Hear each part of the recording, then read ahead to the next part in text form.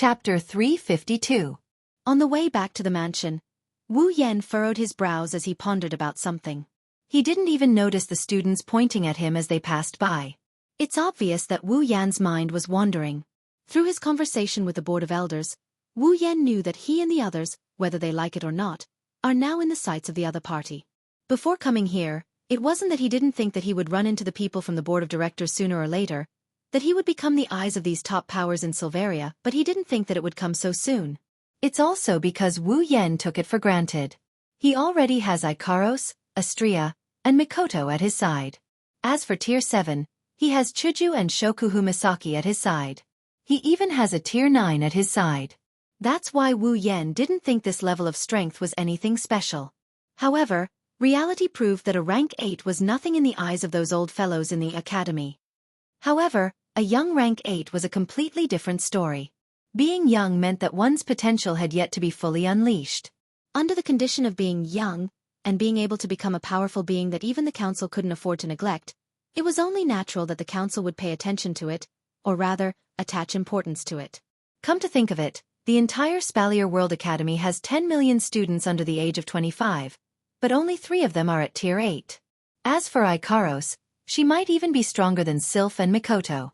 The members of the council would definitely want to meet her. Ikaros, on the other hand, seemed to be even stronger than Mikoto and Sylph. Wu Yan stopped in his tracks. He was puzzled. That's right, Ikaros and Mikoto are the ones in the limelight. Why did the Board of Governors call me instead of Ikaros and Mikoto? Do they know about my relationship with Mikoto and the others? Or do they think I'm easy to bully? Fei, Lulu. Standing at the entrance of his villa, he saw Fei and Lulu chatting with Hinajuku, Mikoto, and the others in the living room. Wu Yan was surprised. After all, he just met their parents and now he's seeing Fei and Lulu. Wu Yan couldn't help but feel a little guilty. Why am I feeling guilty? Master. Chuju, Mikoto, and Ikaros immediately stood up and came to Wu Yan's side. They kept looking at Wu Yan's body, trying to see if there's anything missing on Wu Yan's body. Wu Yan laughed awkwardly. Yen. Lulu didn't realize it until Mikoto, Chuju, and Ikaros were already messing around with Wu Yan's body. That's when she called out, making Wu Yan feel weak all over. I say. Wu Yan tried his best to resist the urge to complain. He knocked Chuju and the other girls on the head and said in an annoyed tone, "What are you girls doing? I'm going to meet my parents. I'm going to meet the Board of Governors. I'm not going to slay a dragon. Is there a need to be like this?" Board of Governors. Before Chuju and the others could react, Fei and Lulu cried out in shock. Lulu jumped in front of Wu Yan and she yelled at him. "Yan, did you say Board of Trustees?" Being so close to Lulu, Wu Yan's ears almost started ringing when Lulu yelled at him. He quickly pushed Lulu's face away from him. "Is there a need to be so surprised?" "So," Lulu said. "You saw Grandpa?" I saw him," Wu Yan said in an annoyed tone. Although it's just a projection. Wu Yan looked at Chuju, Mikoto, Lulu, and Fei. He was a little speechless when he saw the surprised look on their faces. "Why are you girls making such a big fuss?" Chuju held her head awkwardly. "We don't know what the Board of Governors is, of course we're worried." Yeah. Mikoto chimed in with Chuju. She looked at Wu Yan again and asked hesitantly, "Are you sure you're fine?" "Yeah, I'm really fine." Then, Chuju looked at Wu Yan. "Why are the Board of Governors looking for you?" "Let's talk about that later." Wu Yan waved his hand at Chuju, Mikoto, and Ikaros before looking at Fei and Lulu. Fei, Lulu, why are you girls here?" Fei giggled and she gestured at the table beside her with her lips. She wanted Wu Yan to look over there. Wu Yan turned his head in confusion. When he saw what was on the table, Wu Yan's face froze. On the table was a stack of red invitation cards that covered the entire table and piled up to about half a meter high. Flandre-chan was sitting on top of it, fiddling with the cards with great interest as if she was playing house. Wu Yan cried out in shock. "What's going on?" Fei covered her mouth and coughed. She said in a serious tone, "These are all challenge letters." Challenge letters? Wu Yan scratched his head in confusion as he looked at the challenge letter that almost fell to the ground.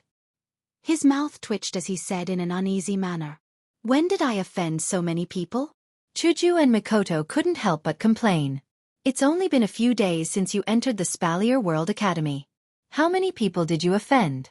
Fei also found it funny. It's not that you've offended many people.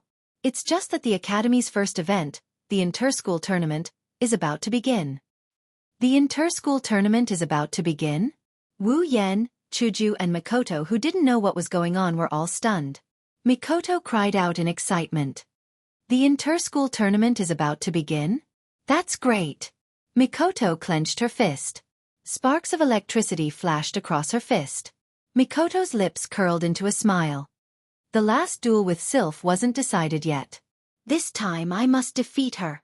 Wu Yan wasn't as excited as Mikoto, but he also curled up his lips. After all, Wu Yan really wanted to complete his ranking quest. However, it's been a few days and he's still at 25th place.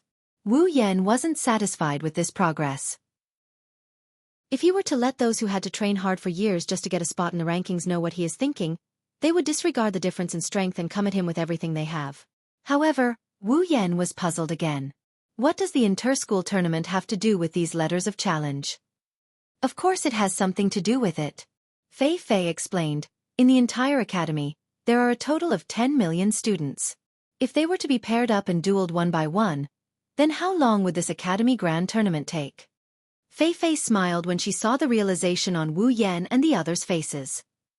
Therefore, the academy has long made a rule that only the top rankers are allowed to participate in the academy tournament. Fei picked up one of the letters of challenge and waved it in front of Wu Yan. In order to obtain the qualifications to participate in the academy tournament, those who aren't ranked will challenge those who are ranked before the academy tournament starts and seize the others' ranking. Wu Yan clutched his head in pain when he heard Fei's explanation. But isn't this a little too much? Since you're a newbie, many of them are hoping for a fluke. They think that you're just trying to be mysterious. That's why they sent these letters of challenge. It doesn't matter if they lose, right? Wu Yan was speechless.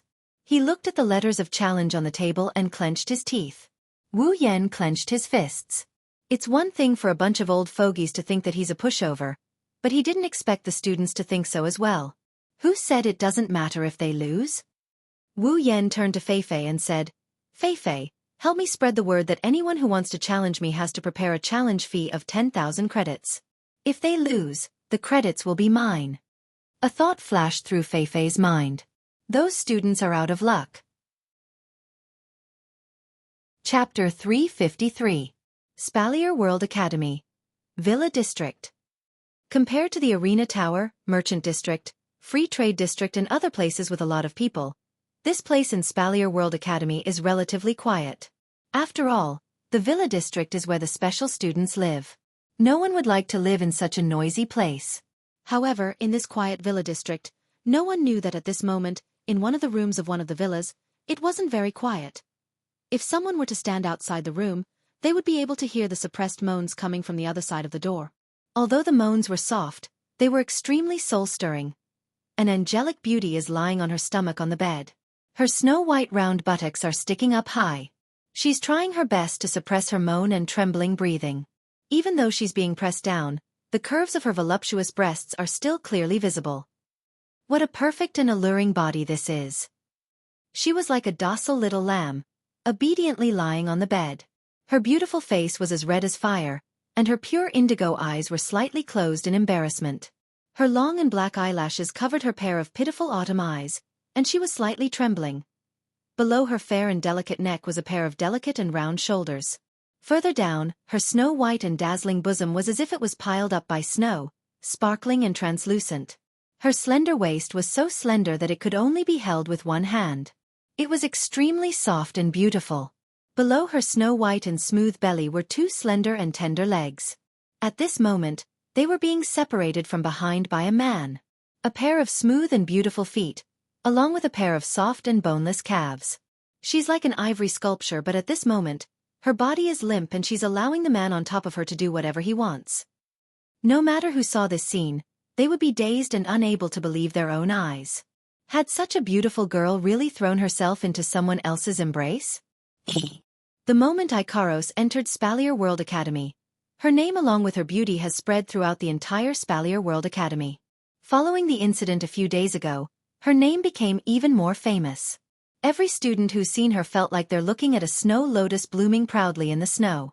She's so beautiful, yet so cold. Out of 100 people who've seen her, 100 of them have never seen her before. Ikaros's face showed a trace of emotion. So much so that the students who saw Ikaros's face would have the mindset of only being admired from afar, but not to be touched. But at this moment, if an outsider were to see Ikaros right now, they would definitely go crazy. Her beautiful face was flushed red like fire. Her pure and beautiful eyes were closed shyly as she panted softly. Her reddened skin was covered with fine beads of sweat. Her slender waist swayed like a snake, welcoming the man's caress and impact. Below her smooth and snow-white lower abdomen, two slender and tender snow-white legs opened and closed, slowly intertwining with each other. Her eyes were filled with tears as she looked at the man. Wu Yan hugged Ikaros' body and unleashed a torrent of attacks to his heart's content. Slowly, Ikaros' panting got weaker and weaker, her body is limp and she no longer has the strength to respond. After all, in the last hour or so, Wu Yan has been enjoying Ikaros in all sorts of positions for a long time. It didn't take long for Ikaros' weak panting to quicken again. Her body tensed up and between her heavy panting, a hint of panic could be felt. Then came the next assault, causing Ikaros to let out a heart-wrenching moan. Wu Yan breathed heavily for a while before lying on top of Ikaros. His right hand is stroking her soft and delicate waist. Ikaros' skin feels like it's covered with the finest pearl powder. It's smooth and smooth when he touches it. It's even more supple than the finest silk. Every time he touches it, it gives him an unparalleled feeling. Every time he touches it, he can't bear to part with it. If he could, he would like to touch it for the rest of his life. Wu Yan's face was full of smiles as he whispered into Ikaros' ear. Ikaros, say, do you think we'll give birth to a little Ikaros? Ah! Ah! Ikaros let out a soft ah. Her face that was flushed red from the orgasm started to turn red again. Her indigo eyes flashed with an indescribable splendor. It's obvious that the problem of having a child has exceeded Ikaros' godly computing ability. Ikaros lost count of how many times she was brought to the climax by the master on top of her. Her body felt as light as a feather, as if she was floating in the clouds. She didn't even have the strength to get up. However, Wu Yan's words caused her body to tremble slightly. The temperature on her face started to rise as well. Unbeknownst to Ikaros, after her initial pleasure, she exuded a soul-stirring charm that made Wu Yan's heart tremble. He almost had to go through with the plan to create a little Ikaros all over again. Ever since she started following Wu Yan, Ikaros has been plucked by Wu Yan day and night. It's been a while now, but Ikaros still exudes the charm of a young girl. Her body doesn't have the characteristics of a young married woman at all. Of course, this subtle change couldn't escape Wu Yan, who caressed this body every day. Of course, this kind of charm would only be shown in front of Wu Yan. In front of others, Ikaros would be covered up by that eternally unchanging tranquility of an ancient well. Looking at Ikaros' face, his eyes couldn't help but flash with an infatuated look. He reached out his hands and hooked Ikaros' beautiful legs with one hand. He hugged Ikaros with her back facing him, and then he got up and walked to the mirror not far from the bed. While admiring the beautiful scenery in the mirror, he praised, Ikaros, look at yourself, you're so beautiful. Ikaros forced herself to raise her head. She stared at her full body in the mirror. Her legs are spread wide open over Wu Yan's arms. Her rosy body is covered in a thin layer of sweat. A few drops of sweat trickled down her body seductively, making her look even more alluring than ever. Coupled with the lingering arousal, it's not only showing on her face and the corners of her eyes, it's also seeping through her sweaty skin. Ikaros' snow-white jade-like skin is covered with a thin layer of blush that's tinged with shyness. On top of a pair of snowy peaks, pink buds of early spring blossomed. Along with Ikaros' breath, they trembled beautifully. That unparalleled beauty is so enchanting that it's almost impossible to describe it with human words. Ikaros stared blankly at her reflection in the mirror. She couldn't believe it was her. At the same time, a trace of shame and indignation slowly crept onto her face. Master! Ikaros' body wriggled on top of Wu Yan's body. Her face got redder and redder. She didn't know what to do with Wu Yan's naughty actions. She wanted to refuse, but she couldn't bring herself to do so because her master looked like he was having a good time. Therefore, after a short struggle, Ikaros gave up. Eyes closed, face red, she allowed Wu Yan to position herself in this shameful position, greedily admiring it in the mirror. Wu Yan couldn't help but lower his head and lightly rubbed his lips against Ikaros's pink lips. Two thin lips. The pleasure kept flowing into Wu Yan's mouth. Wu Yan's heart started surging again.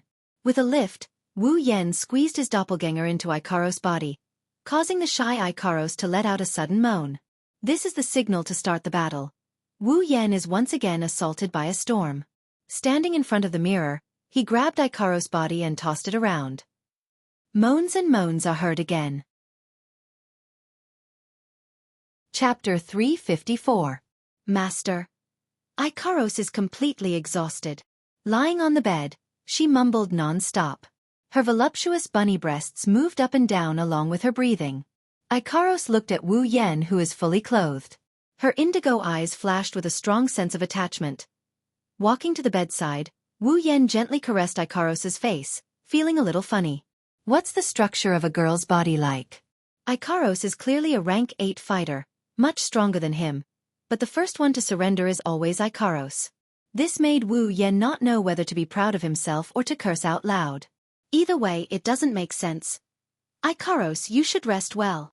Wu Yan lovingly stroked Ikaros's bangs, fiddling with her twin ponytails, and said softly. Hearing this, Ikaros forced herself up and looked at Wu Yan with a pitiful expression.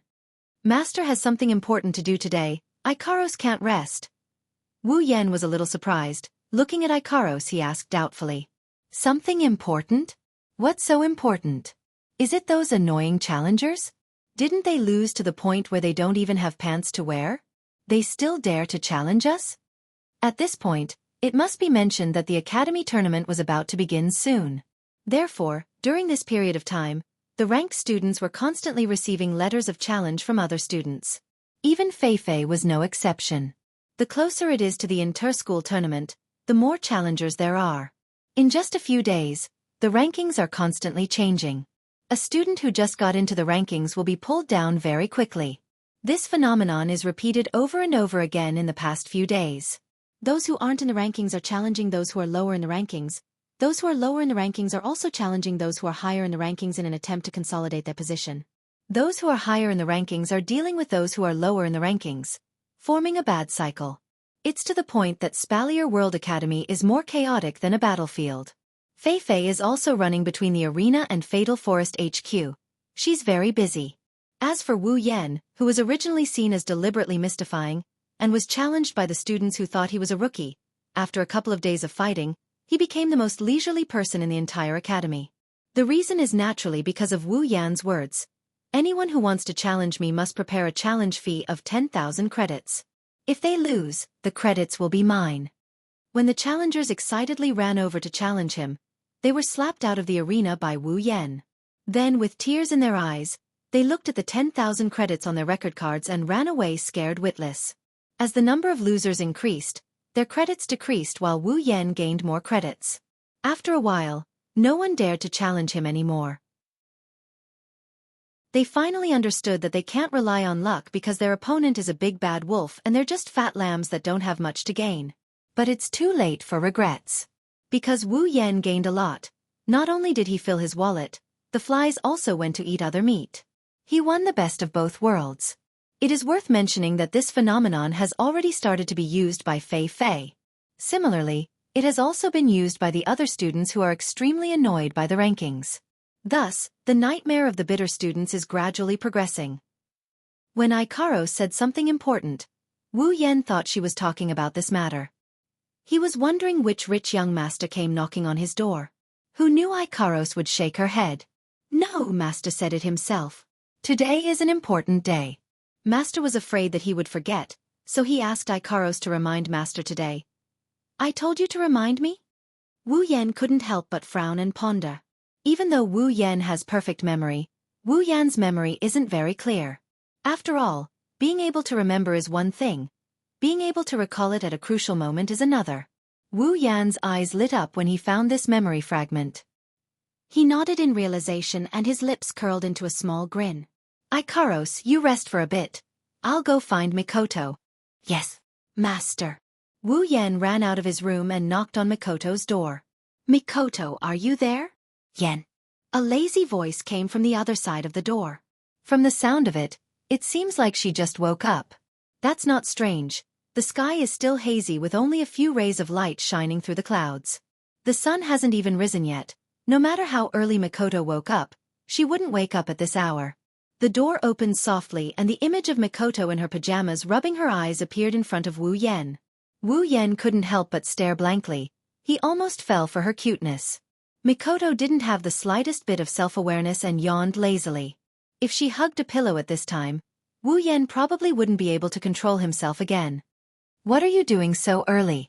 Mikoto forced herself to wake up a bit and said with a bit of dissatisfaction. Usually, the last one to wake up is Wu Yan. Mikoto never thought that there would be a day when she would be woken up by Wu Yan. Hearing the slight dissatisfaction in Mikoto's voice, Wu Yan finally realized that he still has things to do, he quickly said. Mikoto, there's something I need your help with. Wu Yan whispered into Mikoto's ear. Mikoto's ears were hit by Wu Yan's hot breath. She couldn't help but be startled and her face blushed a little. But when Wu Yan's words fell into Mikoto's ears, she was first surprised, then her brown eyes lit up. After Wu Yan finished speaking, Mikoto immediately patted her flat breasts and happily said to Wu Yan, "No problem. Leave it to me." Mikoto's voice resounded and the sky started to brighten up. In the villa's living room, Wu Yan, Chuju, Mikoto, and Ikaros were sitting opposite each other, slowly eating breakfast. Flandre-chan was sitting in Wu Yan's arms, happily enjoying the breakfast that Wu Yan delivered to her mouth, her cheeks flushed with happiness. Chuju furrowed her brows. She put the breakfast into her mouth while sizing up Wu Yan and Mikoto. She couldn't help but feel a bit strange, she didn't know why. At this time, Wu Yan spoke. He looked at Chuju and suddenly said, "Chuju, let's go out for a walk later." Hearing this, Hinajuku was stunned. She pointed at her own nose and said uncertainly, "Me?" Wu Yan nodded. This made Chuju feel even more strange. It's not that Wu Yan didn't invite her out before, but every time, Mikoto and Ikaros would be brought along as well. This time, Mikoto and Ikaros were clearly beside her but Wu Yan only called her out. "Something's wrong." Chuju wanted to say something but she was interrupted by Flandre-chan's excited voice from Wu Yan's arms. "I want to go too." As soon as Flandre-chan said that, Mikoto scooped her up and lifted her up in her arms. Mikoto laughed dryly and said, "Flandre-chan, you should go with Mikoto-nisan, don't disturb Oni-san and Chuju-ne-san." "Something's wrong." Chuju narrowed her eyes and raised her hand. I think I'll pass." Just as she finished her sentence, Wu Yan, who appeared out of nowhere, grabbed her hand and pulled her up from the chair. "Ma, don't say that. It's just a walk, let's go." "Wait." Mikoto released a sigh of relief after Hinajuku was dragged out. She exchanged glances with Ikaros and smiled at her. Chapter 355. Spalier World Academy, the Free Trade Zone. As the name suggested, this place was a place where one could freely trade. On the platforms on both sides, some students would set up stalls with the things they had on hand, hoping to use them to exchange for something they wanted, or credits that they were satisfied with. Therefore, there were many people who came to the Free Trade Zone every day. Some were looking for things, some were buying things, and some were even hoping that the students who set up the stalls would be blind and let the treasures be covered in dust. There were also people who came here to look for treasures. But today, there are two people who are clearly not here to buy things or to search for treasures. Chuju crossed her arms in front of her chest. Her little finger kept tapping on her arm. Her eyes were tightly shut and her eyebrows were deeply furrowed. The signs of impatience were very obvious. However, the man beside her acted as if he didn't see her. As he brought the girl around the various stalls, he pointed at some of the items that were full of complaints and chuckled softly. Even if the girl didn't answer, he could still talk to himself endlessly. And this behavior had been going on for almost 3 hours. One by one, the two stalls were visited by the two of them. However, the two of them did not seem to want to obtain anything at all. After they were done, they actually turned around and strolled around again. At this time, even a fool could guess that the one leading the way had an ulterior motive. Looking at Wu Yan, who kept talking to himself beside her, the word "well" on Chuju's forehead gradually appeared. Every time Wu Yan walked around, the word well would increase. At this time, Chuju's head was full of well words. At some point, Chuju finally wore out all of her patience. She stopped in front of Wu Yan and blocked his path. Then, she vented her deep dissatisfaction on Wu Yan. I say, Yan, what the hell are you planning? Hearing this, Wu Yan seemed to have expected Chuju to jump out at him. His smile didn't falter as he smiled at Chuju and shrugged. Well, since you said it like that, do you think I would harm you? Chuju was startled. The anger on her face gradually subsided, but her eyebrows were still deeply furrowed. That's right, but you can't keep playing with me. Ha! How am I playing with you? Chuju raised an eyebrow. The corner of her mouth twitched slightly. She lowered her head and then roared at Wu Yan. You still dare to say you're not playing with me? What shopping? You've already brought me around 5 times and you still haven't bought anything. If this isn't playing with me, what is it? Wu Yan put his hands in front of himself and laughed dryly as he pushed the air in front of him to prevent the president from putting her face in front of him. It's not that Wu Yan didn't want to be close to the president, but Wu Yan didn't want to take the saliva that came into contact with the air. If he wanted to take it, he should just put it on Chuju's lips. Well, calm down, Chuju. Wu Yan couldn't help but smile apologetically.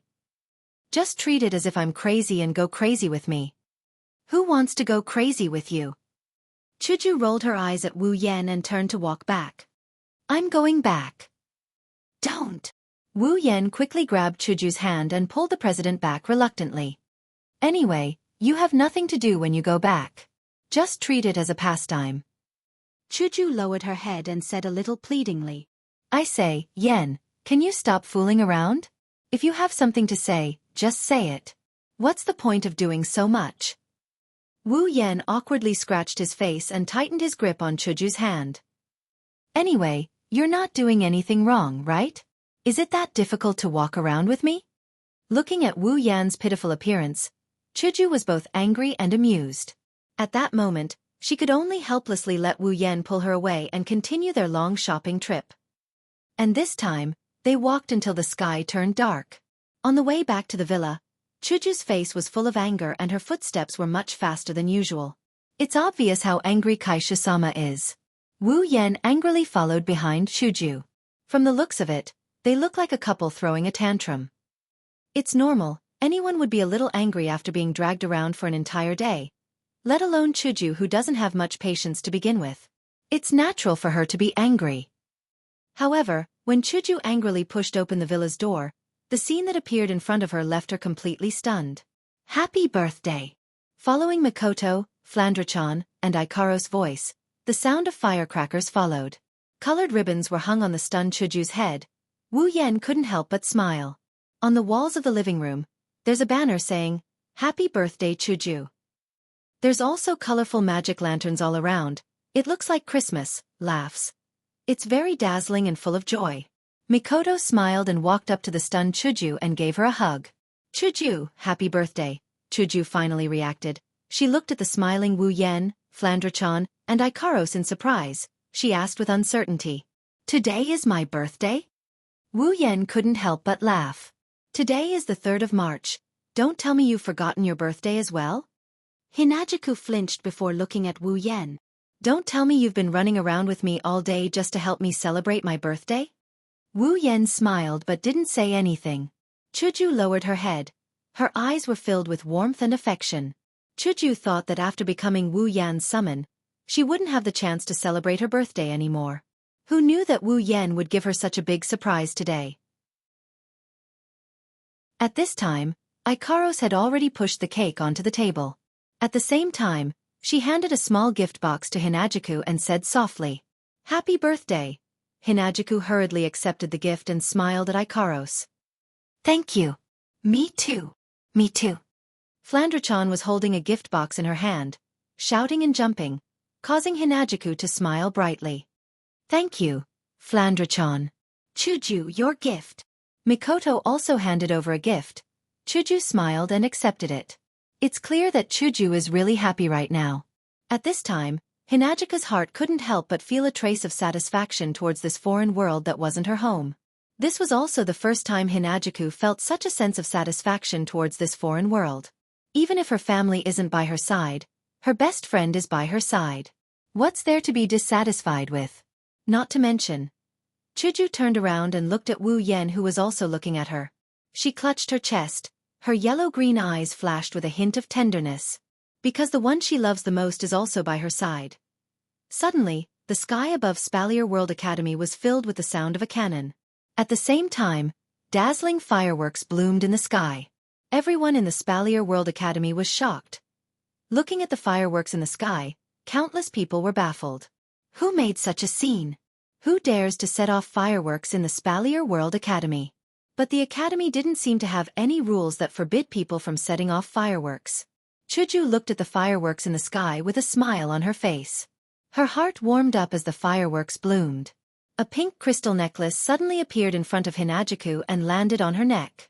At the same time, a warm voice came from beside her ear. Happy birthday! Chuju held the crystal necklace tightly. She looked at the fireworks in the sky and felt the warmth of the person behind her. She smiled and closed her eyes. Chapter 356. Night. Lying on his bed, Wu Yan rested his head on his hands and looked at the moon hanging high in the sky outside the window. The corner of his mouth couldn't help but curl into a smile. Wu Yan was satisfied. Yes, very satisfied. Whenever he thought about the smile on Chuju's face during the birthday party, Wu Yan felt that everything he did was great. For a long time, Wu Yan had a small worry in his heart. He was afraid that the girls following him wouldn't be happy. After all, it's normal for a person to feel uncomfortable in a foreign land, let alone transmigrating to another world. Mikoto was fine. She was someone who didn't want to live a peaceful life. In Academy City, she was always looking for bad people, looking for excitement. She even participated in Shiroi Kuriko's work as a disciplinary committee member many times. This wasn't only because of her sense of justice, but also because that kind of life was a good spice for Mikoto. Coming to this Spalier world filled with strong fighters and endless battles, Mikoto felt a sense of unfamiliarity. However, she's more excited because she's the kind of person who loves adventure and excitement. Ikaros is even more so. Living in an environment like Synapse and being used as a weapon, it would be strange if Ikaros felt a sense of belonging. Plus, before Ikaros was summoned by Wu Yan, her emotional system was in a sealed state, so she didn't feel anything. For Ikaros, Master is her everything. In the original work, she recognized the main character as her master, and she really liked that kind of life because the most important person in her life is by her side. Now, she's following Wu Yan and it's the same. That idiot Astria probably doesn't even know what a sense of belonging and unfamiliarity is, so she doesn't have to worry about it. As for Shokuhu Misaki, she has seen so much darkness in Academy City since she was young. To her, Academy City is just a place to live. She doesn't have any feelings for it. Kinuhata Sai, Frenda, and Takitsubu Riku are members of the Black Ops. The environment in this world isn't much different from their previous life. As for Flandra-chan, if she could, she probably wouldn't want to return to Gensokyo for the rest of her life. Living in a basement for more than 400 years isn't something a normal person can imagine. Of course, if one day she misses Remilia, she might want to go back, but she won't be unhappy. This is enough for Wu Yan to rest assured. Only Hinajuku, who lived in her own world, lived the life of a normal high school student. The occasional appearance of demons and monsters could make her feel fear, not to mention coming to a different world that shattered her worldview. That's why Chuju has always been Wu Yan's biggest worry. He's afraid she won't be able to live a happy life.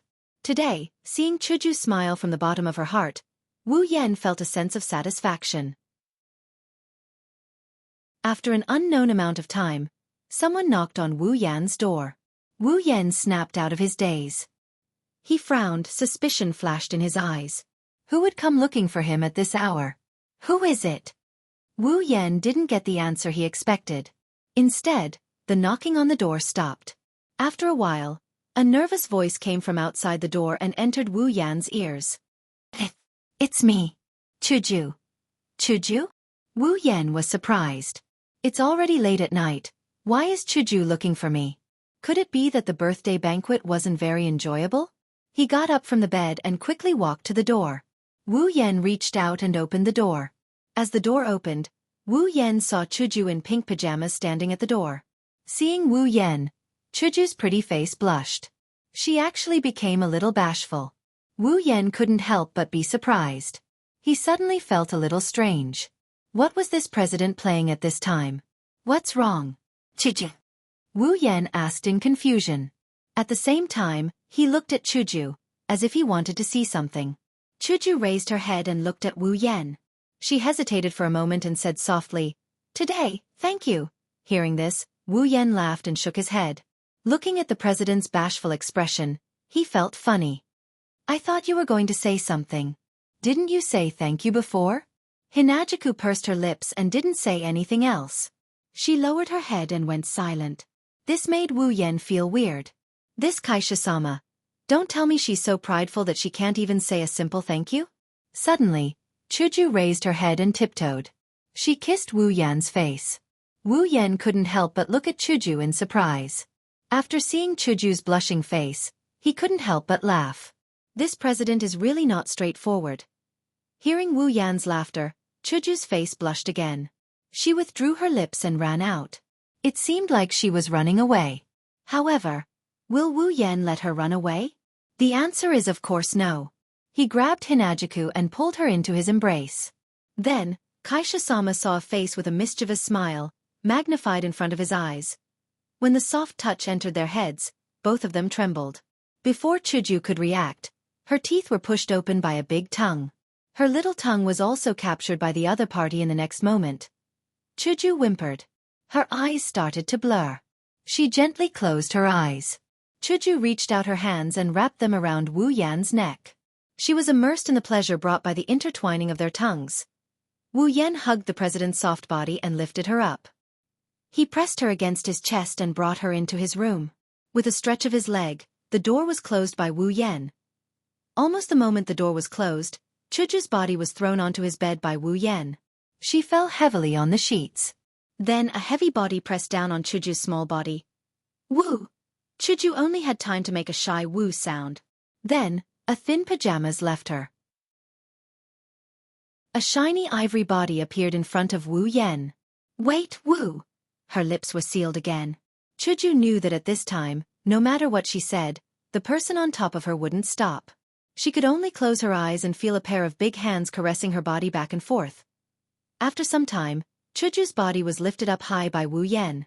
She straddled his body. Then as Chuju panicked a little, he pressed her into his chest. Humph! Woo! A crisp sound was heard. Chuju's body was immediately penetrated. An indescribable and strangely familiar feeling spread through Chuju's body. Chuju's tightly shut lips opened uncontrollably. A seductive moan was also heard. Looking at Chuju's rosy cheeks, Wu Yan licked his lips. He stood up from the bed and directly strung the president on top of his body. Chuju let out a heavy moan. Then Wu Yan rubbed Chuju's small butt and began to toss it up and down. Woo, woo, ah! Chuju's hands were wrapped around Wu Yan's neck. She was passively tossed up and down by Wu Yan. She could only let out moans to please him. She was immersed in the pleasure of the hell. She opened her yellow-green eyes. Her misty and watery eyes looked at Wu Yan, who was enjoying her body. Chuju moaned and put her head on Wu Yan's shoulder. She wholeheartedly felt the joy and love that Wu Yan brought to her. For a long time, she was unable to extricate herself. In the room, moaning sounds reverberated. A few dark clouds floated in the sky and covered the moon. One could only vaguely see two figures struggling with all their might in the room. They were constantly moving. Chapter 357. The Academy competition was an event for the top-ranked practitioners. Out of the 10 million students in the entire Academy, only 100 could participate. This extremely harsh condition for the competition basically told everyone who the most outstanding students in the Academy were. The practitioners who were able to stand out in this kind of competition were all practitioners who possessed truly powerful talent. Although the conditions to participate in the Great Academy competition were extremely harsh, this did not hinder the other students within the Academy from crazily chasing after the baton. Those experts, who were rarely seen on a normal day, were now all gathered together and began to fight in a carefree manner on the stage. The attraction of such a scene to the other students was not any less than a man who had been thirsty for a few years suddenly seeing a naked beauty. Moreover, in this competition, the top 100 ranked practitioners would fight with each other. In the end, it would lead to changes in the rankings. It could be said that this competition was also an opportunity to reshuffle the rankings.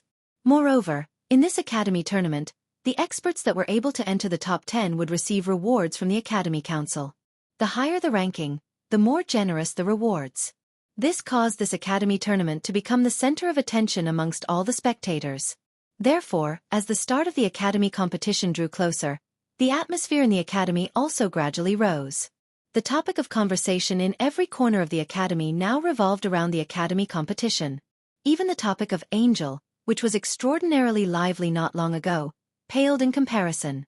Due to the approaching time, the rankings at the back were constantly being updated every day. Those students who were usually buried, or those who had improved greatly during this period of time, had completely exploded at this moment. They were crazily attacking the extremely valuable rankings in the hearts of the students. However, no matter how lively the academy was, it had nothing to do with Wu Yan. After Wu Yan's exploitative challenge policy, as of today, no one dared to challenge Wu Yan anymore. Every person who wanted to take advantage of the situation would first weigh their own strength and wallet before challenging Wu Yan. Therefore, in the last few days before the academy competition, Wu Yan actually enjoyed a leisurely time that the others in the rankings didn't have. Every day, he would play with Chuju, Mikoto, Ikaros, and Flandrachan. And finally, this last period of time that countless people in the academy have been eagerly waiting for has arrived. Spalier World Academy, Central Plaza. This is the largest field in the Silveria World Institute. Normally, this field is pretty much useless. Other than the vast expanse of the field, there's nothing else that can be done about it. But today, it's different. Because this place will be the venue for the academy competition. After all, there are close to 10 million students in the academy alone. Including the teachers and the like, if there isn't a large enough space, how can it accommodate such a large crowd? The central plaza is huge. It's more than enough to be used as a floating plaza. So to accommodate so many people, it's still a little difficult. When Wu Yan, Chuju, Mikoto, Ikaros, and Flandrachan arrived at the central plaza, their line of sight was already filled with countless black heads. Looking around, the sea of people spread out in all directions with loud noises. Finally, they converged into a single pillar that shot up into the sky, almost causing everyone to feel dizzy. Looking at the tightly packed human wall, Wu Yan and the rest were stunned. If this was used as a pile, it would probably be taller than the arena tower. If it wasn't for the fact that the participating students had a special entrance that saved them the trouble of being crowded, they would probably have to fly directly to the center of the field. And so, under the guidance of the relevant personnel, Wu Yan, Chuju, Mikoto, Ikaros, and Flandrachan entered the central plaza through the special entrance and arrived at a high platform. Outside the high platform was a sea of people.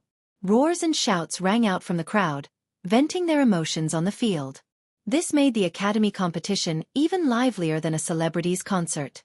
It also made the students on the ranking list lift their heads and puff out their chests. Their faces were glowing, and they were even more radiant than a young married woman who had just been nourished. On the other side of the platform, there's a stage.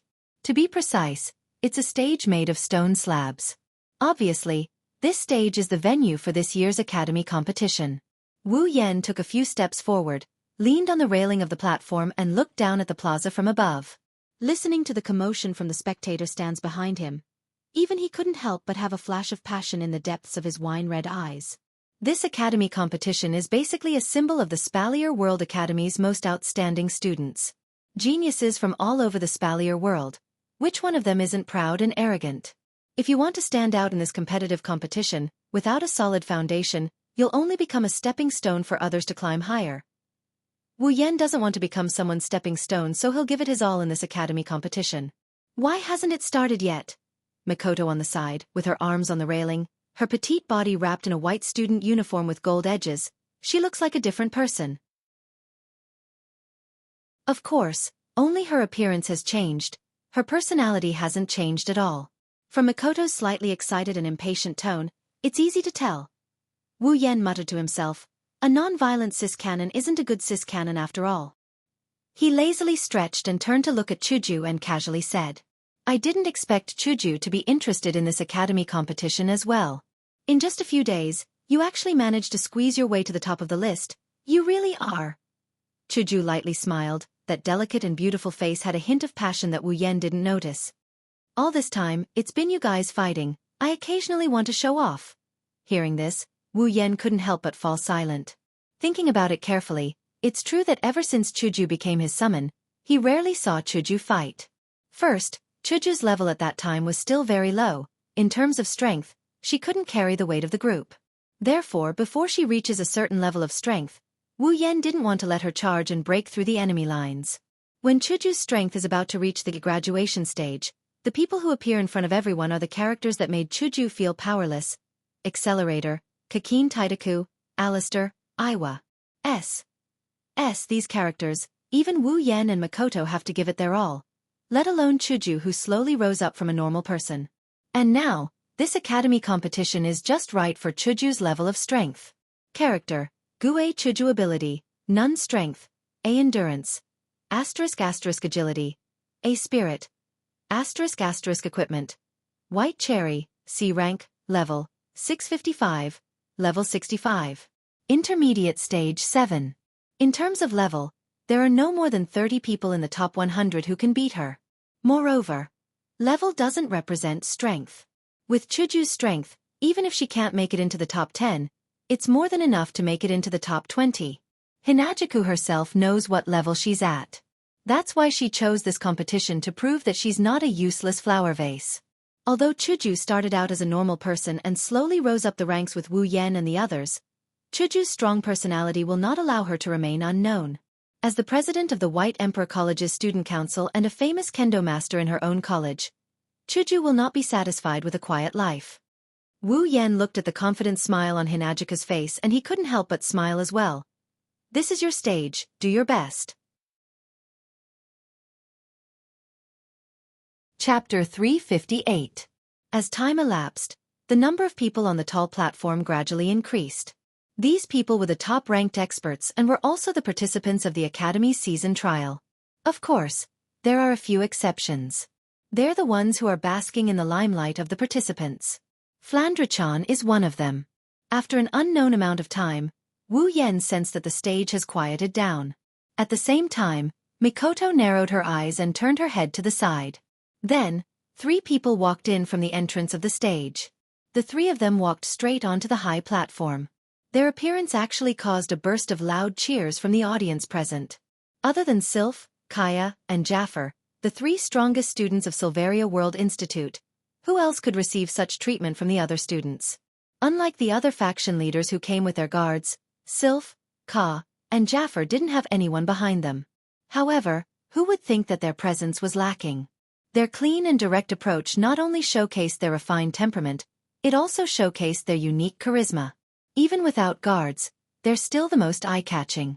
Sylph's indifferent gaze swept across the stage. She stopped when she saw Wu Yan's group. Ka and Jaffer did the same. The 3 of them stared at Wu Yan's group. To be more precise, they were looking at Mikoto and Ikaros. After a while, they started walking towards Wu Yan's group. As Sylph's group of 3 approached Wu Yan's group, the stage gradually quieted down. Everyone's gaze was focused on both sides. Sylph and her party finally arrived in front of Wu Yan's group. They stopped in front of Wu Yan's group. Sylph glanced at Wu Yan, Chuju, and Flandre-chan before looking at Ikaros. Then, her icy blue eyes landed on Mikoto. At this moment, the atmosphere had changed a little more. At some point, Sylph finally spoke. She looked at Mikoto and said softly, "I'm looking forward to our next battle." Wu Yan wasn't stupid enough to respond to Sylph's words. Everyone in the academy knows that Sylph and Mikoto fought to a draw. That's why Sylph's words were directed at Mikoto. Mikoto smiled, her tea-colored pupils emitting a flame that refused to be outdone.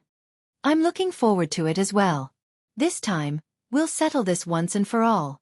Sylph nodded faintly and walked away. While Sylph and Mikoto were conversing, the stage was extremely quiet. Even though those who are on the stage are the strongest among the students, they still have some respect for Mikoto, who was able to fight Sylph to a draw with Mikoto. That's why they just watched the 2 women talk. Sylph's reputation is indeed a force to be reckoned with. Mikoto, on the other hand, is enjoying the feeling of a boat rising with the tide. After Sylph's departure, the atmosphere on the stage didn't lighten up. After all, Ka and Jafar were still there. Jafar stared at Mikoto and Ikaros with a complicated look in his bear-like eyes. Nobody knows what he's thinking. After a while, he snorted and walked away. It doesn't matter if it's Sylph, that brat, or the angel, they're all just women. If they can't defeat me, they won't be able to convince me. After Jafar left, Wu Yan, Chuju, Mikoto, Ikaros, and Flandrachan are now facing Ka alone. However, the Prince of Faya Empire doesn't seem to have any intention of leaving. Unlike Sylph, who paid attention to Mikoto and Ikaros, and Jafar, who paid attention to Mikoto and Ikaros, Ka only paid attention to Mikoto and Ikaros. Then he placed all of his attention on Ikaros, unable to leave her. Not only did Wu Yan frown, Hinajuku and Mikoto looked at each other with a weird feeling in their hearts. Only Ikaros glanced at him indifferently before ignoring him. However, this action not only did not cause Kaya to feel awkward, he instead scratched his face and spread open his hands, appearing rather helpless. Ka gave everyone a noble salute and chuckled. He turned to Ikaros and Mikoto and said, "Miss Ikaros, Miss Mikoto, it's only been a few days since we last met, but you two haven't lost any of your elegance. I'm sure you'll surprise everyone in this competition." Mikoto shook her head and waved her hands. She looked like she's not used to this. Well, it's true. A girl like Mikoto who doesn't care about details and has a natural temperament can't handle this kind of situation. Back in the Forbidden Lands, Etsali, who pretended to be Hahara Mitsuki, often interacted with Mikoto in such a polite and proper manner. Mikoto, who doesn't act like a noble lady at all, had to treat him with the same kind of respect. It's not an exaggeration to say that this kind of thing almost took Mikoto's life. That's why Mikoto pretended to be a couple with Seductress in order to get rid of Hahara Mitsuki, aka Etsali. It's just that when it came to Wu Yan, she was easily shaken off. It's easy to see how unaccustomed Mikoto is to this kind of scene. But Ka only chuckled at Mikoto's perfunctory response, not minding it at all. Instead, he turned to look at Ikaros with a glint in his eyes that left everyone dumbstruck. Wu Yan, Chuju, and Mikoto looked at each other with a strange look in their eyes. Could it be that Prince Ka has fallen for Ikaros? What Wu Yan's group didn't know is that Ka's heart is currently replaying that beautiful scene of Ikaros spreading her wings and bathing in feathers on the 5th floor of the arena tower. Of course, Wu Yan's group didn't know what Ka was thinking, but they're pretty close to the mark. Wu Yan couldn't help but rub his head, feeling a little resentful. Wu Yan has dealt with flies that don't give up on him. He'll just stomp on them. But for someone like Ka, who didn't do anything annoying and didn't stick to him like glue, Wu Yan really didn't know how to deal with him. Etsali knew about this from the original work, so Wu Yan wasn't surprised. However, Kaya caught Wu Yan off guard. Wu Yan was at a loss as to what to do next. Should he stomp on him like usual? As for Chuju and Mikoto, they're looking at Ka with a trace of pity in their eyes. What kind of person is Ikaros? She's a little girl who sees Wu Yan as her sky, Wu Yan as her ground, Wu Yan as her everything. When it comes to love Wu Yan, no matter in the past or in the future, no one can compare to this pure and innocent girl. Even Chuju and Mikoto admit that they can't compare to Ikaros when it comes to love Wu Yan. It's not that Chuju and Mikoto don't love Wu Yan, it's just that Ikaros's love is extreme. If someone were to tell Chuju and Mikoto that Ikaros would like someone other than Wu Yan, they'd probably laugh in disdain and tell that person to scram back to where he came from. To make Ikaros change her mind, even destroying the world wouldn't be as difficult as that. So if this Ka really does like Ikaros, then he's destined for tragedy. Of course, Ka doesn't know this, Ikaros doesn't know, even Wu Yan is a part of the crowd and can't see clearly. Chapter 359. Ka stared at Ikaros, but Ikaros didn't even spare him a glance. Her indigo eyes only had Wu Yan's silhouette in them. Just like that, the atmosphere froze. Seeing how Ikaros ignored Ka, Wu Yan couldn't help but sigh in relief. After all, this is a very awkward situation. To prevent the atmosphere from getting too awkward, Wu Yan quickly stepped forward. Ikaros has no intention of participating in the academy tournament, so I'm afraid I'm going to have to disappoint Prince Ka. Ka finally retracted his gaze. Only now did he realize how out of place he was. But when he heard Wu Yan's words, Ka was stunned. Miss Ikaros, you're not going to participate in the academy tournament? With Miss Ikaros's strength, you shouldn't have to worry about not getting a good ranking, right? Ka didn't know how strong Ikaros was, but a few days ago, Ikaros easily blocked the energy storm that even he had to be wary of. It's clear that she's stronger than him. Ka isn't the only one who doesn't believe that. Anyone who saw what happened that day wouldn't believe it either. In response to Ka's question, Wu Yan only smiled faintly. Ikaros likes peace and quiet, she doesn't like noisy situations like this, so... Wu Yan didn't just want to explain why Ikaros isn't participating, he also wanted to tell Ka not to pester her too much. But Ka didn't seem to get it. Is that so? That's a shame. Ka said in disappointment. Of course, this disappointment was genuine because Ikaros isn't participating. That means the scene from that day won't happen again.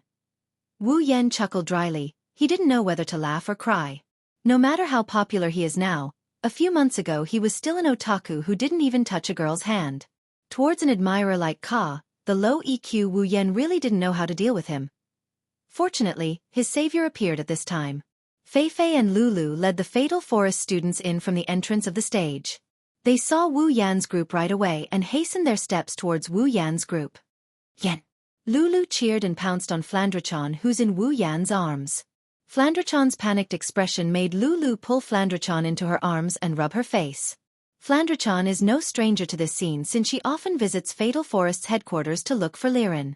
Flandrachan also knows that Lulu doesn't mean any harm, so she could only whimper pitifully and accept Lulu's rub. Ka is feeling awkward. As the second strongest student in Spalier World Academy, the Prince of Fea Empire and the next Emperor, he's never been ignored like this before. Of course, Kaya had already ignored Ikaros. But just because Lulu didn't notice doesn't mean Fei Fei didn't as well. Fei Fei made a knight's salute towards Ka instead of a noble's salute. This shows that Fei Fei doesn't view people based on their social class. Greetings, Prince Ka. Ka seems to admire Fei Fei quite a bit. Maybe it's because of the knight's salute from before, but Ka returned the salute. Greetings, Miss Fei Fei. Ka swept his gaze across the crowd and lightly pinched Ikaros before continuing. Looks like Miss Fei Fei and Miss Ikaros are old acquaintances. Ka won't disturb you guys any further. Let's hope we don't run into each other during the tournament. Ka can't bring himself to lay his hands on these beautiful ladies and will have to admit defeat. After saying that, Ka laughed, waved his hand, and left in a carefree manner. Everyone couldn't help but laugh. However, they also knew that Ka was only joking. If they really met, he definitely wouldn't admit defeat. Only Wu Yan is gnashing his teeth in anger. What do you mean, beautiful ladies? I am a real man. Let's hope we don't run into each other. Even if I can't beat you to death, I'll disgust you to death. Just as Wu Yan made this grand ambition in his heart, the Sea of Icicles also appeared on the stage. Their leaders were naturally Bing Ling and Bing Mian. Bing Ling gave Wu Yan a long look, then glanced at Makoto and Ikaros before turning away. Only Bing Mian was glaring at Wu Yan with venom in his eyes. He wanted nothing more than to take a bite out of Wu Yan. Wu Yan glanced at him nonchalantly before smiling. Bing Mian's hatred only deepened. He humphed coldly and turned his head away. What the eye doesn't see, the heart doesn't grieve over. At this moment, on the ordinary viewing platform behind the high platform, the eyes of the crowd of students who were acting as spectators all lit up, as if they had seen a star. Following which, a deafening cheer instantly reverberated throughout the entire square. On the high platform, the people who had come with them couldn't help but jump up in fright, almost falling to the ground from the shock of the cheers. Everyone looked at each other because the cheers were even louder than when Sylph and the other two appeared.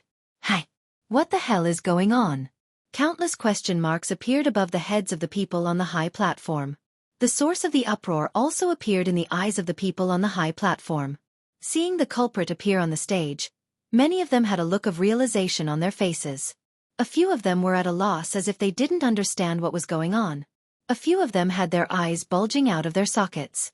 Their mouths gradually turned into an O shape. Their faces were filled with disbelief. These few are naturally Wu Yan's group. It's no wonder Wu Yan's group reacted so exaggeratedly. They couldn't believe that the source of the commotion was them. They were 5 young girls, 5 very beautiful young girls. They were all wearing the same special student uniform with a white background and golden edges. The 5 young girls were of different sizes. Among them, 2 could only be considered as lowless, while the other 3 had outstanding figures and were extremely charming. Especially the one in the lead.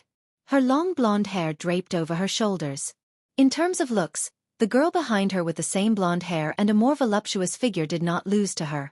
However, when she stood there was a strange charm on her body, making her the most eye-catching person in the entire place. The 5 young girls looked at Wu Yan's group with a mocking expression on their faces. Wu Yan's group opened and closed their mouths. Fei Fei tilted her head when she saw this. Do you know them? That's right, they're special students who joined the academy on the same day as you. There's no way you wouldn't know them. At first, I thought you guys were together. Wu Yan's group ignored Fei Fei's words. Their brains are about to overload. Mikoto jumped up and shouted. What the hell is going on? Why would they? You guys don't know? Fei Fei looked at Wu Yan's group in confusion and explained. That's right. You guys don't have any power and you're new to the academy. It's normal that you don't know. The girl in the lead is called Shokuhu Misaki. She's the leader of the rising faction, Starlight Queen. Her strength is in the lower middle of rank 7, but she has a unique ability that allows her to control people's minds. She's also a beautiful girl. In less than a month, Starlight Queen became the strongest faction outside of the 12 factions under her leadership. On top of that, the girl by Shokuhu Misaki's side, Astria, possesses unimaginable power. She's the Queen of Starlight and her popularity has surpassed all the other students in the academy. That's why the students secretly call Shokuhu Misaki Academy Queen. Chapter 360. Wu Yan, Hinajuku, and Mikoto gawked at Shokuhu Misaki, Astria, Kinuhata Sai, Frenda, and Takitsubu Riku as they slowly ascended the stage amidst the cheers of the students. They almost went berserk. A rising faction? Starlight Queen? Academy Queen? Shokuhu Misaki, in less than a month, managed to reach this level in the Spalier World Academy? What the hell? Wu Yan and Co felt dizzy as they listened to the cheers that pierced through the clouds. They are crying inside. They knew Shokuhu Misaki must have a plan for leaving them, but they didn't expect it to be something like this. The strongest faction other than the top 12 factions? She managed to bring a faction to this level in less than a month. Should they say she's the queen who's good at this? It's no wonder she's so popular. Anyone who can bring a faction to the top 13 in the Spalier World Academy would be treated like this. Plus, the queen and the others are top-tier cute girls. Like the sun in the sky. Like the sun in the sky. Compared to Her Majesty the Queen, he and the others were simply too weak. Mikoto's face turned green, then white, then purple, and then black. She clenched her fists tightly. I knew that woman would definitely do something. As expected, she still can't leave the cheers. If that was all, Mikoto wouldn't be jealous of Shokuhu Misaki. However, Fei Fei's next sentence sent a bolt of lightning through her head. Speaking of which, the first batch of Starlight Queen members all looked exactly like Mikoto. Plus, they were all elite students. Not only that, they left the bottom rung of Starlight Queen and became Shokuhu Misaki's personal guards. Where did they find such a large number of students who looked exactly the same and were also powerful? Crack Mikoto's nerve snapped. She turned her head stiffly and looked at Fei Fei. She forced a smile and said with a trembling voice. You're saying that Shokuhu Misaki's bodyguards all look exactly like me? Yeah. I can't believe it either. But it's true. Maybe it's caused by some kind of sexual activity. Beep beep beep. Mikoto's body suddenly flashed with electricity, scaring Fei Fei, who was the commentator. Mikoto's face was full of anger. She gathered all the electricity around her body and was about to charge forward. Wu Yan and Hinajuku panicked and quickly pulled Mikoto back. Hinajuku even hugged Mikoto's body and forcefully stopped Mikoto from rushing forward. Mikoto! Calm down. Let go of me, Mikoto is furious. Wu Yan and Hinajuku hugged her body. She kicked at Shokuhu Misaki with her little legs as if Shokuhu Misaki is standing right in front of her, waiting for her to kick her. Let me *CK that woman. Damn it! How dare you make my sisters her bodyguards? This is a provocation. This is a provocation. Mikoto, don't be rash. That's Shokuhu Misaki, not a delinquent. You can't *CK her. Wu Yan and Hinajuku tried their best to hold on to Mikoto. Since Mikoto's body is still covered in electricity, Wu Yan has the same ability, so he didn't do much. However, Hinajuku got electrocuted to the point where she almost kneeled down before Mikoto. Feifei and Lulu stared blankly at Mikoto's transformation. It wasn't until they heard Mikoto mention her sisters that they realized what was going on. Her sisters are now someone else's subordinates. It's no wonder Mikoto went berserk. From the looks of it, Mikoto seems to have a deep grudge against the queen of the academy. Mikoto seems to have a lot of sisters as well. The spectators on the viewing platform also came to a sudden realization. In the past, when they saw such a terrifying amount of people who looked exactly the same, they thought that it was because the Academy Queen used a special drug for some purpose. But now, it seemed that perhaps they were all from the same family and had practiced the same cultivation method, resulting in them having the same face. In the Spalier world, there are millions of such things. Among them, there are the Saito family who have the ice element ability. There are also those who can hide their do-chi and mana waves. There are all kinds of strange abilities. Of course, there are also those who can change their appearance. With this thought in mind, the students who were puzzled before this all felt relieved. They just don't know which family has the ability to change their appearance to create such a large number of identical people. Only Wu Yan didn't know whether to laugh or cry. What kind of ability is this? They all look exactly the same. Looking at Shokuhu Misaki in front of him, Wu Yan felt helpless.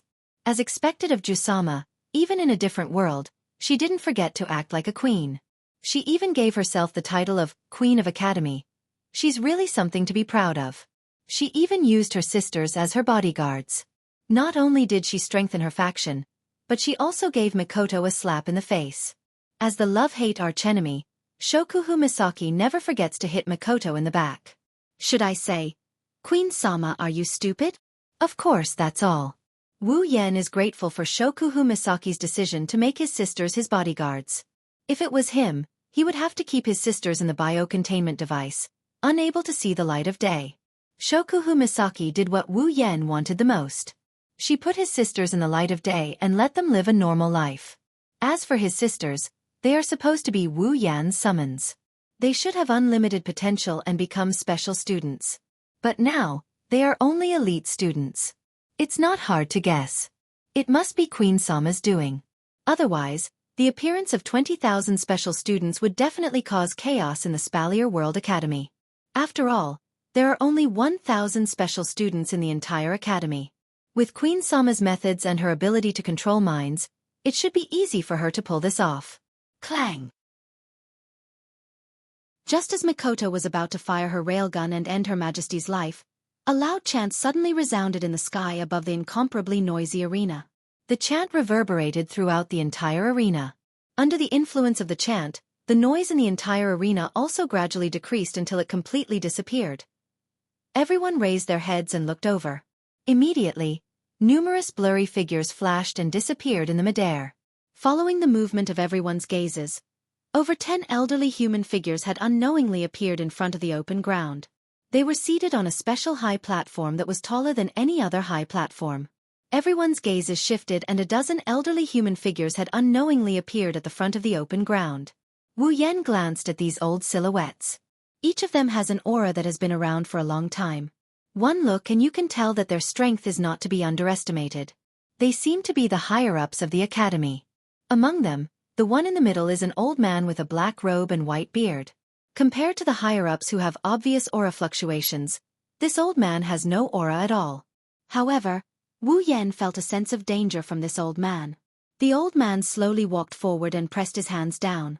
Suddenly, only the sound of breathing could be heard in the entire plaza. The old man slowly scanned the entire plaza. Finally, his gaze stopped on the platform where Lulu was. Under Wu Yan's shocked gaze, the old man turned to Wu Yan. His eyes revealed a faint smile. Lulu, who was standing next to Wu Yan, covered her mouth in shock when she saw this old man. She yelped out loud. "Grandpa! Grandpa!" Wu Yan was stunned.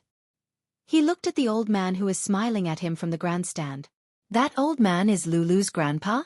The one who spoke up for me the other day. Chapter 361. Thunder King? Lowly, level 84. Lulu's grandfather, the Thunder King, looked down at the crowd from above.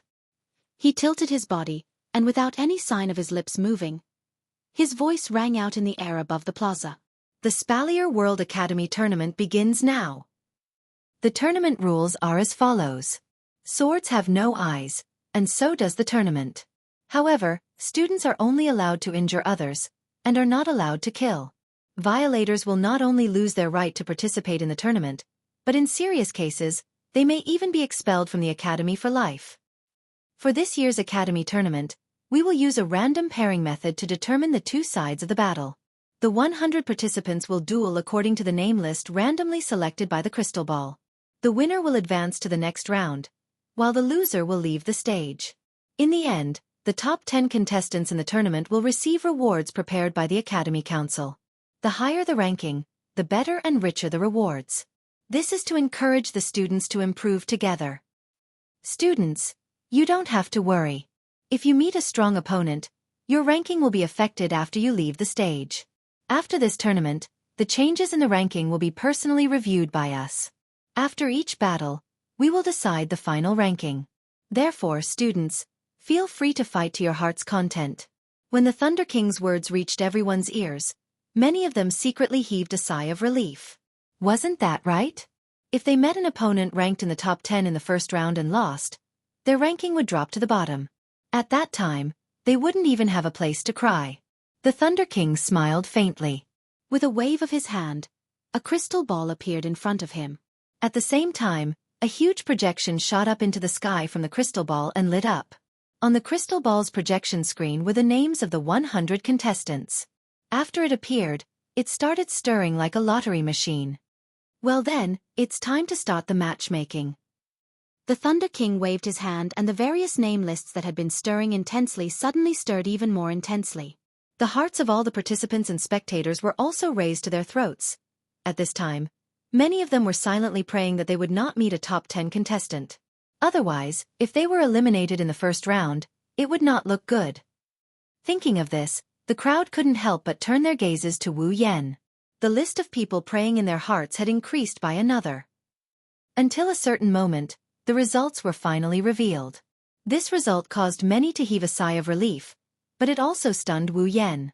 A smile appeared on the Thunder King's face once again. He glanced at Wu Yan and announced loudly, "The first round, Wu Yan against Jianghu. Both parties, enter the arena." The first round. Wu Yan pursed his lips and sighed inwardly at his luck. Should he say that it was good or bad? At this moment, a piercing gaze landed on Wu Yan, causing Wu Yan to tremble all over and turn his head away. He saw a delicate-looking lady staring at him. Her eyes were filled with traces of cold light, making Wu Yan feel all sorts of baffled. Wu Yan looked at the lady strangely and asked in bewilderment, "Do I have a grudge against her? Why is she looking at me like that?" When Fei Fei heard this, she looked at the lady and was stunned for a moment. Then, a faint smile appeared on her face. "It's her. No wonder." Wu Yan turned to Fei Fei and asked, "Fei Fei, do you know her?" Of course I know her," Fei Fei said with a smile. Her beautiful eyes revealed a hint of slyness as she looked at Wu Yan playfully. "She is your opponent, Jianghu." Wu Yan wasn't surprised by her response. After all, it's not love at first sight for her to look at him like that. Other than the fact that she's his rival, he couldn't think of any other reason for her to look at him like that. But the way she looks at him, it feels like she knows him and she doesn't have a good impression of him. Perhaps she saw Wu Yan's confusion. Fei Fei could not help but laugh. Then, under Wu Yan's confused expression, she smiled and said, "Jianghu is a member of the Sea of Ice. Moreover, she is the leader of the Sea of Ice, Bingling's sweetheart." Wu Yan's eyebrows started twitching and the corner of his mouth started twitching. He couldn't stay calm at all. After all this time, it turned out that he had met his opponent's woman. On the other side, Bingling frowned. He did not expect Jianghu to meet Wu Yan. If that was the case, it would be troublesome. As an opponent who had fought with Wu Yan, Bingling knew Wu Yan's strength better than anyone else other than Wu Yan's people. He knew that if Jianghu met Wu Yan, she would definitely lose. Bingling looked at Jianghu and said, "Jianghu, if you can't win, I allow you to admit defeat." Jianghu was slightly stunned. She lowered her head and thought for a while before saying, I understand, young Master Bing Ling. Bing Ling did not feel relieved after hearing Qing Jinhua's words. Instead, he was a little worried. Qing Jinhua was his woman. Of course he knew that. Although she said that on the surface, she would definitely not admit defeat if she was not defeated. Bing Ling sighed and said, "Don't force yourself. I don't want to see you get hurt." Qing Jinhua's eyes lit up and she looked at Bing Ling excitedly. "I understand, young Master Bing Ling. I will do my best to protect myself." Bing Ling nodded. Bing Mian curled his lips in disapproval. Qing Jinhua's strength was comparable to his own. However, Bing Mian didn't want to admit that Qing Jinhua was much weaker compared to that guy. Qing Jinhua's strength was comparable to his own. Both sides. Enter the arena. Following the Thunder Sovereign's words, Qing Jinhua leaped up from the high platform and landed on the arena. She stood there stably, giving off a heroic aura. Bing Ling could not help but smile when she saw this. On the other hand, Wu Yan shook his head. After knowing why his opponent was so hostile towards him, Wu Yan felt helpless. However, a competition was a competition. Although he did not want to fight a woman, he could only bite the bullet and go up.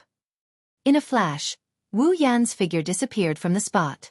In the blink of an eye, he appeared in front of Qing Jinhua. Such a neat way of entering the arena made everyone cheer. Qing Jinhua's face sank. She felt a sense of oppression from Wu Yan's figure. She knew that her opponent was not to be trifled with. Qing Jinhua flipped her hands. A pair of rare armament that looked like a meteor hammer instantly fell into Qing Jinhua's hands. With a light swing, the wind howled and even the floor trembled slightly. Wu Yan clicked his tongue. He could not help but sigh. What a valiant Qing Jinhua. Qing Jinhua raised her eyebrows and said to Wu Yan, "Are you not going to take out your armament?" Hearing this, Wu Yan smiled faintly and did not say anything. He only stretched out his hand and faced Qing Jinhua. The answer was obvious. Qing Jinhua narrowed her eyes and did not say anything. She waved her hands and the twin hammers caused the wind to howl. Qing Jinhua then shouted and charged towards Wu Yan. Wu Yan glanced at Qing Jinhua who was charging towards him. He stretched out his hand and snapped his fingers. In the next moment, a scene that shocked the audience happened. A ripple suddenly spread out from behind Wu Yan. The space behind Wu Yan seemed to have turned into the surface of a lake. It rippled gently and the lake suddenly turned crimson. At the same time, black iron sand swords came out from the lake one after another. They created ripples and hung behind Wu Yan's back. There were close to 1,000 of them. The audience was stunned. The contestants were stunned. Other than the Thunder Emperor, all the higher-ups were stunned. Qing Jinhua was also stunned. What? What was going on? Chapter 362. In the sky above the arena, countless black iron sand swords stood upside down in the air, pointing at the azurite flower. Under the influence of the crimson ripples in the air, even the students watching from outside the arena couldn't help but feel their scalps go numb.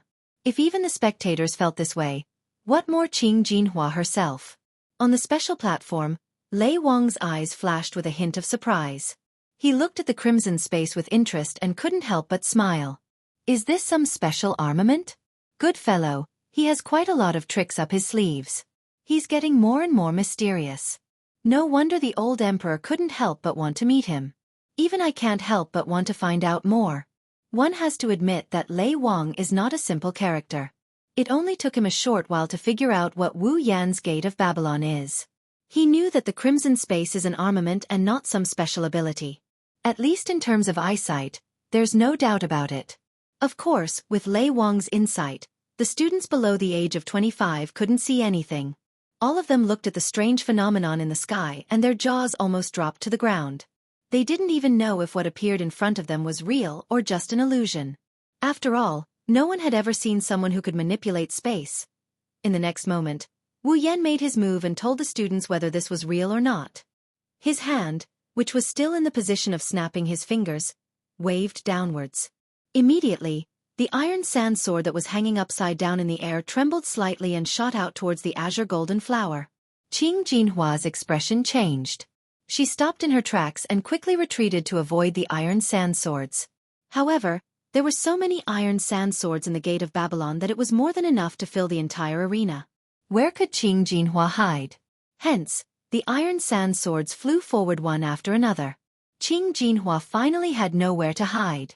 A few iron sand swords pierced through the gaps in Jianghu's arms and nailed them to the floor, firmly holding her hands in place. Then, another few iron sand swords pierced through the gaps in her waist, holding her entire body in place. By the time Jianghu realized that her body could no longer move, an iron sand sword was already floating in front of her. The tip of the sword was pointed at her forehead. At this time, less than 30 seconds had passed since the start of the match. Jianghu stared blankly at the sharp black sword floating in front of her and pointing at her forehead. Cold sweat involuntarily trickled down her forehead. The entire place was silent. After a while, the Thunder Sovereign raised his hand. First match. Wu Yan wins. We won. On the high platform, Lulu and Flandrachon raised their hands at the same time and cheered. Chuju, Mikoto, and Feifei also smiled. Although they already expected that Wu Yan wouldn't lose in this place, but if he really won, they would naturally be happy for him. On the ordinary stands behind the high platform, the spectators also cheered loudly. One has to admit that Gate of Babylon is the best choice for showing off. Not only is it beautiful, the user doesn't even need to move. It's as cool as it can be. I lost.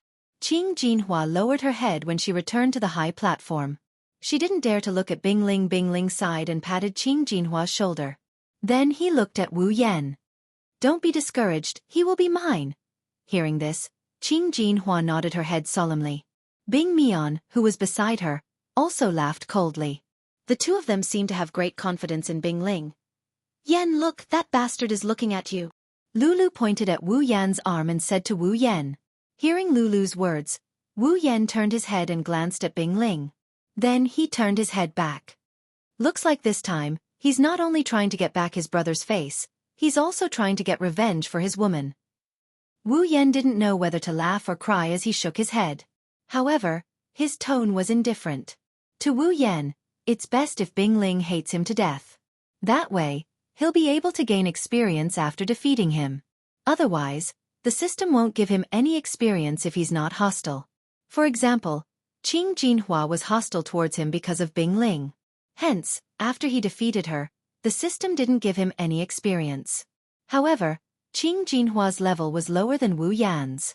Naturally, she couldn't level up Wu Yan. After Wu Yan and Jianghu left the arena, the crystal projection screen started to move again. Then, one by one, the ranked powerhouses entered the arena. After Wu Yan's battle, a few more battles took place. Although the battles weren't as magnificent and shocking as Wu Yan's, they were much more intense. After all, Wu Yan's battle may be magnificent, but it's just a show to watch. The battle ended too quickly. It didn't have the same intensity as the other rankers who clashed with each other and made the audience go wild. During this period of time, a few of the top 10 powerhouses had also appeared. As for them, they seemed to have been stimulated by Wu Yan's battle. As soon as they entered the arena, they brought out their strength and defeated their opponents in a short time. This caused the audience to gasp in surprise. Gradually, as more and more people entered the arena, the atmosphere became more and more heated. After a while, it was finally Mikoto's turn. Compared to some of the previous fights, Mikoto won with ease, just like Wu Yan and the other top 10 rankers. Mikoto's opponent is just a mid-tier 7 student. He might be slightly stronger than Jianghu, but compared to Mikoto, he's still a far cry from her. Therefore, in the blink of an eye, Mikoto seized the opportunity and defeated her opponent with a taser spear. Mikoto returned to the stage with a disappointed expression. Wu Yan shook his head. He didn't know whether to laugh or cry. He won so easily and yet she's still not satisfied. Is he going to make this a repeat of his fight with Sylph? Will he only be happy when the audience is restless? At this time, Lei Wang's voice rang out again. However, this time, Wu Yan's side fell silent. One of them was Chuju. Wu Yan couldn't help but ask Chuju. Chuju, will you be okay? Chuju smiled faintly and stroked the hair on her shoulder. She didn't say anything, but her brows were filled with confidence. Wu Yan looked at Hinajiku absent-mindedly before laughing along with her. At this moment, Hinajiku is just like how he used to see her on the screen. She's the student council president who's always brimming with confidence. Fei Fei said to Chuju, "Chuju, your opponent is one of Bishmo's generals from the Crimson Land. He's very strong and Bishmo trusts him a lot. In terms of strength, he's much stronger than the strongman from Sea of Icicles. You have to be careful." "Don't worry." Chuju stepped forward and walked to the railing. "Leave it to me." "Oh." Unsurprisingly, Hinajika's leisurely and beautiful figure attracted loud cheers from the audience. Many people even said that Hinajiku would definitely win, causing her opponent to grit her teeth. Wu Yan smiled when he saw Chuju's overwhelming popularity. His wine-red eyes were filled with passion. As expected of the president, Fei Fei and Lulu looked at each other and laughed. They looked at the stage and had to admit that Chuju was indeed shining. Then, under the watchful eyes of the audience, Hinajika's opponent landed on the stage with a loud thud. Of course, this stage belonged to someone else.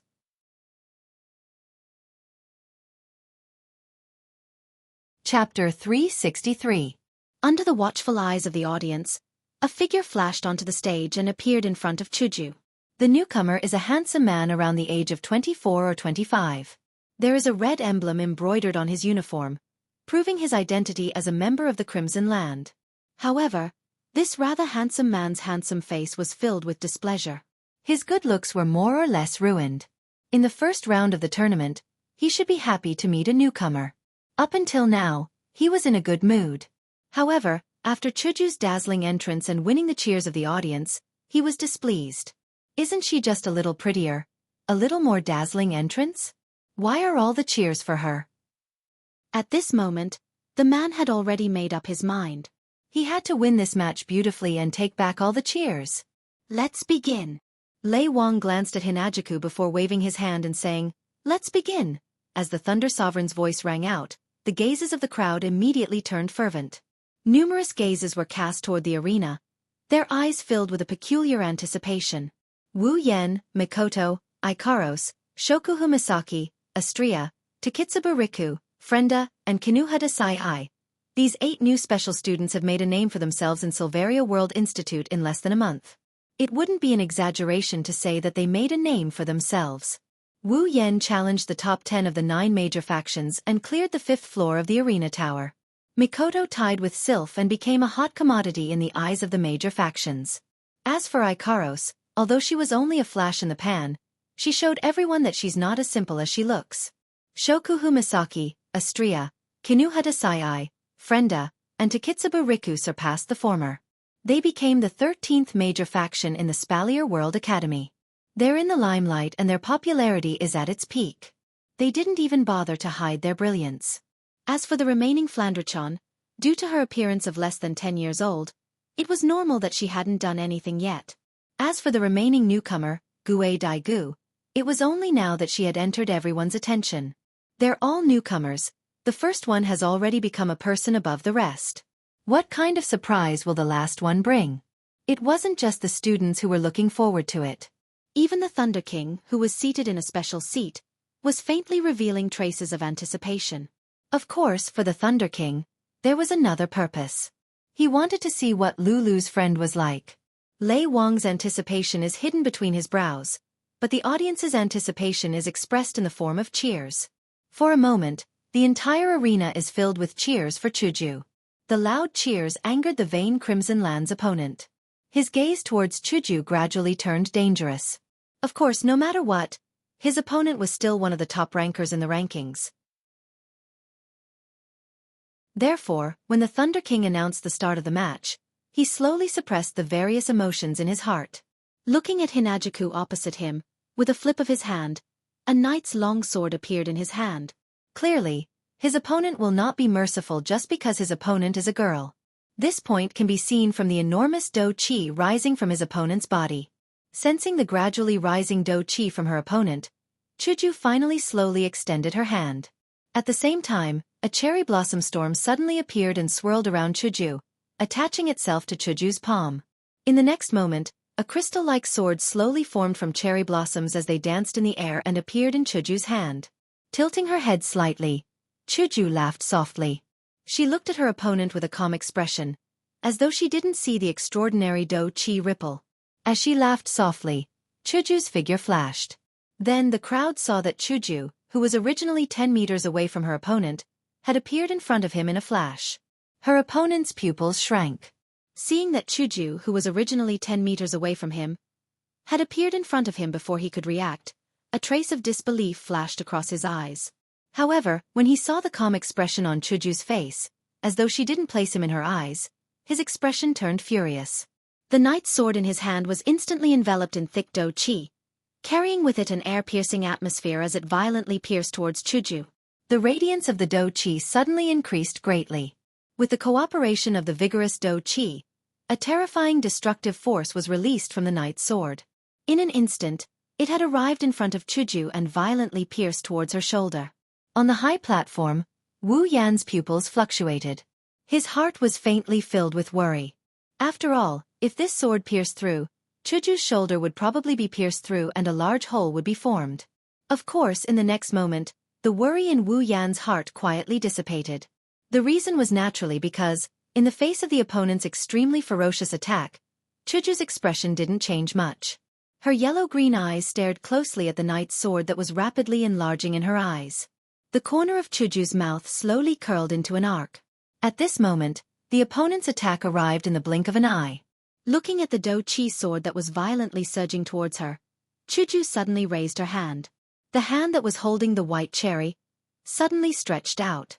Like a flash of pink lightning, it directly collided with the Do Chi sword. Bang!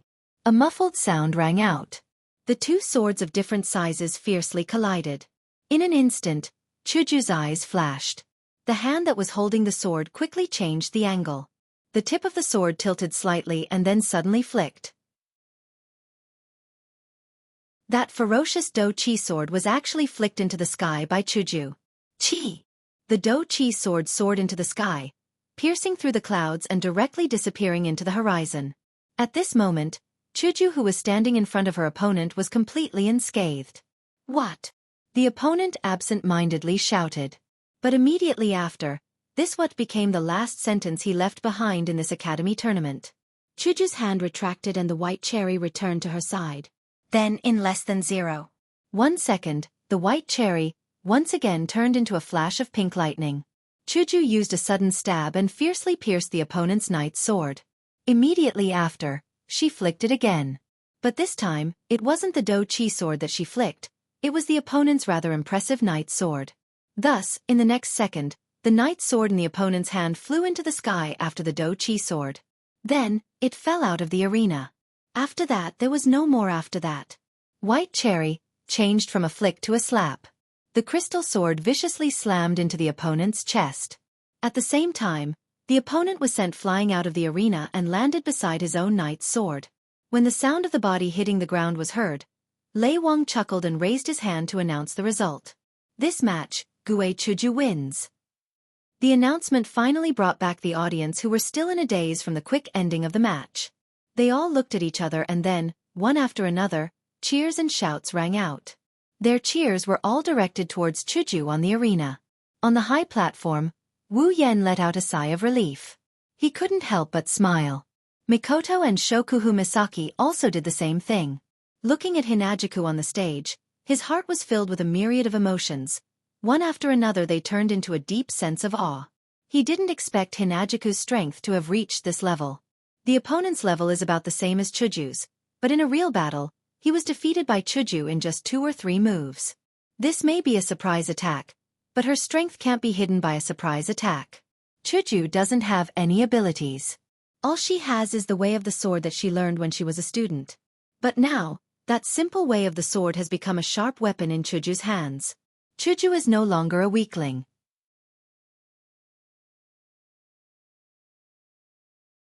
Chapter 364. As soon as Hinajiku returned to the platform, Lulu immediately rushed up and hugged her, her face full of excitement, laughing and jumping, making Hinajiku helpless. Chuju, you're amazing. That's not true. Hinajiku looked at Lulu rubbing her chest in amusement. She didn't know whether to laugh or cry. Lulu is older than her by a year, but she's acting like she's older than her. Chuju, you don't have to be so humble. Fei Fei ran her fingers through her hair. She looked at Chuju's opponent and said seriously, "The strength of that member of the Crimson Land is not to be underestimated. Among the 100 people in the ranking, there are quite a few who can defeat him. However, less than 20% of them are able to deal with him in such a short period of time. The fact that you can defeat him proves that you have the strength to be near the top of the ranking." Fei Fei's serious face crumbled as she spoke. "Sometimes, I really don't know where you guys came from. You, Mikoto, Ikaros, and Yen, each and every one of you have decent strength and talent. Now I'm starting to lose confidence in my own strength and talent." "That's not it!" Lulu shouted before anyone else could say anything. She turned around and hugged Fei Fei. "Fei Fei is amazing too. She's really amazing. That Crimson Land guy, let Fei Fei go up. I'm sure she can defeat him in 2 or 3 moves." "That's right, Sister Fei Fei.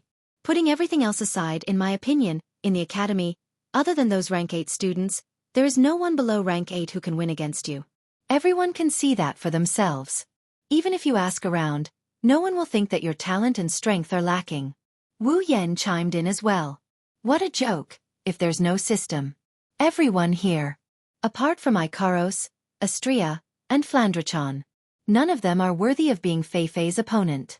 Ikaros, Astria, and Flandrachan are existences that have lived for hundreds or thousands of years. It's not fair to compare them to Fei Fei. If Fei Fei couldn't recover from the setback because of this, then they would have committed a great sin." However, Fei Fei's next sentence left Wu Yen speechless. "Wu Yen, no one below tier 8 can defeat me? What about you?" Fei Fei giggled at Wu Yan's speechless face. Her voice was full of mischief. "All right, I'm just joking. Why are you guys trying to comfort me? I'm just feeling a little emotional," Fei Fei complained. However, her words angered Lulu. "Fine. Fei Fei, how dare you lie to me? I almost cried." Fei Fei didn't know whether to laugh or cry. Wu Yen, Chuju, and Mikoto looked at each other helplessly. They heaved a sigh of relief. "Oh!" Suddenly, an earth-shattering roar shook Wu Yen, Fei Fei, and the others. They almost spat out saliva. At the same time, Lei Wang's announcement of the pairings reverberated throughout the square. However, one of the pairings made Wu Yen, Hinajuku, and Mikoto freeze up. They all turned towards the crystal ball projection screen at the same time. Shokuhu Misaki's name was written on it. On the stage, Shokuhu Misaki covered her mouth and laughed. She turned around and flicked her long golden hair. Shokuhu Misaki is a sports idiot. Naturally, she wouldn't jump down from the stage like the others. Instead, she walked down the stairs slowly. But this action didn't disappoint the audience at all. Instead, because of Shokuhu Misaki's graceful posture, they started screaming at the top of their lungs. "Academy Queen! Academy Queen! Academy Queen! Academy Queen! Academy Queen!" Shokuhu Misaki slowly ascended the stage amidst the rhythmic cheers and cheers. She rested her face on her palm, trying to stifle her laughter, which made the students boil with excitement. Wu Yen, Chuju, Mikoto, Fei Fei, and Lulu had their mouths wide open. They felt dizzy when they saw the audience standing up from their seats and cheering for Shokuhu Misaki. His popularity was simply too heaven-defying. On the other hand, Kinuhata Sai, Frenda, Takitsubu Riku, and Astria didn't think it was a big deal. Only those who stayed by Shokuhu Misaki's side during this period of time knew how powerful Shokuhu Misaki's subordinates were. They also knew how brilliant Shokuhu Misaki is. If a celebrity's popularity was built up through advertisements and promotions, then Shokuhu Misaki's popularity was built on her own unique charm. She had captured the attention of the public. Shokuhu Misaki is the queen of Shokuhu Misaki. This is too much. Lulu's mouth was wide open. Looking at Shokuhu Misaki, Lulu almost wanted to kneel down and worship her. Even Princess Sylph isn't this popular. Mikoto's expression changed a lot. After a while, she squeezed out a sentence. That woman must have used some despicable means again. Wu Yen and Chuju looked at each other and sighed. This is probably what they mean by beauty is in the eye of beauty. The upper echelons on the special tall platform exchanged glances with each other. Clearly, they were frightened by the other party's frightening popularity. The Thunder Sovereign sighed, not knowing whether to laugh or cry. I'm afraid that if this continues, the academy will belong to that little girl. Amidst the deafening cheers, Shokuhu Misaki's opponent appeared on the stage. However, no matter how one looked at it, the opponent's expression was one of reluctance. Wu Yan and the others looked at Shokuhu Misaki's opponent sympathetically. They knew that if they were in Shokuhu Misaki's shoes, they wouldn't fare any better. After all, Shokuhu Misaki's opponent's popularity is too terrifying. The cheers and cheers all belong to him. This is a huge pressure for Shokuhu Misaki. However, the next moment, her opponent couldn't feel anything. Jusama! Shokuhu Misaki's opponent's face suddenly changed. He looked at Shokuhu Misaki with a fanatical look in his eyes. He kneeled down as if he was on a pilgrimage and rubbed his face against Shokuhu Misaki. He almost wanted to lick Shokuhu Misaki's toes. Shokuhu Misaki chuckled and said, "Are you willing to listen to me?" He nodded without hesitation. There was no hesitation at all. Then, are you willing to admit defeat? Once again, he nodded without hesitation. At this time, Shokuhu Misaki rubbed her forehead in distress. But, it doesn't seem fair to you if you admit defeat just like that. Shokuhu Misaki smiled. How about this, knock yourself out. That way, you won't regret that you didn't do anything. Yes. Her opponent shouted in a daze before he punched himself in the head and fainted. Lei Wang looked at the scene in shock. After a while, he raised his hand helplessly and announced, Shokuhu Misaki wins. Academy Queen.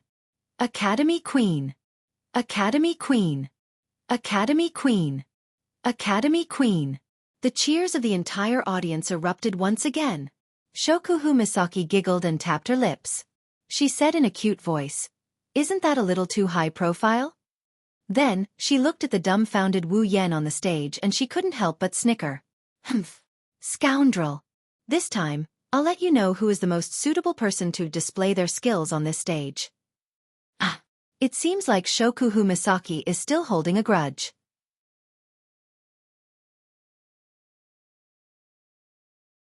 Chapter 365. After Shokuhu Misaki's victory, the rest of the battles continued. The top 100 rankers fought in pairs, and there were 50 rounds. Some were fast, and some were slow. As expected, after Wu Yan, Mikoto, Chuju, and Shokuhu Misaki won their matches, the top 10 rankers also won their matches and advanced to the second round. Feifei's match included. Of course, Feifei was the 5th ranker of the top 10 rankers. After her battle with Wu Yan in Bihurl, Feifei's strength increased by a whole level. However, Feifei's opponent wasn't able to force Feifei to use her full strength. Feifei used her chi blade and knocked her opponent out of the arena. That's how Feifei won. Astria was in the same situation as Feifei. Shokuhu Misaki's popularity and ability to control her subordinates are strong. However, in terms of strength, she's still lacking an absolute powerhouse to become the 13th strongest faction in Spalier World Academy. Just like the top 12 factions, the leaders of each faction are very strong. Before Wu Yan and Co. appeared, they occupied the top 12 positions. One can imagine how important it is to have a strong fighting force at the crux of a faction. Shokuhu Misaki doesn't have that kind of strength. Her current level is 64, one level lower than Chuju. She can't be the symbol of a faction. This is why Shokuhu Misaki kidnapped Astria in the first place. In Wu Yan's group, Astria's combat power is second only to Flandrechan and Ikaros. She's more than capable of being the backbone of a faction. Shokuhu Misaki's goal is to make a name for herself as the Queen of Starlight in the tournament. Let Astria win. Become the champion of the tournament. As long as Astria wins the tournament, Starlight Queen will rise as well. She will no longer be a part of the 12 strongest factions. The strongest faction in the world. She will rise from behind. She will be on the same level as the 12 strongest factions. Without Flandrechan, Astria won't be able to win. Without Ikaros, Astria might actually be able to become the champion of this tournament. When Shokuhu Misaki found out Flandrechan and Ikaros won't be participating in the tournament, she immediately told Astria not to hold back during the tournament. Otherwise, there will be no food for her. No food for her. Astria was scared out of her wits. That's why she pulled out her chrysor the moment she stepped onto the stage. Then, there was nothing else. Other than that, Kinuhata Sai-I, Frenda, and Takitsubu Riku didn't participate in the tournament. Their reason is simple. They don't have the qualifications to participate. The top rankers are all prodigies who stood out among the 1,000 special students. The 3 girls aren't even tier 7, how are they supposed to compete with them? Thus, they were reduced to mere spectators. After the 50 winners of the first round of the Academy tournament were announced, it was time for the first day of the Academy tournament to quietly come to an end. The sky gradually darkened. Lei Wang looked at the sky and stood up. The first round of the tournament has come to an end. The 50 winners will participate in the second round of the tournament tomorrow at the same time. I look forward to everyone's performance. The Thunder King and the upper echelon of the Academy exchanged glances after his words sounded. All of them nodded their heads. With a flash, they rushed off the tall platform and disappeared from the open ground. The audience also left the stage one by one. The number of people on the stage gradually decreased. Only Wu Yan and the others remained. It's not that they didn't want to leave, it's that someone else didn't want to. Mikoto looked at Shokuhu Misaki angrily. Sparks appeared on her forehead as she shouted. Shokuhu Misaki! Give my sisters back to me! Era Misaki-san, you're making it sound like I'm the one who stole the sisters away. Shokuhu Misaki covered her mouth and giggled. Her queen-like demeanor was on full display, making Mikoto grit her teeth. You took the sisters without my permission, if that's not stealing, then what is it? Misaki-san, you got it wrong again. Shokuhu Misaki grinned at Mikoto. She looked at Wu Yan who looked like he couldn't keep his cool. The sisters are Little Yan's summoned characters. Although I didn't get your permission to take them away, I did get Little Yan's permission. It's not like I'm robbing you. Wu Yan cursed in his mind. He wanted to slap Shokuhu Misaki but he couldn't stop himself from crying. I knew it. Every time they quarrel, the fire will burn me.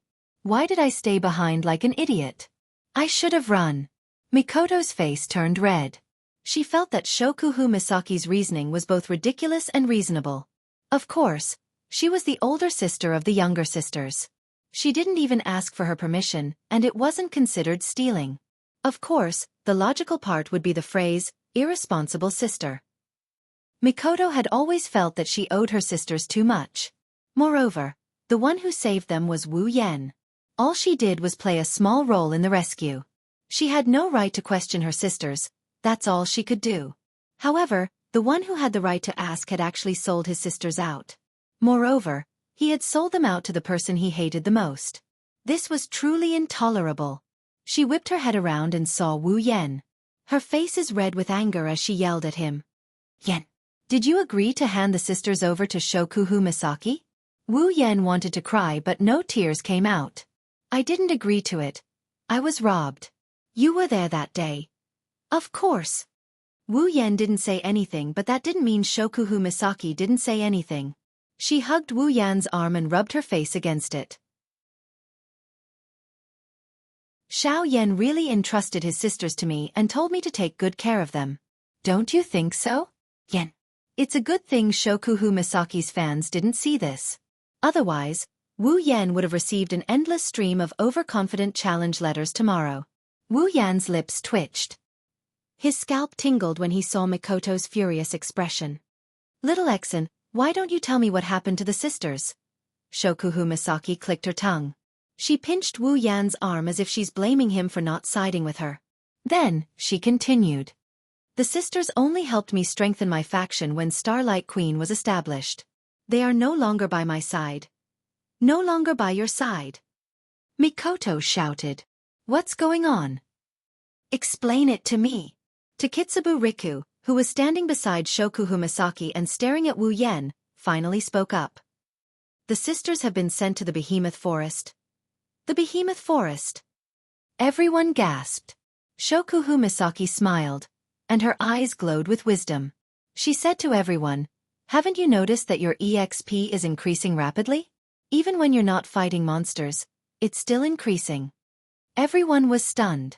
After a while, Wu Yan said, did you send the sisters to the Behemoth Forest to gain experience points for everyone?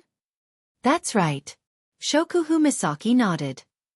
Since we can share the experience between summons, then let the sisters level up in the giant beast's forest and help us gain some experience. With 20,000 sisters moving together, we can gain quite a lot of experience. But leaving the sisters alone in the behemoth forest. Wu Yan said worriedly. Don't worry. Shokuhu Misaki said meaningfully. You should be more worried about the monsters and the people who want to take advantage of the sisters.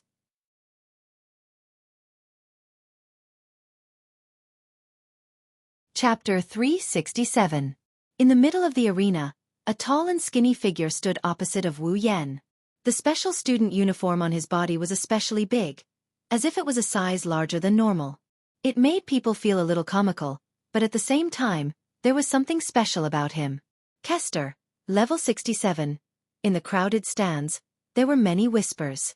There was almost no one in the academy who didn't know Kester. After all, he was the leader of a large faction and had the background of one of the top 3 clans in the empire. It was impossible for him not to attract attention. Only someone like Wu Yan, who was an outsider, would not recognize him. The battle in the Tower of Tournament was still vivid in their minds. The matter of Wu Yan challenging the 9 major factions was still not forgotten. Without a doubt, as the one who was challenged, he was more or less the loser. Now that they met again, it had to be said that enemies meet on a narrow road. Looking at Kester, Wu Yan automatically blocked the whispers around him. To Wu Yan, he had only met Kester once. In the Tower of Tournament, Kester didn't appear. Therefore the so-called loser was just nonsense. However, Kester didn't seem to think that way. A pair of cold eyes stared straight at Wu Yan. Kester clenched his fists. For a disciple of a large clan like him, he had to fight. Other than the strength of the mainstream in the Spalier world, it was also a matter of face. And Wu Yan's actions in the Tower of Tournament were undoubtedly a slap to the faces of these major factions. It wasn't a loud but effective slap. Kester's feelings towards Wu Yan were very complicated. He admired Wu Yan's strength, resented Wu Yan for humiliating him, and wanted to recruit Wu Yan into his faction. He also wanted to teach Wu Yan a lesson. In short, he was extremely conflicted. Of course, opinions towards Wu Yan were just opinions. The competition was just a competition. Kester still put away all the emotions in his heart. No matter what Wu Yan was like, his powerful strength was undeniable. Therefore, Kester immediately raised his battle chi. With a wave of his hand, a long spear appeared in his hand. The body of the spear trembled slightly and shook at an extremely fast speed. The spear danced in the air and turned around, pointing at Wu Yan from afar. The series of smooth movements won the cheers of many spectators. Wu Yan glanced at Kester, who had a serious expression on his face. His face was expressionless, but his heart was bursting with joy.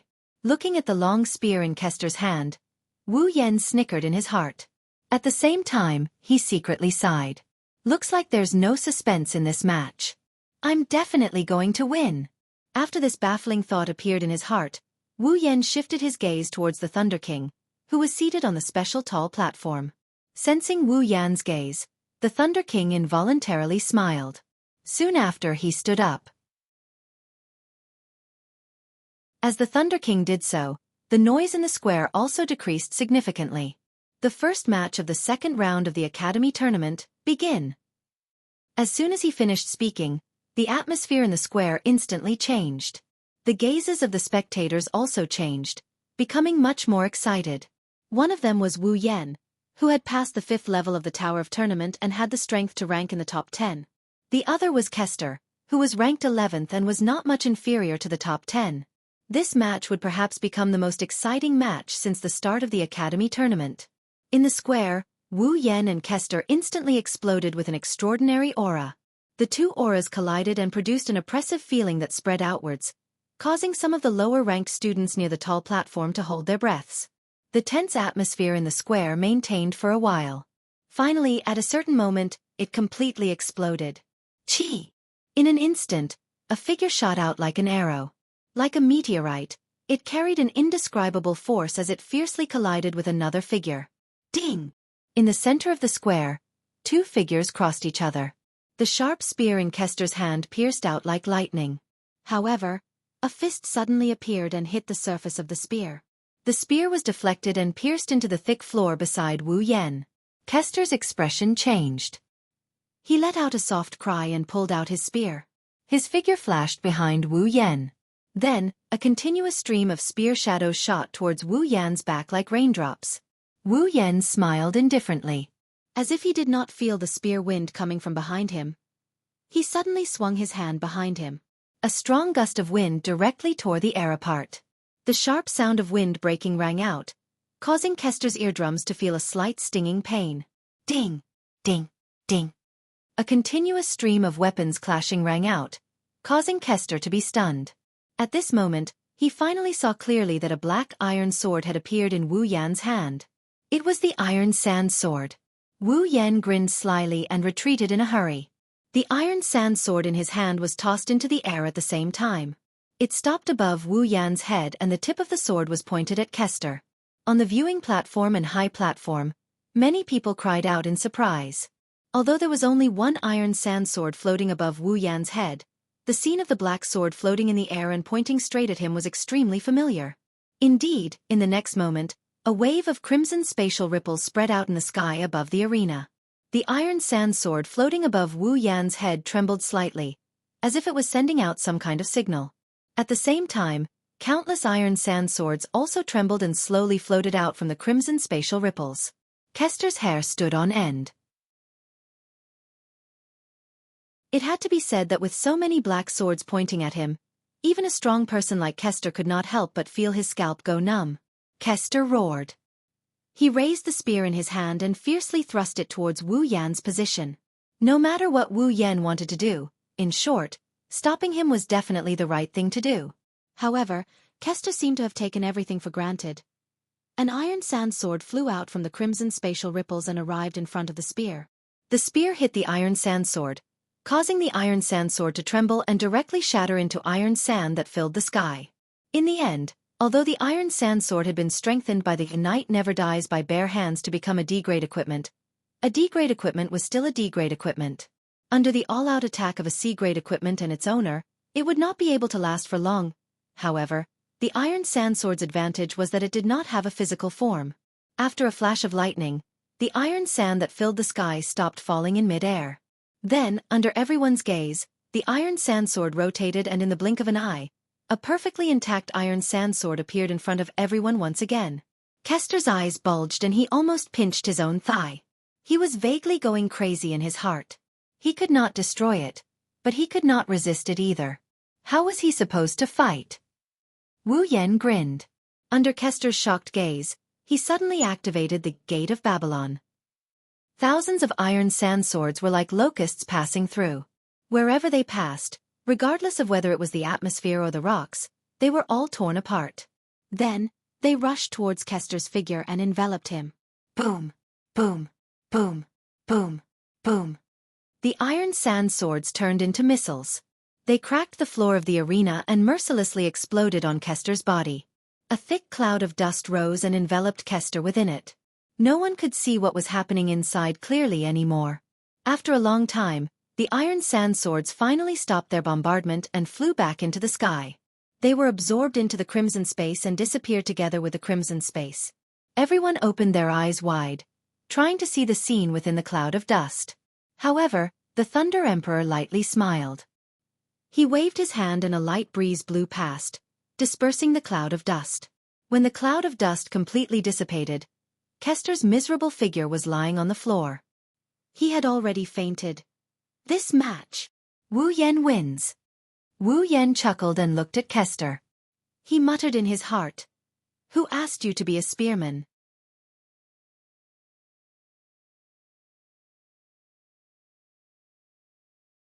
Chapter 368. When Lei Wang announced the victory, Wu Yan leaped onto the stage. He ignored the admiring and fearful gazes and landed beside Chuju, Mikoto, and the others. Looking at Wu Yan standing in his original position, Bingling couldn't help but feel a bit gloomy. He didn't even look like he was out of breath. Although Kester's strength isn't in the top 10, he's definitely not far off. Being ranked 9th, Bingling knew that even if he were in Kester's shoes, it would be impossible for him to defeat Kester in such a short period of time without paying a price. Jianghua couldn't help but look at the ice spirit worriedly. The ice spirit responded with a smile. After that, he fell into deep thought and muttered, "Looks like I have to think of a way to deal with that crimson space." The reason Wu Yan was able to defeat an opponent that even Bing Ling had to take seriously was because of the Gate of Babylon. The Gate of Babylon could not only shoot out the D-grade iron sandsword like a bullet, but it also had the ability to recycle it. Once the Gate of Babylon was activated, it would be a continuous attack. Plus, the Gate of Babylon is already a Grade C weapon. A Grade D iron sandsword under the Gate of Babylon's buff has unparalleled destructive power. To be able to defeat his opponent so quickly, the Gate of Babylon's contribution is not small. This is to be expected. Wu Yan was able to dominate the Holy Grail War with golden shine. If the Gate of Babylon was not outstanding, he would not have exchanged for it. Bing Ling is worthy of being called a strong fighter. After observing 2 or 3 battles with Wu Yan, he already had a rough idea of Wu Yan's Gate of Babylon. Bing Ling smiled and glanced at Wu Yan. If it was someone else, they might have a headache because of your methods. Unfortunately, you met me. You met the Saito family's Ice Do Chi. Bing Mian heard this and couldn't help but smile. He was secretly glad that he had such a strong method. He relied on his armament. If not, even Bing Mian is starting to doubt his elder brother's abilities. After this, a few more battles took place. The audience's attention shifted away from Wu Yan. The arena returned to its lively state. Mikoto, Chuju, Feifei, Shokuhu Misaki, and Astria all fought once. Of course, their opponents were the weaker students. Mikoto, Chuju, and Astria won easily. Shokuhu Misaki and Feifei were even easier. They were drawn twice and won easily. They won't be participating in today's battles. It's a shame that the higher-ups of the academy have to decide if they can advance to the 3rd round. Feifei and Shokuhu Misaki. Shokuhu Misaki is a winner. It's worth mentioning that one of Shokuhu Misaki's opponents was Bing Mian. Of course, Bing Mian wasn't a small fry like Shokuhu Misaki. Being able to rank in the top 30 meant that he had some skills. Shokuhu Misaki's ability alone wasn't enough to make him her puppet. She can't control him, but her mind-reading ability isn't affected. Bing Mian was completely dumbfounded. After Shokuhu Misaki told him everything about how old he was, how old he was, how old he was, how old he was, how old he was, how old he was, how old he was, how old he was, how old he was, how old he was, and how old he was. This also made the audience very dissatisfied. It has to be said that in everyone's heart, there is a flame of gossip. They hope to find out the secrets, especially those famous people's gossips. Next round. Jaffer. The name that suddenly rang out in the square caused the entire place to quieten down.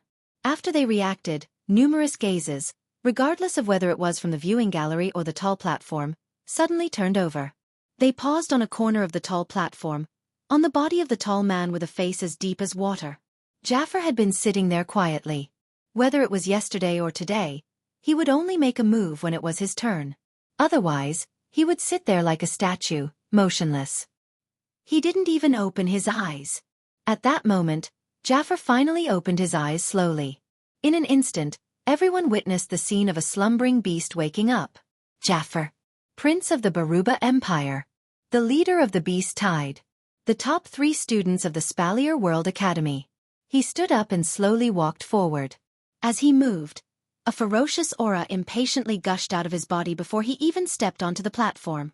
After arriving beside the railing, Saefei's feet suddenly stomped on the ground. His body was just like a bear as he suddenly descended from the sky.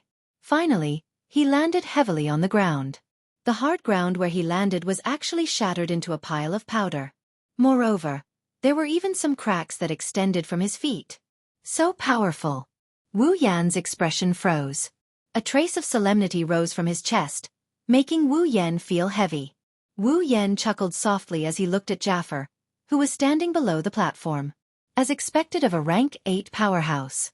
Meanwhile, Jaffer's opponent had also entered the arena with a solemn and slightly fearful look on his face. However, when he was 20 meters away from Jaffer, he didn't dare take another step forward. There was no other reason. It was simply because the aura that surged out from Jaffer was truly too terrifying.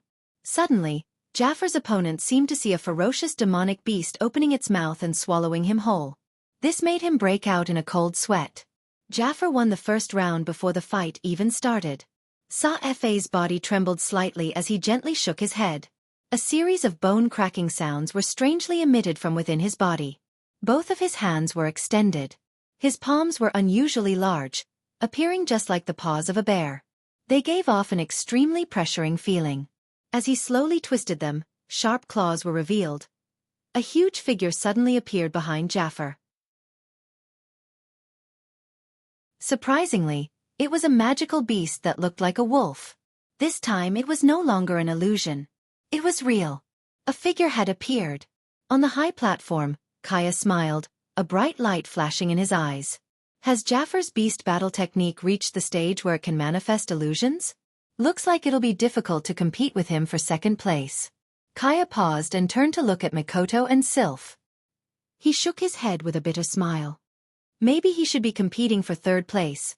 At the same time on the stage, Jaffar suddenly moved. Along with the beast shadow behind him, he let out a roar. Unexpectedly, it was the roar of a beast. Then, Jaffar appeared in front of his opponent and swatted him viciously with his paw. Boom! Jaffar's opponent spat out a mouthful of blood and flew out of the stage. He smashed into the wall of the stage and fainted. One move. Just one move. Jaffar took down an advanced Tier 7 powerhouse with just one move. Wu Yan, Chuju, Mikoto, and Feifei looked at each other. They had a serious expression on their faces. Wu Yan, Chuju, and Feifei, who haven't reached Tier 8 yet, felt their hearts sink. Jaffar is strong. He's really strong. Wu Yan clenched his fist as he looked at Jaffar. Wu Yan's intuition tells him that he'll have to fight Jaffar. Wu Yan smiled when he saw Jaffar returning to the platform. His wine-red eyes were filled with traces of gold. His heart was filled with a rare desire to battle. However, the next moment, the list of names on the screen dissipated his desire to battle.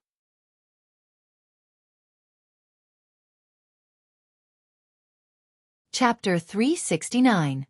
Next. Gue Chuju vs. Kashiwa. Following another matchup, everyone turned their heads to look at Hinajiku, who was standing beside Wu Yan on the high platform. Hinajiku seemed to be stunned for a moment before she laughed. Aya, what about the top 10 opponents? Mikoto couldn't help but ask when she saw Chuju smile. Chuju, are you sure you're going to be okay? Chuju chuckled. Of course. Wu Yan went silent. He felt a bit helpless. If he could, he really didn't want Hinajiku to get out of this fight. He even had the thought of asking her to admit defeat. It's not that Wu Yan doesn't trust Chuju. Wu Yan saw how Chuju performed earlier.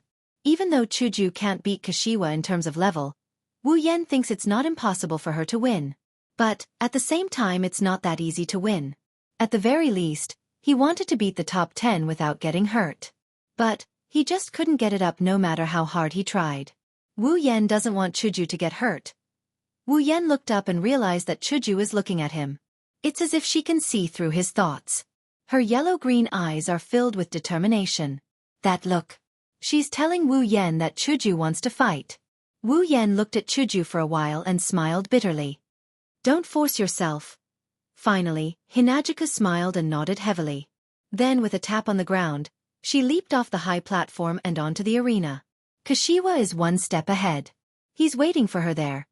Speaking of which, Chuju met Kashiwa when she first entered Spalier World Academy. At that time, he also brought members of Crimson Land with him. They came to the Villa District. He wanted to recruit Wu Yan's team. But after seeing Wu Yan's performance in the arena tower, Kashiwa didn't bring up the idea again. Now, they're facing each other again on the arena. Kashiwa looked at the beautiful figure standing in front of him and shrugged. He tried to negotiate with Chuju. Can you admit defeat? I don't want to fight you. Hinajiku remained silent. She raised the crystal sword in her hand and pointed it at Bishi. The answer was obvious without the need for words. Kashiwa shrugged. Okay, I understand. A surge of Do Chi erupted from Bishi's body with a bang. Shockwaves spread in all directions and hit Hinajiku.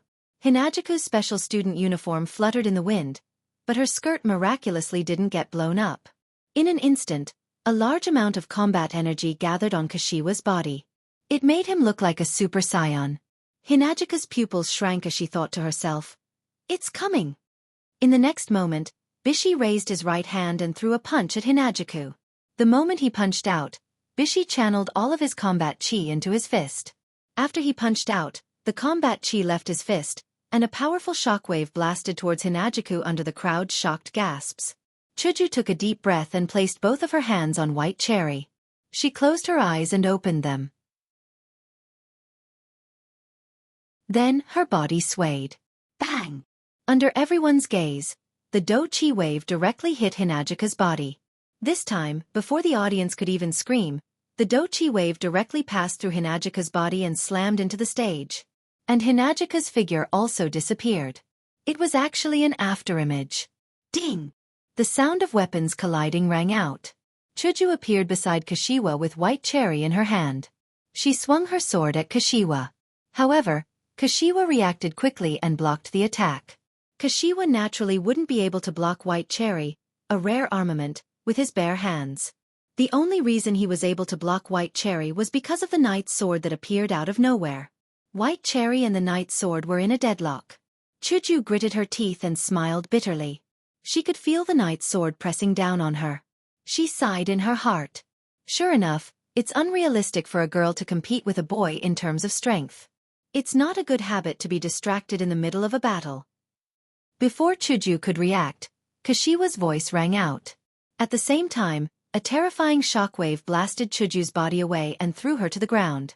Chuju's body somersaulted in the air and stabilized herself. She took a few steps on the ground and turned into an afterimage. Almost at the same time, Kashiwa suddenly turned around and raised his knight's sword to his shoulder. A powerful shockwave burst out from his body and wrapped around the sword. In the next moment, dozens of sword shadows appeared behind Bishi. Bishi swung his sword and the sword shadows shot out towards Hinagiku, who had turned into a blur and was rushing towards him. Ding! Ding! Ding! Ding! Ding! The sword shadows shot towards Kashiwa and the sound of weapons colliding with each other echoed throughout the square. It attracted the attention of most of the spectators. Seeing that Chuju was able to fight Kashiwa to this extent, the spectators cheered loudly. This made Kashiwa smile bitterly. Sure enough, the treatment of a beautiful girl is different. With that thought in mind, Kashiwa swung his knight's sword again and shot out a large number of sword shadows towards Chuju. From the looks of it, Kashiwa wants to kite Chuju and take her down. Chuju dodged the endless sword shadows at an extremely fast speed. She kept jumping up and down to get closer to Kashiwa.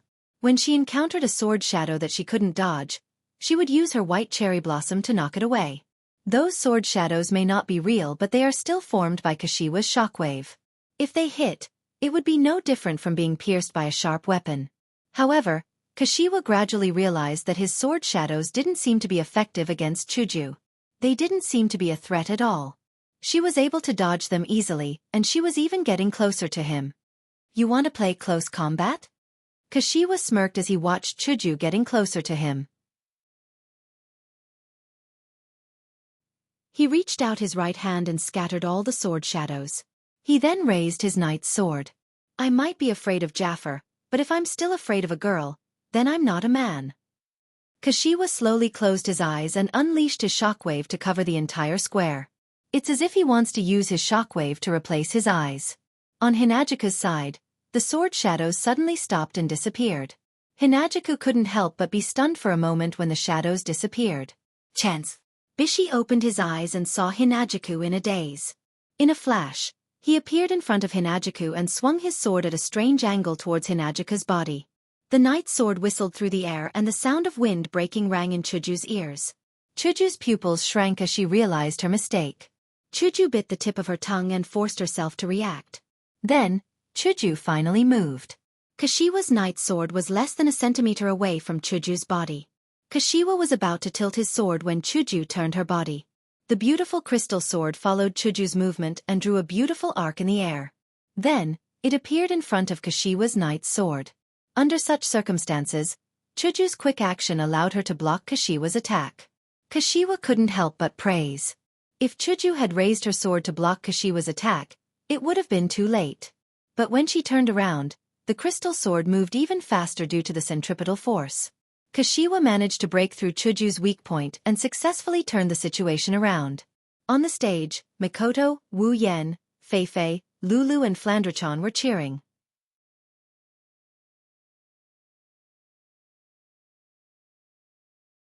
Chapter 370. Clang! The sound of swords clashing against each other has been heard for the umpteenth time. The battle between Bishi and Chuju has turned into two kendo masters. Every time they clashed against each other, when the audience thought that one of them would be unstoppable, the other would be able to block the attack. It's very exciting. At this moment, from the spectators' stands, countless cheers rang out, dedicating it to the two fighters on the stage.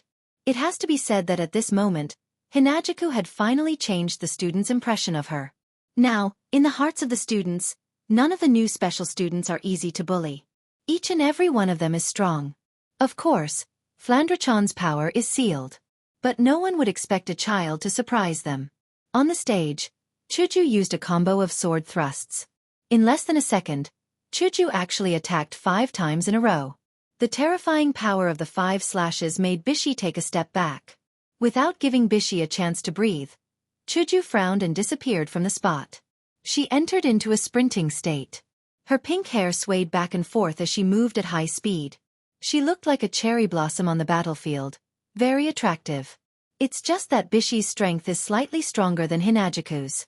So, almost at the same time he was knocked back, Hinajuku's figure appeared right in front of him.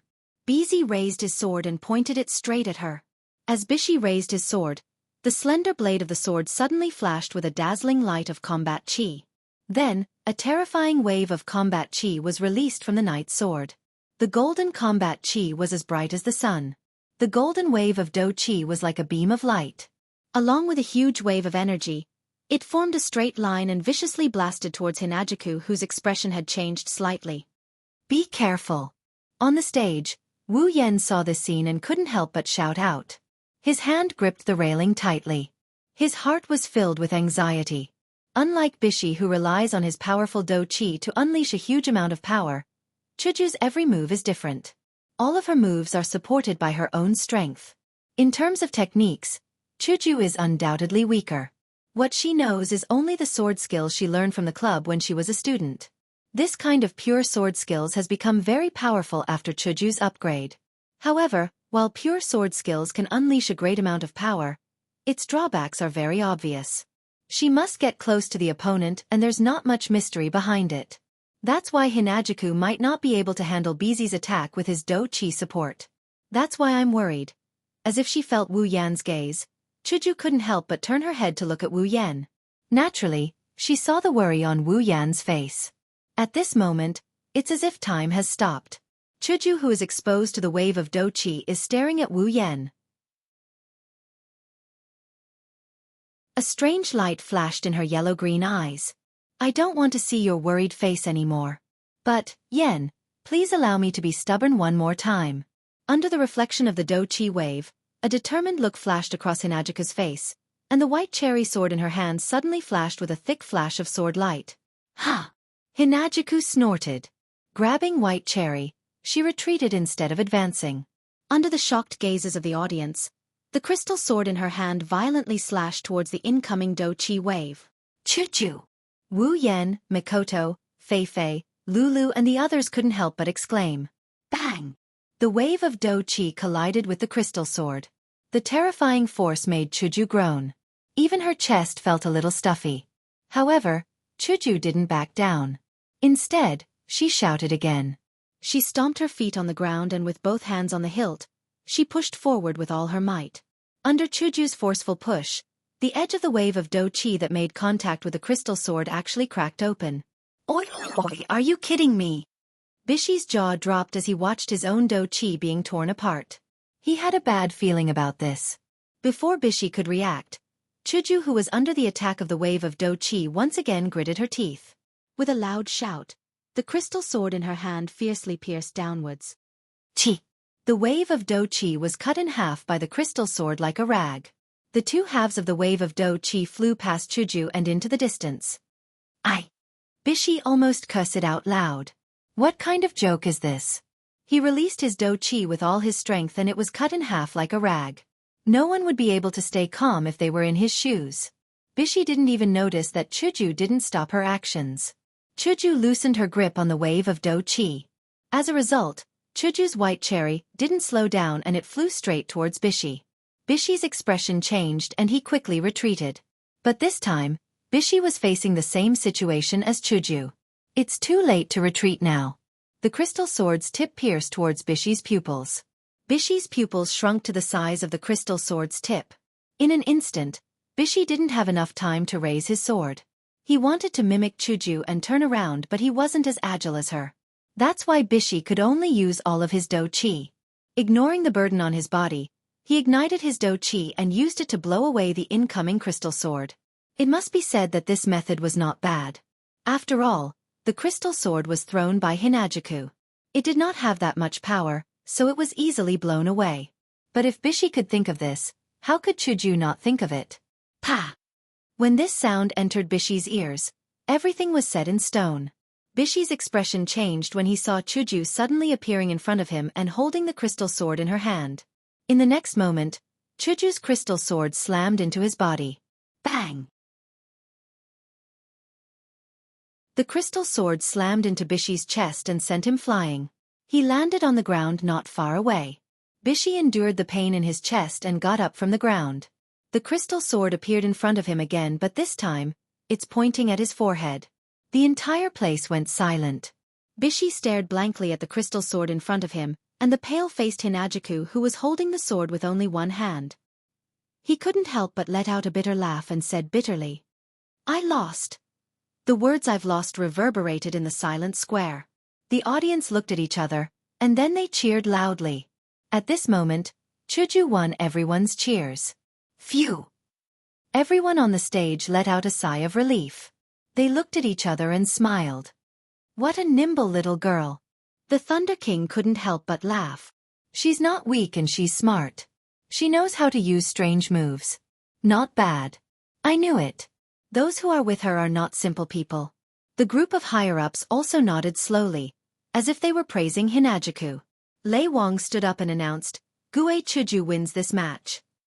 The audience cheered when they heard Lei Wang's announcement. Another person who can be ranked in the top 10 has appeared in front of them. Moreover, she's a newcomer. At the same time, Chuju received hugs and cheers from her friends. Wu Yan's heart ached when he saw Chuju's pale face. He reached out and caressed her face. "Rest well." Hinajuku nodded and smiled. She closed her eyes and rubbed against Wu Yan's hand that is caressing her face.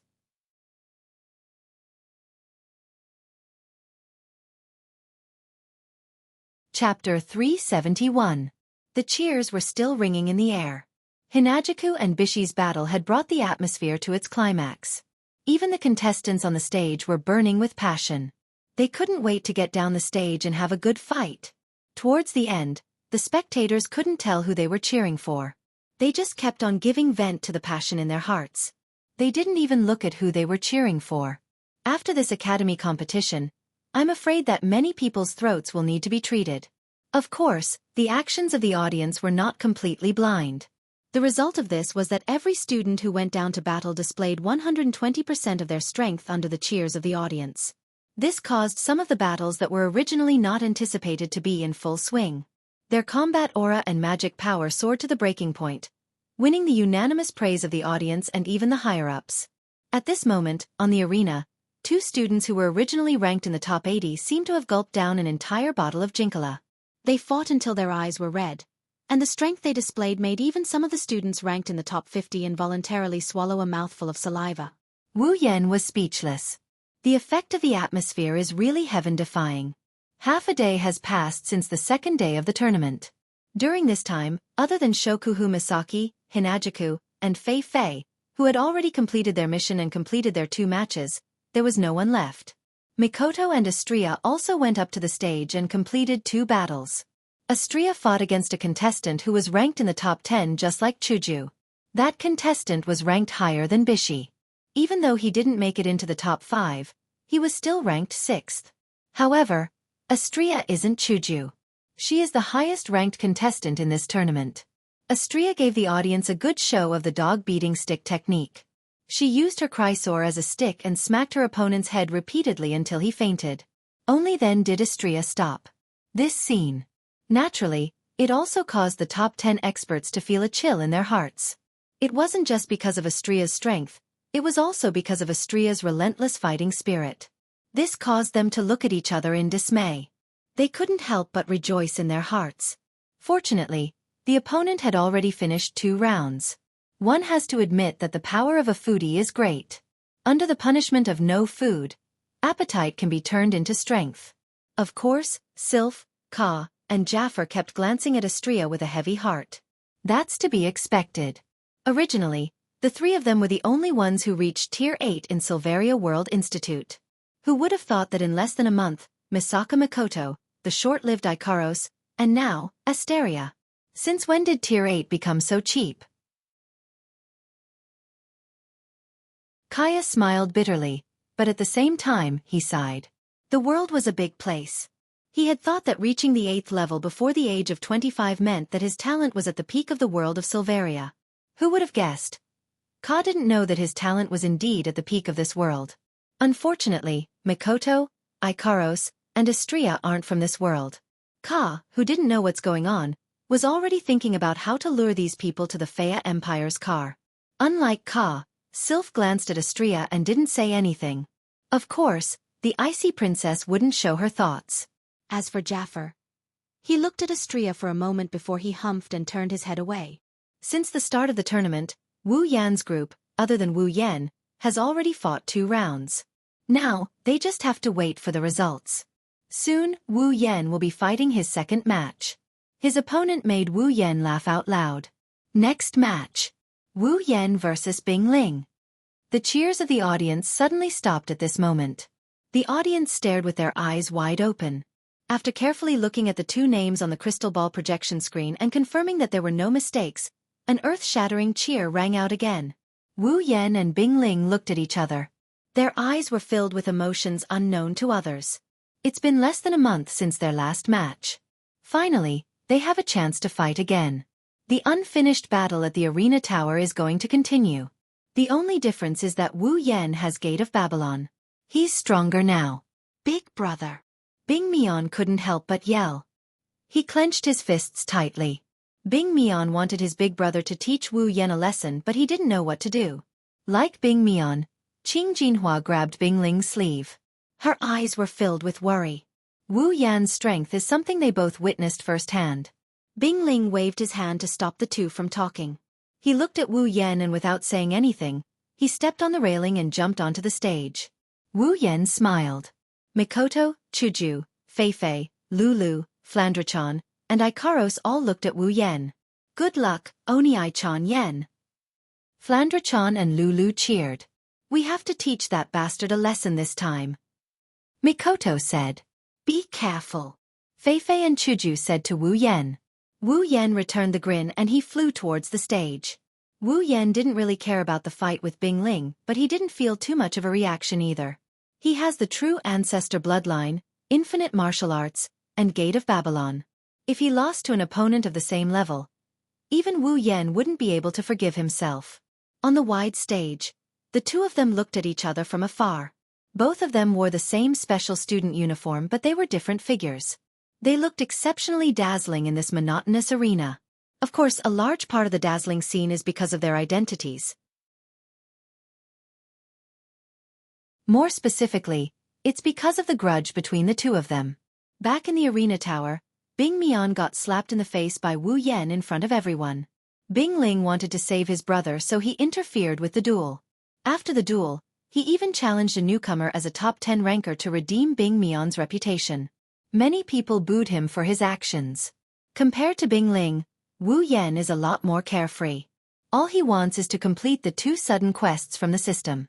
He doesn't care who his opponent is, what kind of people they are, what kind of evaluation they get. None of that matters to him. That battle was stopped by Princess Sylph due to Liren's careless interference. Now, the same battle is happening again. At least in the eyes of the bystanders, this battle is something to be excited about due to the fact that there is an inside story behind it. That's why the audience is boiling with excitement. Bing Ling looked at Wu Yan, who is standing opposite of him. Unlike before, he didn't take this matter seriously. Now, he is looking at the figure not far away with a serious expression.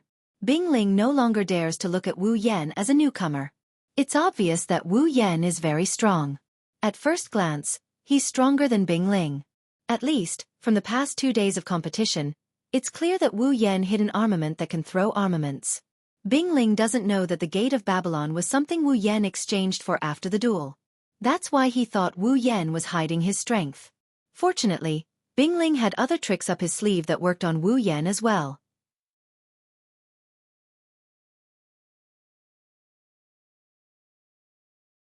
Chapter 372. Bing Ling raised his head and he looked at Wu Yan, who had an indifferent look on his face.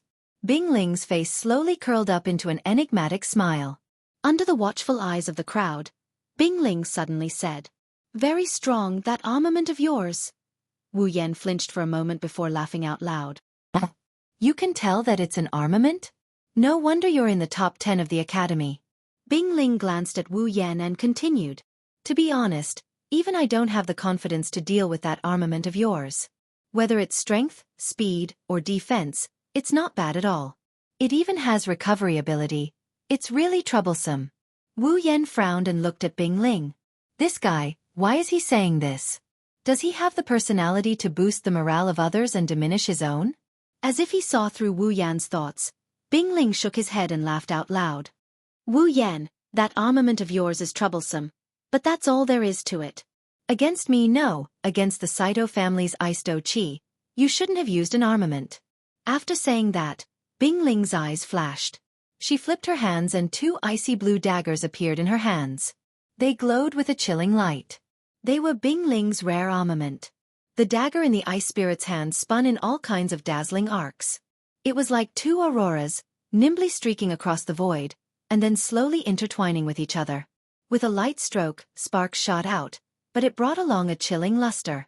After which, a dense ice-blue Do Chi surged out from within Bing Mian's body. After which, it wrapped around Bing Mian's entire body. The icy blue Do Chi began to spread. Finally, it turned into a ball of Do Chi. It slowly shrank and expanded, as if it was brewing something. It was extremely strange. Looking at Bing Ling's actions, Wu Yan's heart. Suddenly, a sense of vigilance rose in his heart. His eyebrows slightly furrowed. This scene was similar to what the Ice Spirit had wanted to do in the Tower of Tournament. However, he was interrupted by Sylph at that time. Now that he's seeing her again, and with Bing Ling's words, Wu Yan has a feeling that this battle is going to be more troublesome than he thought. Freezing wind. A deep and cold shout suddenly came out from the ice-blue Do Chi mass. Immediately after, the ice-blue Do Chi mass suddenly soared into the sky and floated in the middle of the field. On the high platform, some of the top 10 experts had already narrowed their eyes. Obviously, they recognized what Bing Ling was going to use next. Some of the people who had seen it before exclaimed in unison. The ball of Do Chi exploded in mid-air, countless icy blue rays shot out from it and enveloped the entire stage in the blink of an eye. Wu Yan's expression froze. He looked at the icy blue rays he saw in the last battle. His wine-red eyes narrowed. Wu Yan's intuition told him that the icy blue rays this time are different from the last one. A bad feeling crept into Wu Yan's heart. Wu Yan narrowed his eyes and looked at the icy blue rays in mid-air. Something bad is about to happen, I don't care, let's make the first move. With a snap of his fingers, the familiar crimson space appeared again. Thousands of iron sand swords slowly emerged, but in the next moment, Wu Yan's body suddenly froze. He was completely stunned. When his Gate of Babylon appeared, the strange icy blue rays shot towards the Gate of Babylon at an unimaginable speed, like bees that saw honey. They even enveloped the Gate of Babylon. Then, under the gaze of the audience, the iron sand swords on the Gate of Babylon started to freeze at a speed visible to the naked eye, turning into a ball of ice that covered the entire sky. Wu Yan was shocked. Bing Ling also had a surprised look on his face. He looked at the crimson space and said with a little surprise, "What a strange armament. The freezing wind that is specially used to deal with armaments can't freeze it." Then, the ice spirit's tone changed again.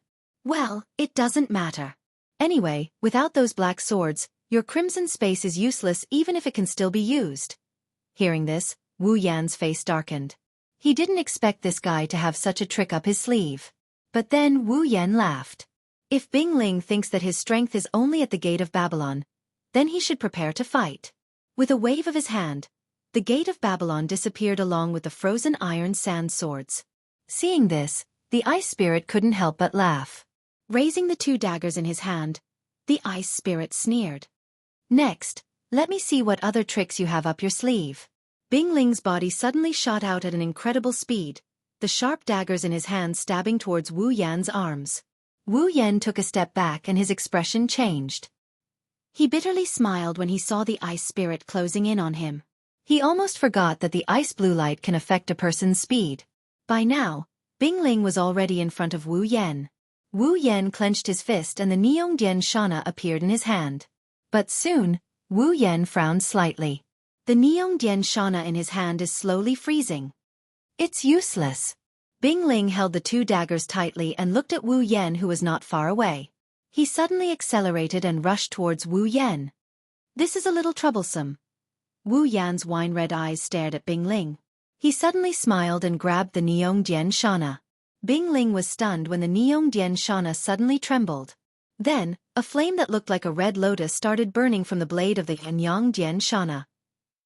The flame burned slowly, and the ice around the blade of the Neongdian Shana evaporated into gas. The flaming blade of the Neongdian Shana appeared in front of the ice spirit. The sudden change caused Bingling's face to change slightly. His eyes darkened. Obviously, he didn't expect Wu Yan's armament to have such an ability. Moreover, it was the fire element that countered his ice do chi. An eye for an eye. This time, it was Wu Yan's turn to give Bingling a surprise. The students in the spectator stands were in an uproar when they saw the flaming Neongdian Shana in Wu Yan's hand. After all, this armament appeared in the arena tower before. It was just that there was no flame at that time. On the special stands, Lei Wang shook his head with a smile. This kid has so many tricks up his sleeves. Where did he learn them from? Is he some old guy's disciple? On the high stands, Bing Mian and Qing Jinhua's faces were ugly. Fei Fei and Lulu were also surprised. Only Chuju and Makoto looked at each other and smiled. A single armament was enough to make them so surprised. If he were to bring out the meteor shower, who knew what kind of expression they would have? Bingling stopped in her tracks. She looked at the Nyaton Shana in Wu Yan's hand and her expression kept changing. The Saito family's ice do chi is very special. It can affect a person's speed. It can also restrict an armament. However, it also has an obvious weakness. When ice meets fire, the result is obvious. Wu Yan raised the Neongdian Shana and brushed it lightly. The flames seemed to be able to recognize people and didn't hurt Wu Yan's hand. Wu Yan grinned as he looked at Bingling. A glint flashed across his eyes. Don't stop, continue. Wu Yan appeared in front of Bingling in an instant.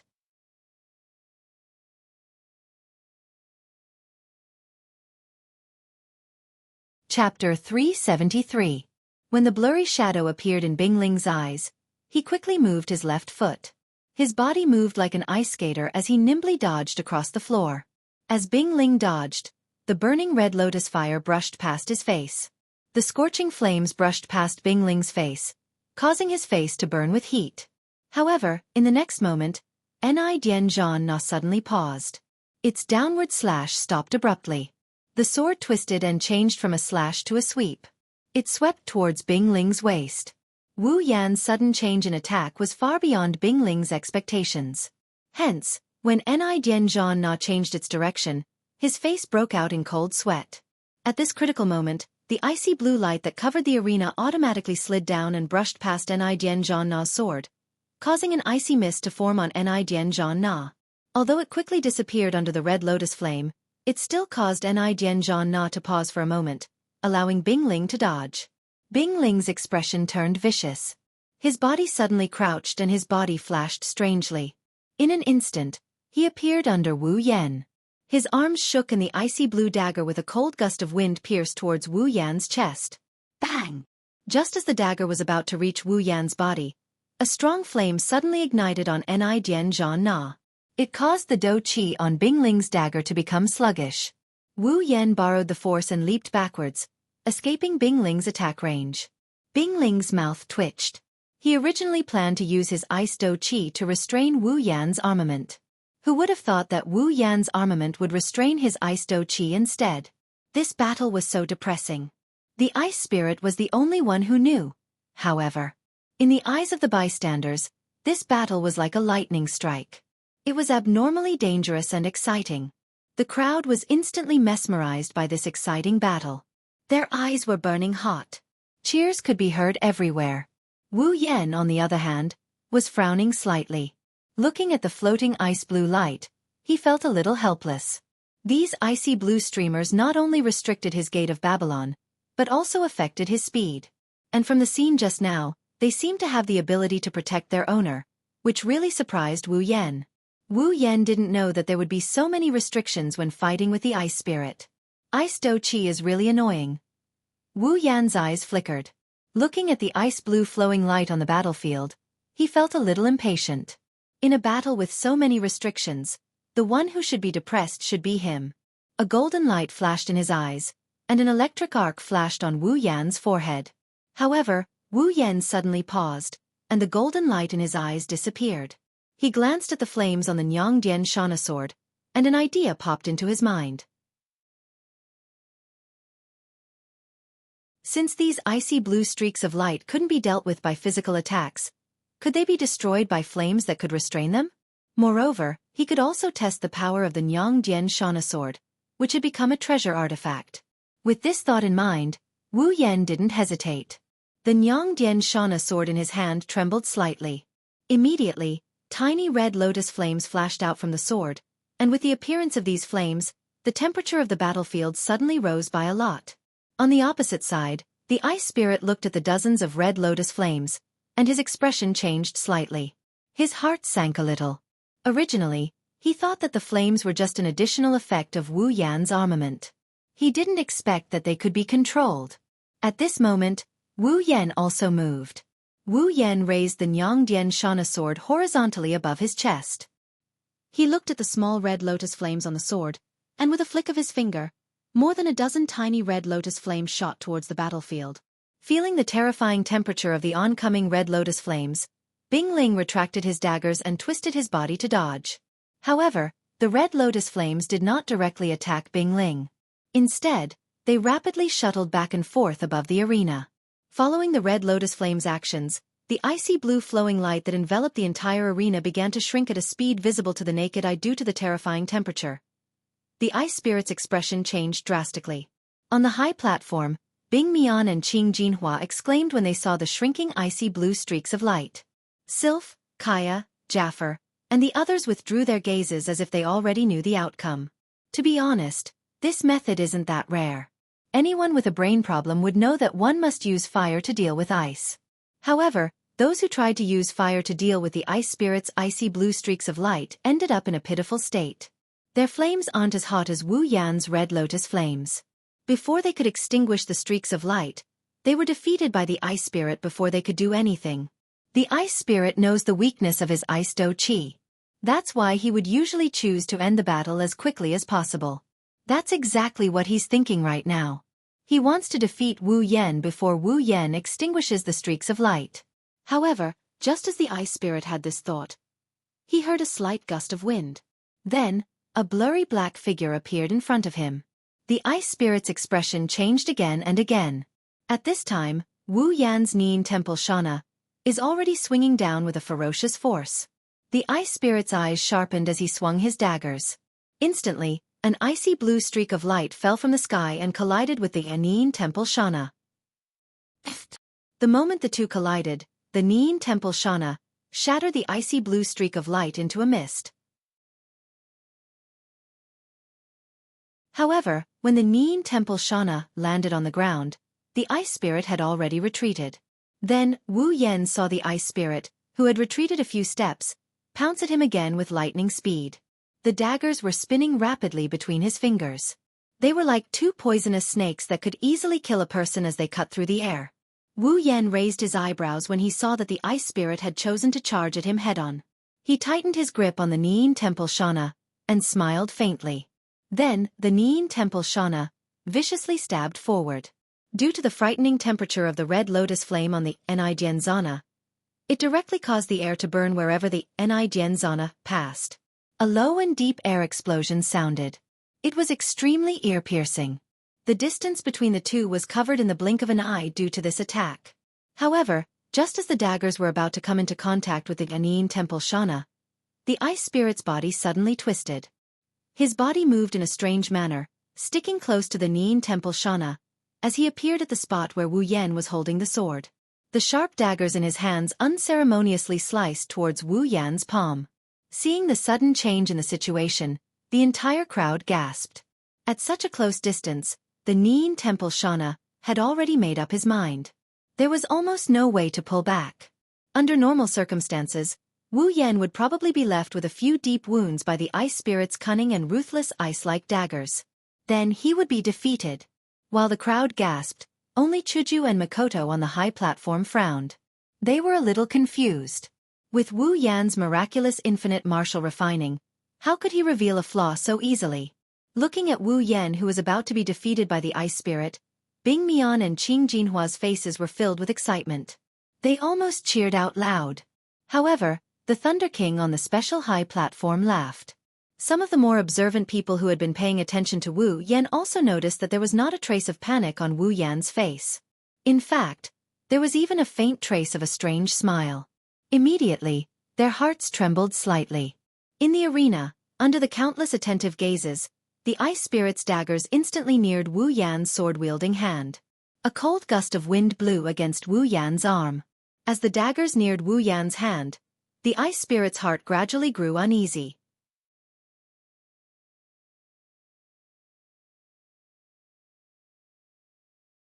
Chapter 374. As the dagger got closer, Bing Ling's uneasiness turned into reality. When the dagger was only a centimeter away from piercing his hand, Wu Yan finally made his move again. He didn't use any surprising method to counterattack, nor did he use any unexpected method. Wu Yan gently let go of Nyetan no Shana and let it fall to the ground with a crisp, ding-dang sound. Countless people were stunned. What is this? Without the support of the armament that could use flames, was there even a need to continue this battle? Does Wu Yan still have a way to win against Bing Ling? While everyone was having this thought, Mikoto smiled. Because at this moment, the electromagnetic field of her electromancer ability suddenly fluctuated, Bing Ling's face showed a trace of hesitation. He didn't understand why Wu Yan would give up on restraining his armament. Based on his impression of Wu Yan, he shouldn't be such an unwise person. However, at this time, Bing Ling would be able to stab the opponent's hand in less than a second. She didn't have time to think too much. Thus, Bing Ling's expression hardened. The dagger in her hand was suddenly enveloped by ice blue do qi. Threads of cold air wrapped around the dagger, and a cold wind suddenly grew stronger. Ice dagger. Ice Spirit's pair of daggers started to vibrate at a strange speed. Ice Spirit's voice was cold and oppressive. As the daggers trembled, the strands of cold air surrounding them shot out as if they had a mind of their own, converging into a long ice dagger. This was the ice dagger battle technique that Bing Mian had used before. But it's clear that Bing Ling's actions didn't cause Wu Yan to panic.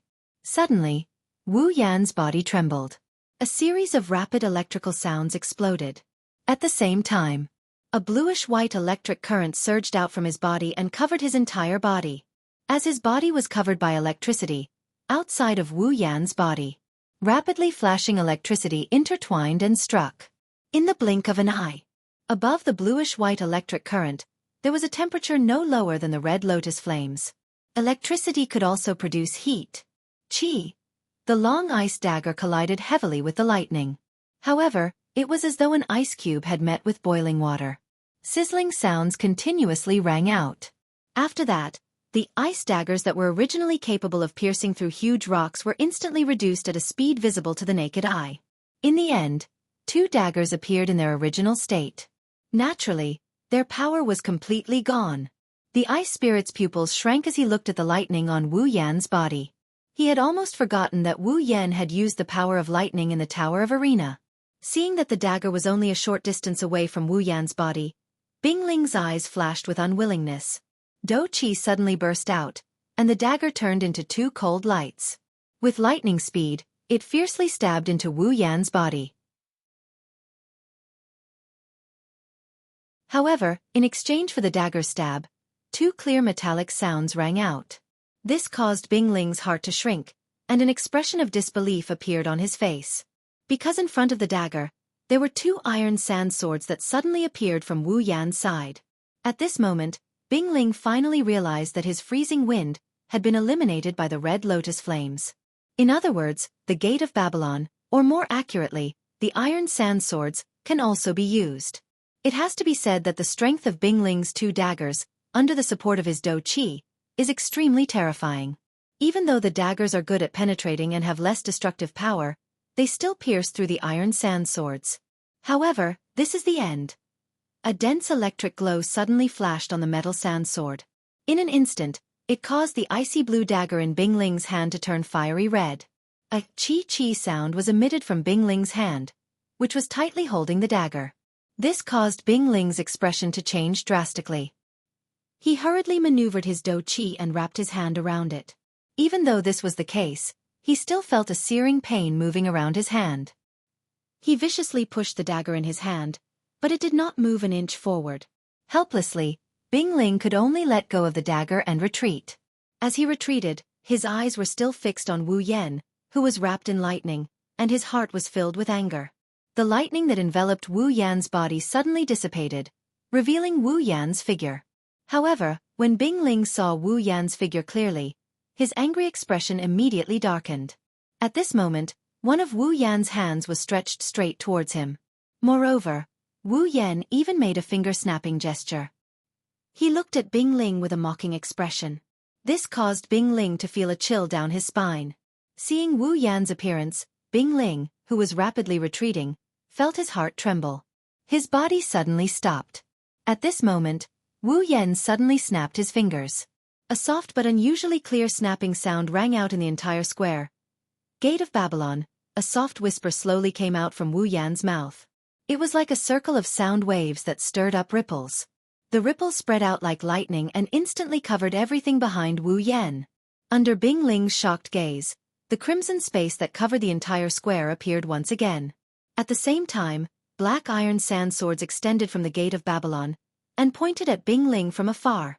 A chill suddenly spread from Bing Ling's spine, causing his entire body to feel cold. Even his hands and feet turned cold. In the next moment, Wu Yan's hand also swung down. An endless stream of iron sand swords covered Bing Ling's body like raindrops. Bing Ling roared and mobilized all his Do Qi to cover his entire body. The black sword slammed into Bing Ling's body, causing Bing Ling's face to turn pale.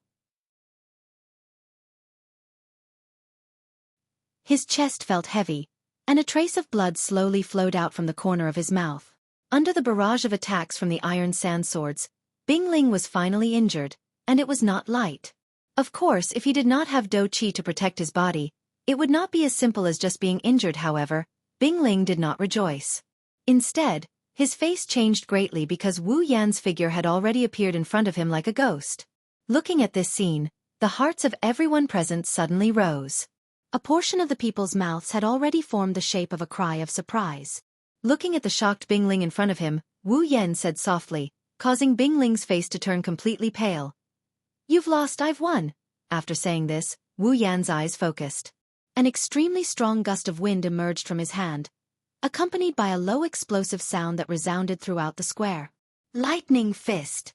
No! Hearing the sound in the square and seeing Wu Yan shout, Bing Mian, who was previously excited and looking forward to Bing Ling beating Wu Yan to the ground and begging for mercy, suddenly screamed out loud. Qing Jinhua's cheeks instantly turned pale and her mouth kept muttering, "How is this possible?" Under the watchful eyes of the crowd, the fist, which was wrapped in lightning, seemed to break through the barriers of space. It carried an unparalleled force and power as it heavily smashed into the chest of the shocked Bing Ling. An earth-shattering force, along with the power of lightning, surged out wildly. Bang! When the intense pain came, Bing Ling's shocked face flushed red. A mouthful of bright red blood violently spurted out from his mouth. His body flew backwards as if he had suffered a heavy blow. In the end, he landed heavily on the ground outside the square, causing cracks to appear on the ground. Bing Ling's face was deathly pale. All the strength in his body seemed to have left him at this moment, causing him to be unable to stand up from the ground. He could only lie there and look up at Wu Yan on the stage, his heart filled with bitterness. Slowly stepping forward, Wu Yan indifferently looked outside the square at the deathly pale Bing Ling. He smiled slightly and stretched before looking at the Thunder Emperor. The Thunder Emperor shook his head with a smile and raised his hand.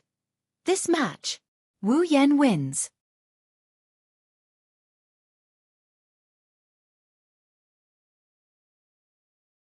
Chapter 376.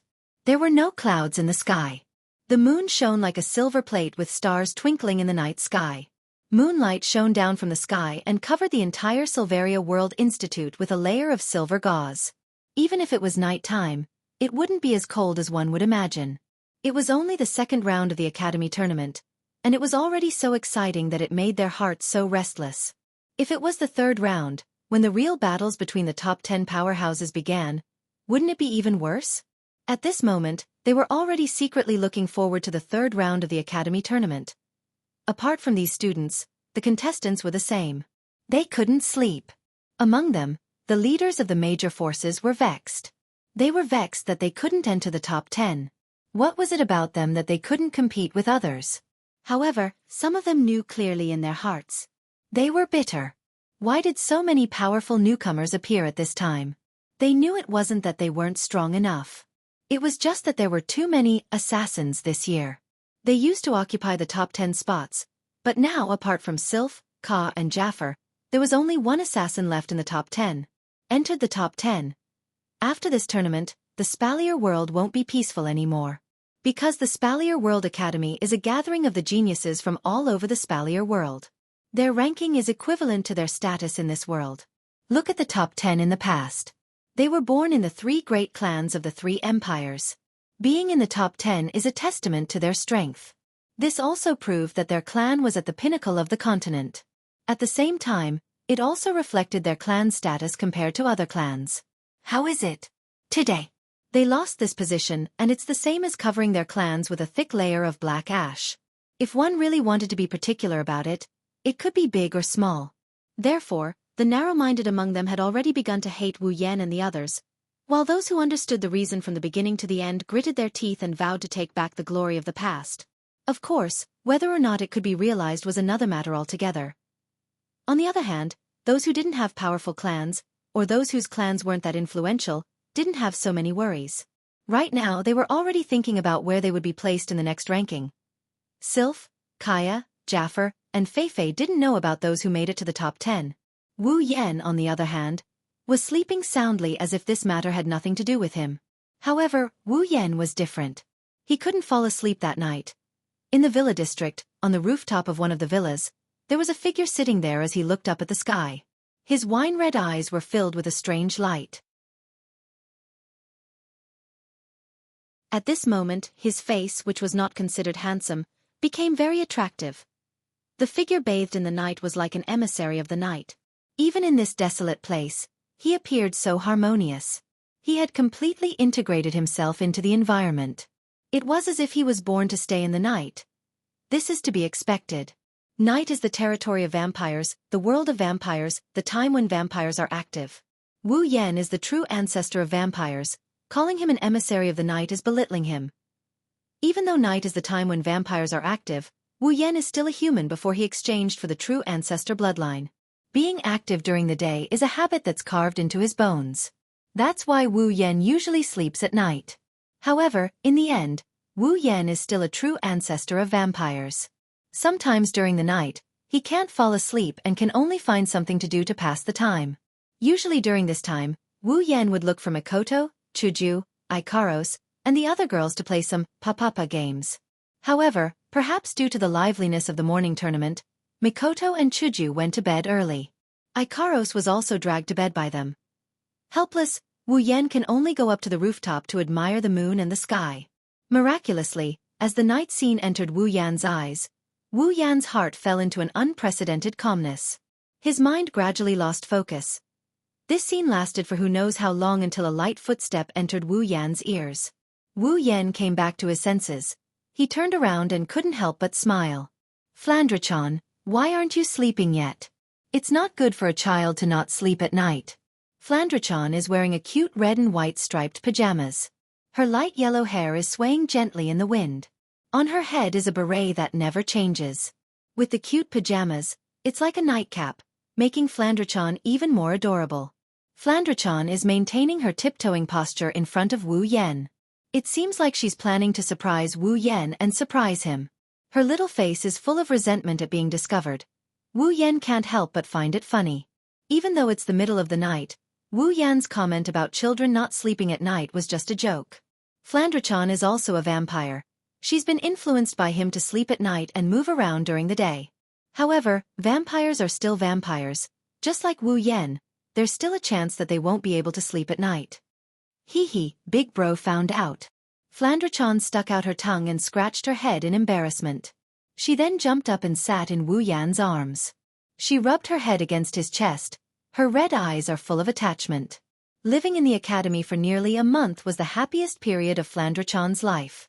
She had brothers and sisters who loved her and loved her. She also had Liren who played with her all over the place. Unlike the days when she could only hug her pillow in the basement, Flandre-chan is undoubtedly the happiest she's ever been. All of this is given to her by the big bro who brought her to his side.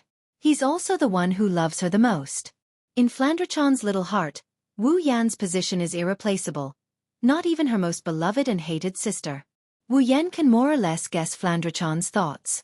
That's why Wu Yan is ashamed. After all, summoning Flandre-chan was an accident. He didn't choose to do so. Flandre-chan is so attached to him because of this. Wu Yan naturally feels that it's not worth it. However, Wu Yan has explained this to Flandre-chan more than once, but Flandre-chan's feelings for him didn't change. She's still attached to him. This made Wu Yan speechless. All he can do is to give Flandre-chan all his love and care. This way, he can show her that he wants to be good to her. But at this time, Wu Yan realized that he hasn't spent time with Flandre-chan since coming to the academy. Even though he personally fed her 3 meals a day, Wu Yan still feels that his love and care for Flandre-chan isn't enough. Patting Flandre-chan's head tenderly, Wu Yan looked up at the sky and whispered, "Flandre-chan, are you homesick?" Flandre-chan didn't hesitate to shake her head, but after a pause, she nodded. Flandre-chan doesn't miss home, but Flandre-chan misses sister. Wu Yan smiled and didn't say anything else. He looked at the moon in the sky in silence. Maybe it's time for him to accompany Flandre-chan, Chuju, Mikoto, and the others.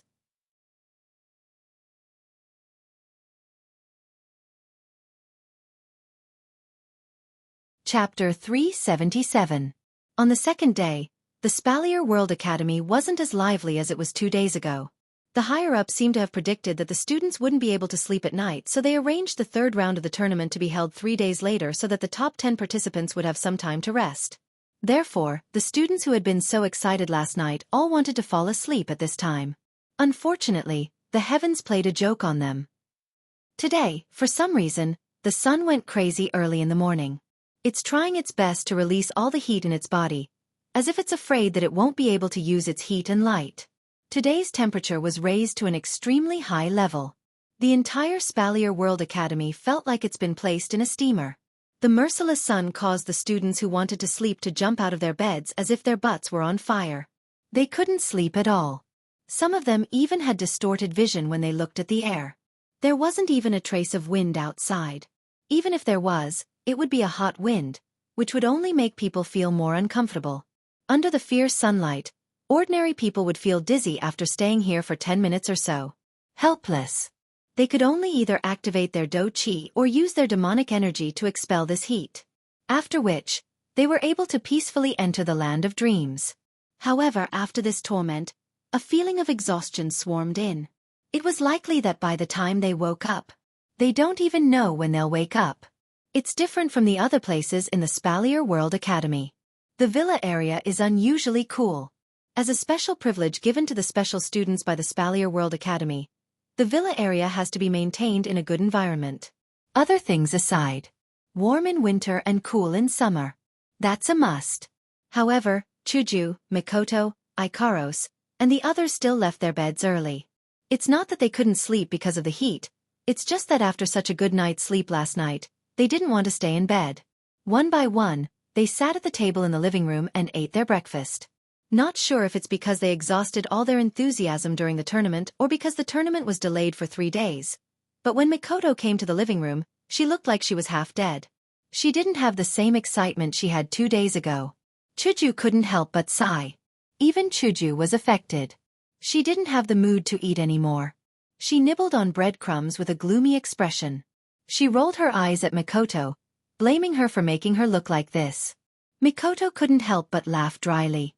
The only one who was still energetic was Ikaros. However, from Ikaros' calm face, it's hard to tell what's going on. At some point, footsteps came from the staircase.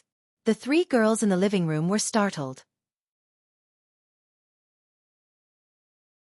Straightening their backs, Chuju, Mikoto, and Ikaros continued to eat their breakfast as if nothing happened. However, the 3 pairs of eyes that were looking at the staircase betrayed their inner thoughts.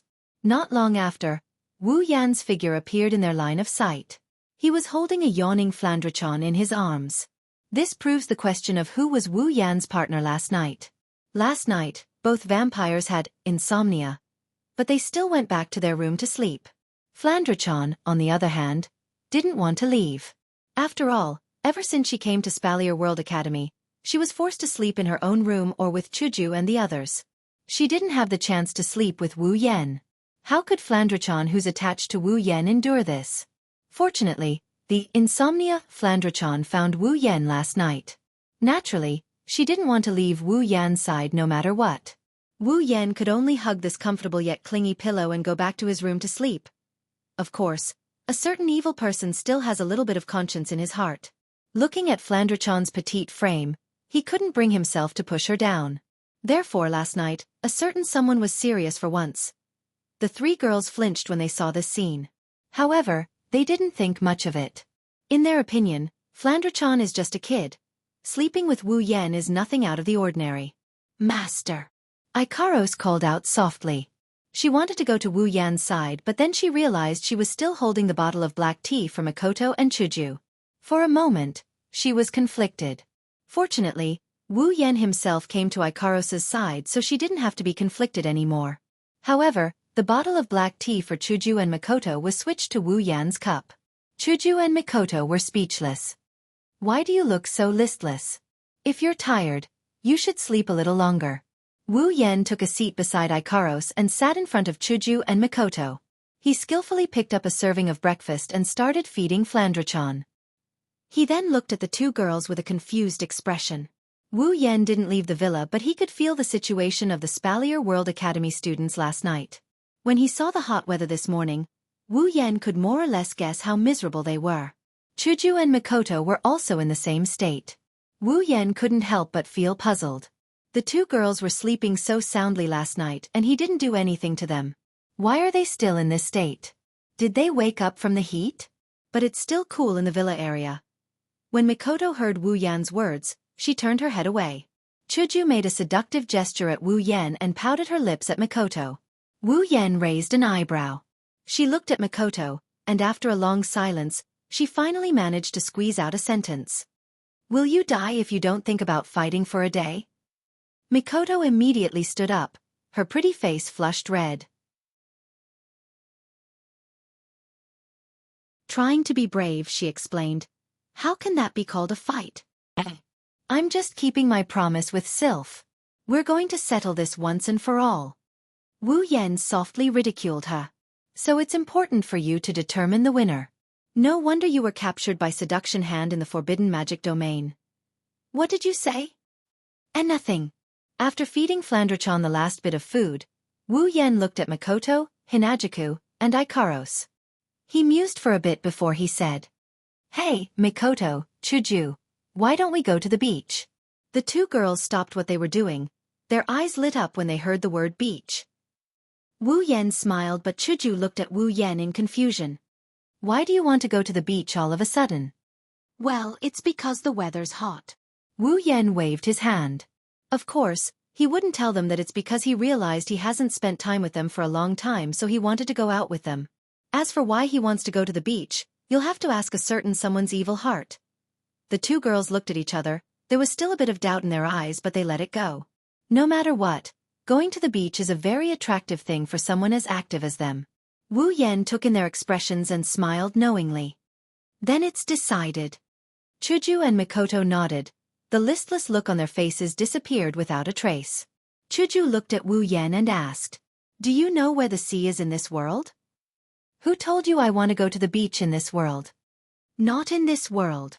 Wu Yan lifted his head and said something that made Hinajuku flabbergasted. "Let's go back to Whirlwind Butler."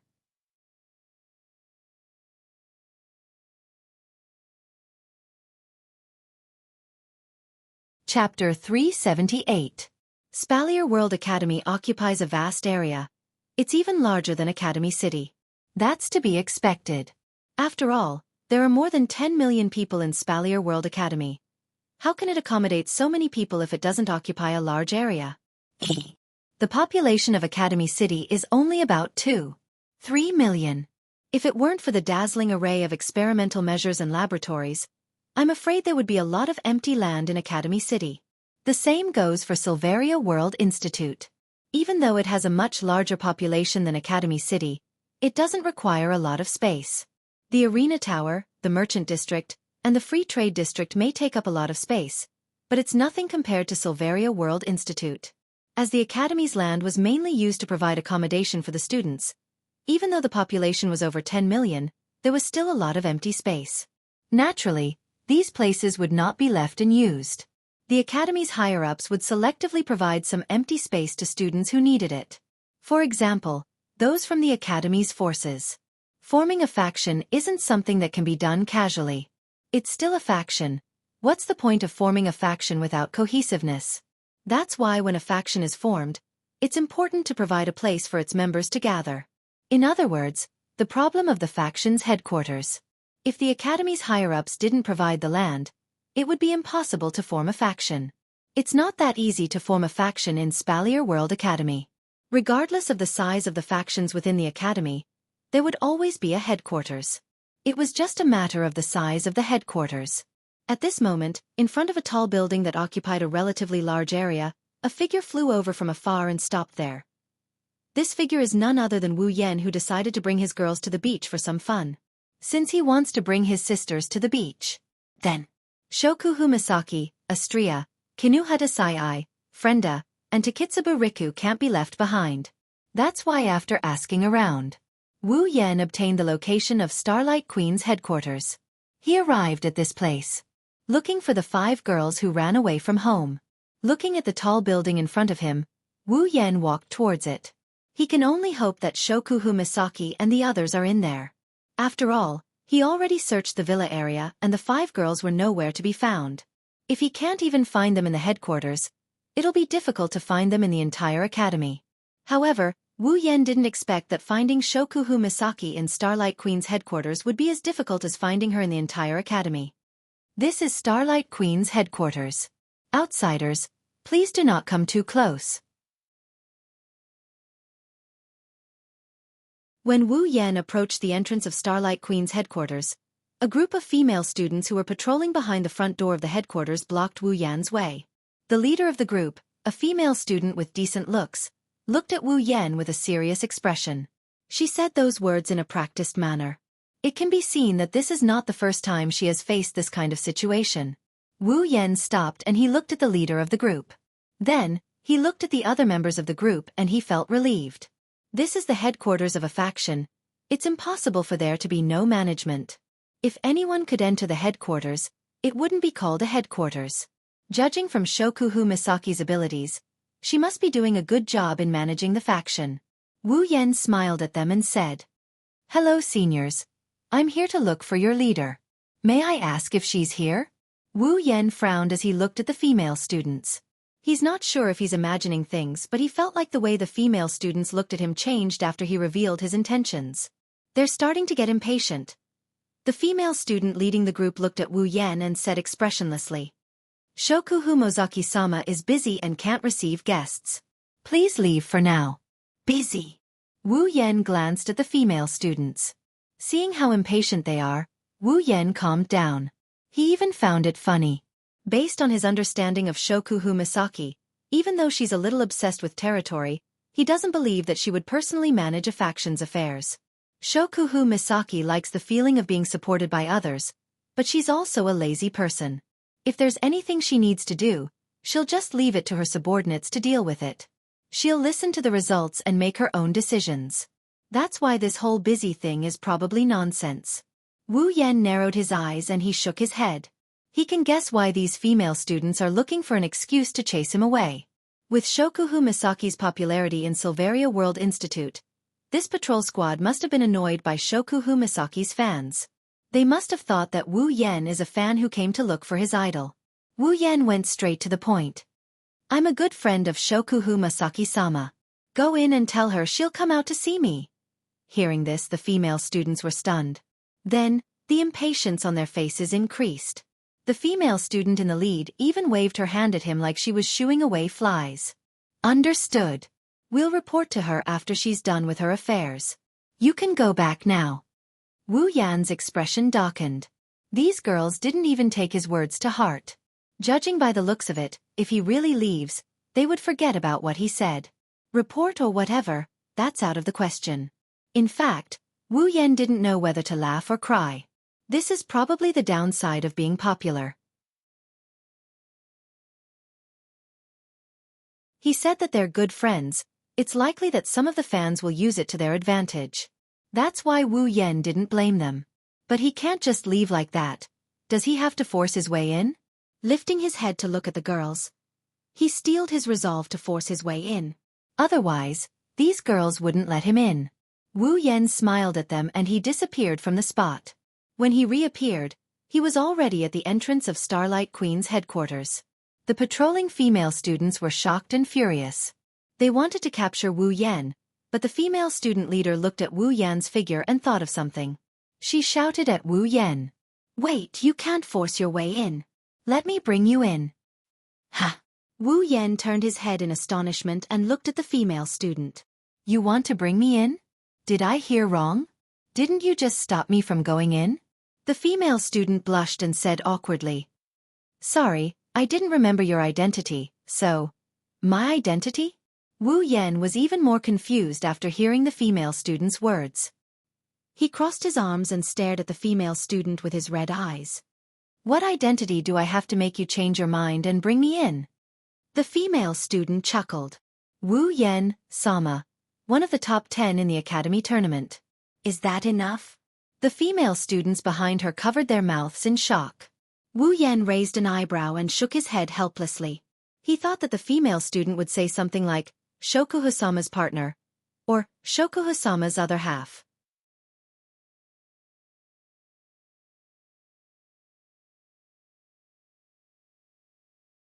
Chapter 379. On the way to Shokuhu Misaki's headquarters, Wu Yan looked at the female students in front of him who didn't even bother to talk to him. He looked around and was speechless. Even though he knew Shokuhu Misaki created a Starlight Queen in the academy, Wu Yan didn't know what kind of faction Starlight Queen was. But now Wu Yan knew. Simply put, it's a faction made up entirely of female students. Along the way, Wu Yan saw no less than a few hundred members of Starlight Queen. Every single one of them is a female student and they are pretty good looking. Their talents and strength are top-notch as well. Wu Yan even saw a few special students. Plus, when the female students saw him walking into the headquarters, they pointed at him and whispered to each other like they were looking at a gorilla. Wu Yan was certain that there were no males in Starlight Queen's headquarters. Could it be that Shokuhu Misaki has gotten used to being served by the other girls in Tokiwadai, so she doesn't want any men to appear in her territory? Or is it because she looked down on men and thought that the girls in her faction were better than the boys? Perhaps only Shokuhu Misaki herself knows the answer to this question. Listening to the whispers of the female students, Wu Yan felt helpless. It's just that there are no males in the headquarters. It's not like there aren't any males in the academy. Is there a need to be so exaggerated? Wu Yan didn't know that during the time Shokuhu Misaki established Starlight Queen, the leaders of the major factions came to visit her. However, if there were any males among them, Shokuhu Misaki wouldn't meet them. She would only meet the females who came to visit her. In other words, a male walked into her headquarters. This is the first time. The reason why the female patrol leader dared to bring Wu Yan in is because of this. On the day the first round of the tournament ended, this female student, she saw Shokuhu Misaki hugging Wu Yan's arm with her own eyes. She looked really close to him. That day, the female student was scared out of her wits. Even though she had only joined Starlight Queen for less than a month, she knew Shokuhu Misaki quite well. At least, Shokuhu Misaki didn't care about any of the outstanding male students in the academy. One could only imagine how shocked the female student was when she saw the scene that day. However, other than her, no one else knew about it because even if she told others about it, no one would believe her. Otherwise, it would definitely cause a storm in Starlight Queen. Due to Shokuhu Misaki's skill in controlling her subordinates, the members of Starlight Queen idolized her as much as the Onii-sama of Tokiwadai. Wu Yen had a taste of the Onii-sama's dark side before. If news of this spread within Starlight Queen, the result would be the same. The female student leading the way was one of the more sensible members.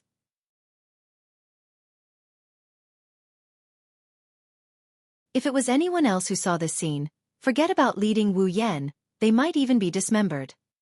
Following the female student's lead, a large office appeared in front of Wu Yen. The female student knocked on the door. Not long after, a familiar sweet voice came from behind the door. "Come in." The female student pushed open the door to reveal the situation inside to Wu Yen. The corner of Wu Yan's mouth twitched when he saw the situation inside. He raised an eyebrow and his expression turned awkward. It's a spacious room similar to any other office. There is a long desk in the middle of the room and two large bookshelves on both sides. The desk and bookshelves are filled with all sorts of papers.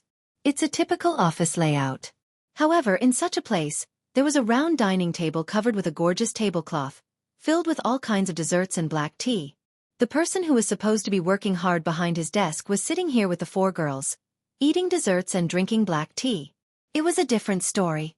Shokuhu Misaki didn't notice Wu Yan's presence. She thought he was one of her subordinates, so she continued eating her cake. Kinuhata Sai-ai and Frenda, on the other hand, were sipping their black tea with disinterest. It looks like they aren't as obsessed with desserts as Shokuhu Misaki. Takitsubu Riku looked exhausted. She slumped on the table as if she fell asleep. Astria, on the other hand, turned into a glutton. She gobbled down everything on the table as if she hasn't eaten for several lifetimes. Wu Yen originally thought that he would be able to see a dignified leader scolding his underlings. When he arrived, he was met with a scene like this. One can imagine how he felt. He couldn't keep his cool. Wu Yen rolled his eyes when he saw the awkward expression on the girl's face. His face twitched as he said, "You girls sure know how to enjoy life." At the same time, those who were eating the dessert stopped, those who were drinking the black tea stopped, those who were sleeping stopped, and those who were eating crazily stopped. They turned their heads abruptly to look at the source of the sound, and the five women were instantly stunned. "Master!" Astria shrieked and she started coughing like crazy. It's obvious that she choked on the food that she didn't manage to swallow. Wu Yen felt bad for her when he saw her like this. "Why are you here?"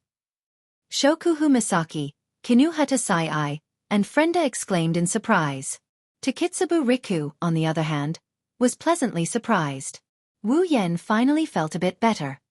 "You girls didn't want me to come?" Wu Yen glanced at them and turned away. "Then I'll be leaving." "Wait!" The five girls subconsciously called him out. Wu Yen found it funny, but he also felt proud of himself. Looks like these five girls still have their hearts tied to him after all.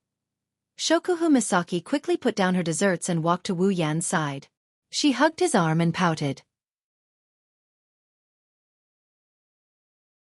"It's rare for you to come here. Are you going to leave just like that?"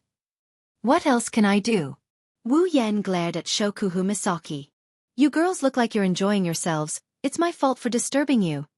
The five girls laughed awkwardly. Shokuhu Misaki was no exception. After all, the scene just now was too embarrassing for her.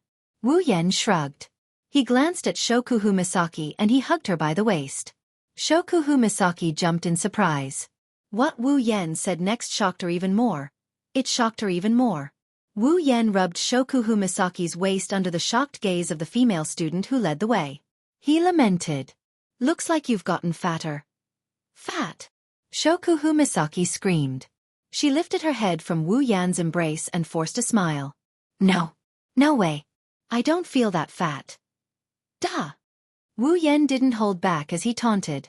"Who knows your body better than me? Do you think I can't tell if you've gained weight or not?"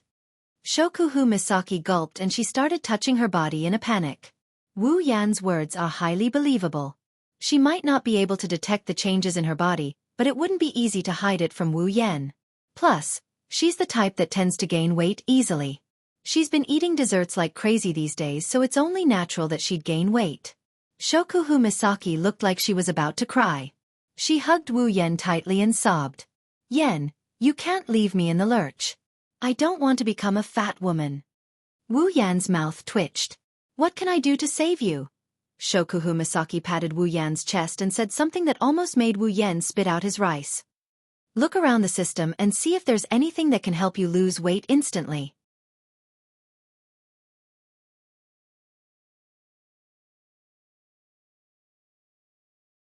Chapter 380. White Emperor College is a famous school for nobles in the world of Whirlwind Butler. It's similar to Toki Wadai Middle School in the Index of Forbidden Books world. The only difference is, there are no superpowers in this world. White Emperor College consists of elementary school, middle school, and high school. Students who study here must have a strong family background and have real talent. That's because the entrance exam for White Emperor College is 65 points and above. Here, 65 points is enough for a person to get into a first-rate university. 72 points is enough for them to get into Tokyo University. One could only imagine how difficult it was to study here. Therefore, the White Emperor Academy had always been a super aristocratic academy that everyone dreamed of entering. The White King Academy was very spacious. The students who were active inside would directly use the trams to travel. But usually, no one would use them. But today, this tram that had not been activated for a long time flashed with a white light. When the white light disappeared, a man and 9 women appeared in the tram. The man was holding an extremely cute little girl with a pair of wine-red eyes. The women were all swallows. Some were big, some were small, but without exception, they were all devastatingly beautiful. The group of 10 that suddenly appeared are Wu Yan, Chuju, Mikoto, Ikaros, Flandrachan, Shokuhu Misaki, Astria, Kinuhata Sai, Frenda, and Takitsubu Riku. Wu Yan already had a plan when he decided to bring the girls to the beach to relax. It's time to go back to the Whirlwind Butler. First of all, the world of the Whirlwind Butler is much safer than the world of the Forbidden Tome. There aren't as many conflicts, and I can have a good time. Second of all, Hinajuku, who has been away from home for a long time, can also go back home. For the sake of sightseeing, the world of the Whirlwind Butler was naturally the best choice. Wu Yan can only go to the world he wants. Only the Whirlwind Butler, Forbidden Book of Magic Catalog, and Heavenly Item were available. The other worlds required points to activate. Compared to the other 2 worlds, Whirlwind Butler is used for fun. It's the best world for him. If he goes to the Index of Forbidden Books, who knows if Alistair will set him up for it. The same goes for Heavenly Object. That scumbag Sky Lord had his eyes on Ikaros all the time. If he goes there, he's bound to run into a lot of trouble. Wu Yan really wanted to take care of Space Master, but he's only here to keep the girls company. So, he decided to take care of Space Master when he has the time. Looking around, when they found themselves in a tram, the girls showed a puzzled look. They don't know where they are.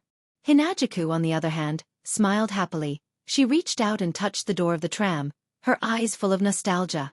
After all, this was Hinajuku's first time away from home.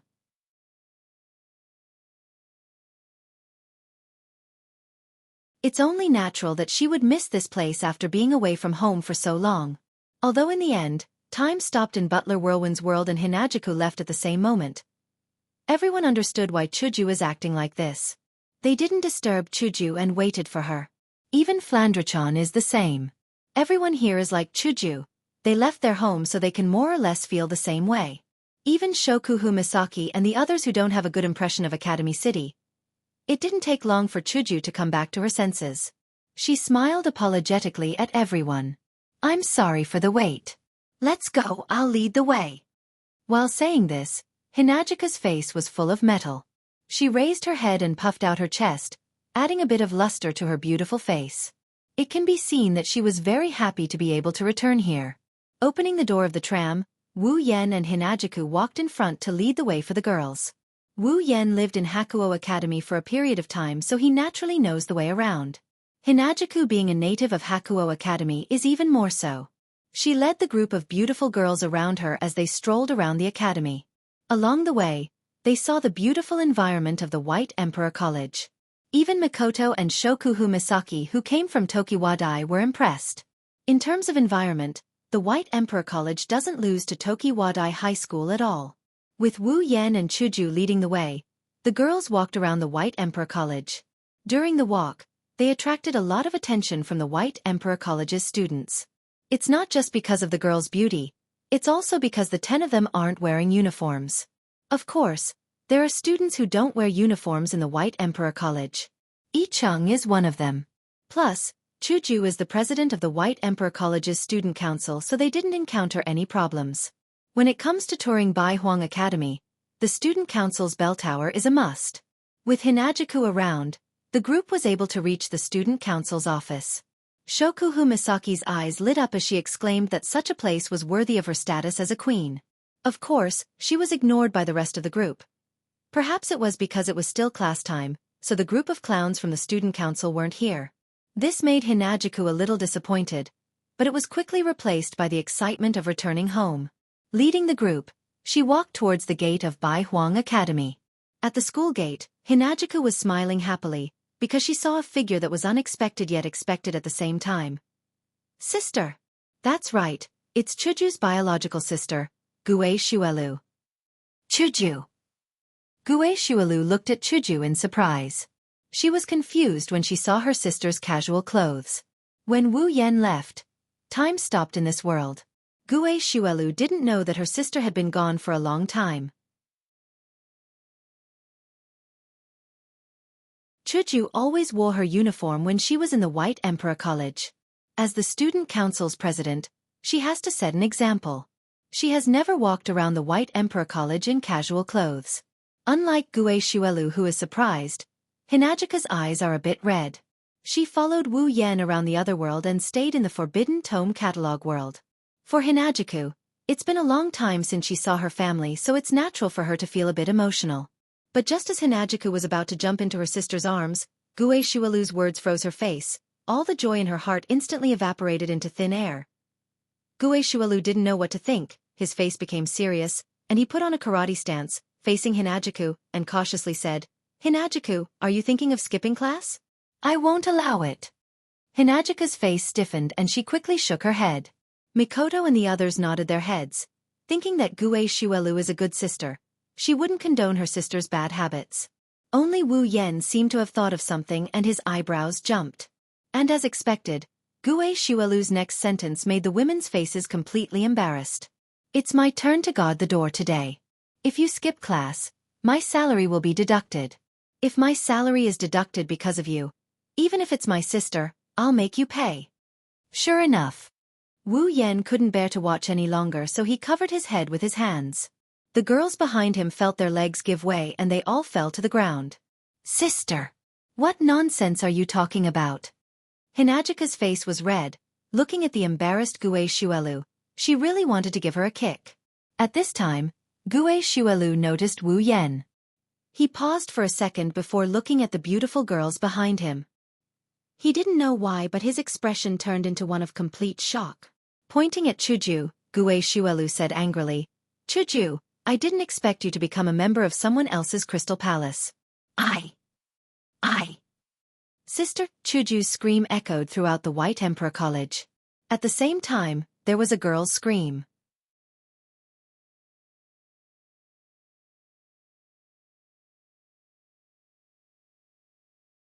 Chapter 381. Chuju took a deep breath as she stared at the door. Her hands started trembling.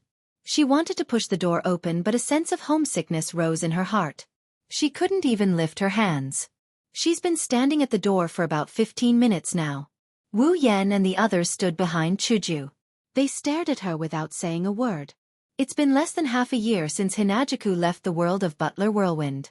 To the people of this world, it's only a blink of an eye. But Hinajuku couldn't help but act this way. After all, Hinajuku is only 16 years old. Strictly speaking, she's still a child. There are people who are younger than Chuju. Mikoto, Kinuhata Sai-ai, and Frenda are younger than Chuju. However, the three of them grew up in Academy City. In Academy City, even young children don't have parents by their side. They were sent to Academy City from a young age to receive the development of their abilities. Independence is a necessary skill. That's why even Mikoto didn't fully understand Hinagika's feelings, let alone Kinuhata Sai and Frenda. To Kitsuba Riku was the same. Flandra-chan wasn't too mature, so she didn't really understand. As for Ikaros and Astria, they didn't know what was going on. To them, Wu Yen is their only family. Shokuhu Misaki, on the other hand, seems to understand Chuju's feelings. However, she doesn't feel the same way. She has seen the emotions of many people in Academy City. Before. After a long while, Hinagiku finally adjusted her condition. She smiled apologetically at everyone. Then she pushed open the door to her house. I'm back. Chuju used to shout this sentence several times a day. She would shout it at this time. Her voice trembled a little. However, the next moment, a beautiful woman's voice came from the living room. Hinagiku, who was about to step into the house, stopped in midair. Era, Hinagiku, you're back so soon? Chuju's mother is sitting on the sofa in the living room. The TV in front of her is playing a tear-jerking soap opera. Chuju's mother is crying her eyes out. She had a handkerchief in her hand and she kept wiping her face. The handkerchief was almost soaked. Chuju saw this scene and it made Chuju laugh. Her unstable emotions calmed down. Chuju walked up to her mother and complained. Mom, your tear line is so easy to break. Don't watch such tear-jerking soap operas. However, Mother Hinagiku did not agree and retorted. It's not that my tear line is easy to break, it's just that the plot is too. Before she could finish, Chuju's mother seemed to recall something sad. Tears flowed down her face. Chuju couldn't help but feel embarrassed. Wu Yen and the others looked at each other and smiled bitterly. Flandra-chan looked at Chuju's mother and tugged at Wu Yan's clothes. Big brother, is that Chuju Jejie's mother?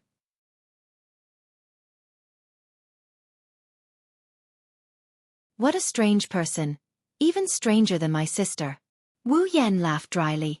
He silently mourned for Remilia. If Remilia knew that she had such an image in her sister's heart, she would probably smash her dignity to the ground. Hinagika's mother turned around when she heard Flandra-chan's tender voice. When she saw Flandra-chan in Wu Yan's arms, she flinched for a moment before joy filled her. She quickly walked over to Flandra-chan and she spoke with a loving tone. What a cute little girl. What's your name? Flandra-chan looked innocently at Chuju's mother with her wine-red eyes. Flandra-chan's name is Flandra-chan. Oh, you're called Flandra-chan. Hee, how are you? Hinagika's mom held Flandra-chan's hand and gently waved it twice, her face full of smiles. One has to say, she's a mature woman indeed. She's really good at treating children.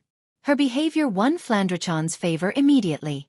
Yen, is this little girl your little sister? Hinagika's mom lifted her head to look at Wu Yen, but she quickly froze and exclaimed in surprise. Little Yen, how did your eyes become like that? It's nothing, ma'am. Don't mind this kind of thing. Wu Yen mumbled. Although Hinagika's mom still didn't understand, she didn't think too much about it. The children naturally have their own thoughts. Hinagika's mom still has a lot of trust in Wu Yen, who took care of her and her mother. If it wasn't for Wu Yan's insistence on being a housekeeper, Chuju's mother would have taken him in as a foster son. When she mentioned this to Wu Yen almost peed his pants. Nonsense, if he became Chuju's mother's son, wouldn't Chuju be his little sister? To Wu Yen, who wanted to woo the president, this was no less than a bolt from the blue.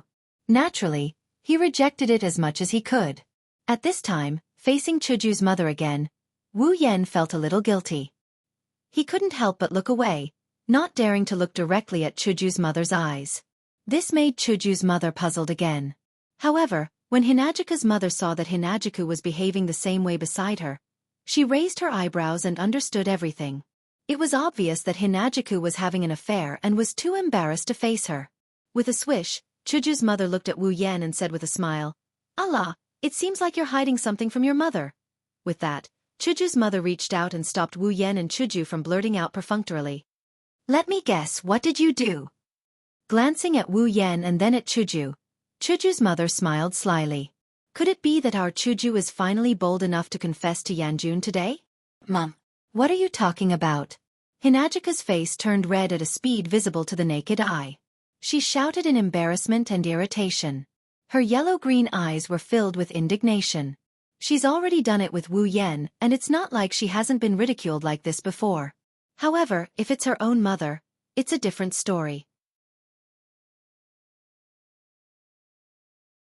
Also, Hinajika's skin is thin to begin with. What's more, I'm the girl. Shouldn't I guess that the guy confesses to me first? She was also a victim. She was forced to do it. Thinking of this, Chuju's eyes became more indignant. She glared at Wu Yan, making Wu Yan smile awkwardly. Chuju's mother also chuckled. Look at you. Even if it's not a confession, it's not far from it. Chuju's mother looked back and forth between Wu Yan and Chuju with great interest and clapped her hands. That's not bad. Yanjun's cooking is so good. If you marry my Chuju, I'll be able to eat it often in the future. Marry, marry, marry, marry. Chuju's face turned red as if the word marry was a great stimulus to her. Her head began to boil. Before this, Chuju had never thought about marriage. Hinajika's mother was just joking, but seeing her daughter like this, how could she not know what her daughter was thinking in her heart? This time, she seriously thought about it. Chuju seems a little young to get married. But it doesn't matter. It won't be too late in a year or two. Anyway, when I married her father, I wasn't that old. Suddenly, Chuju's mother paused. She glanced behind Wu Yan at the group of girls who had been looking at each other. Then she smiled at Wu Yan. Of course, the premise is that you can't be a playboy. Other than laughing, what else could he do?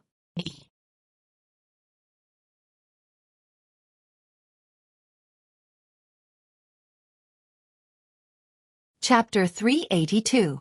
The sun is golden, the beach is golden, the sky is blue, the water is blue, the water is blue, the water is blue. There is no doubt that this is the ocean. Wu Yan and Co. are standing in front of a wooden mansion with a red roof and white walls. They are looking at the beach and the ocean in front of them. The warmest and most comfortable smiles on their faces are a reflection of how they are feeling right now. The ocean. The ocean. Flandre-chan's eyes lit up. She threw her little handbag on the ground and cheered. Her little face was full of excitement. Her sweet and innocent voice spread among the crowd, causing the smiles on everyone's face to grow even wider. Oni-san. It's the ocean. The ocean. Flandre-chan jumped into Wu Yan's arms and pointed outside. Her red eyes were filled with intoxication. Wu Yan smiled and pinched her cheeks. What's wrong? Is this Flandre-chan's first time seeing the ocean? Nodding her little head like she was pounding garlic, Flandre-chan once again turned to look at the blue water with a happy smile on her face. Flandre-chan has never seen the ocean before. I see. Wu Yan rubbed Flandre-chan's head and he looked at the ocean in the distance. This time, we must play to our heart's content. Aha! Shokuhu Misaki stroked her hair, and the corner of her mouth rose. The ocean. Compared to a swimming pool, it does give off a different feeling. Mikoto raised an eyebrow and looked at Shokuhu Misaki. She suddenly asked, have you never been to the sea before? The smile on Shokuhu Misaki's face froze. She covered her mouth with her hand and smiled, but it looked forced. How could I not have been to the ocean? Oh, Mikoto dragged out the word. Her teasing tone was obvious. Shokuhu Misaki could no longer maintain her smile. She was angry and was about to retort when Takitsubu Riku pulled her back and smiled apologetically. If these two were to fight, it would be a disaster. There would be no end to it. Hey, why are you all standing there? Chuju poked her head out of the mansion and shouted at everyone. Go put down your luggage and change your clothes. Oh, time to change. Astria ran into the mansion first. Everyone shook their heads and smiled bitterly. They knew Astria came here just to taste the watermelon and ice cream. All right, go change your clothes, I will go put down the luggage. Wu Yan turned around and walked towards Chuju. He handed Flandre-chan to her. Chuju, I'll leave Flandre-chan in your care. Hinajiku nodded and she took Flandre-chan. She called out to the others before heading inside. Wu Yan spent a lot of gold coins on this trip to Silveria so that he could enjoy himself to the fullest.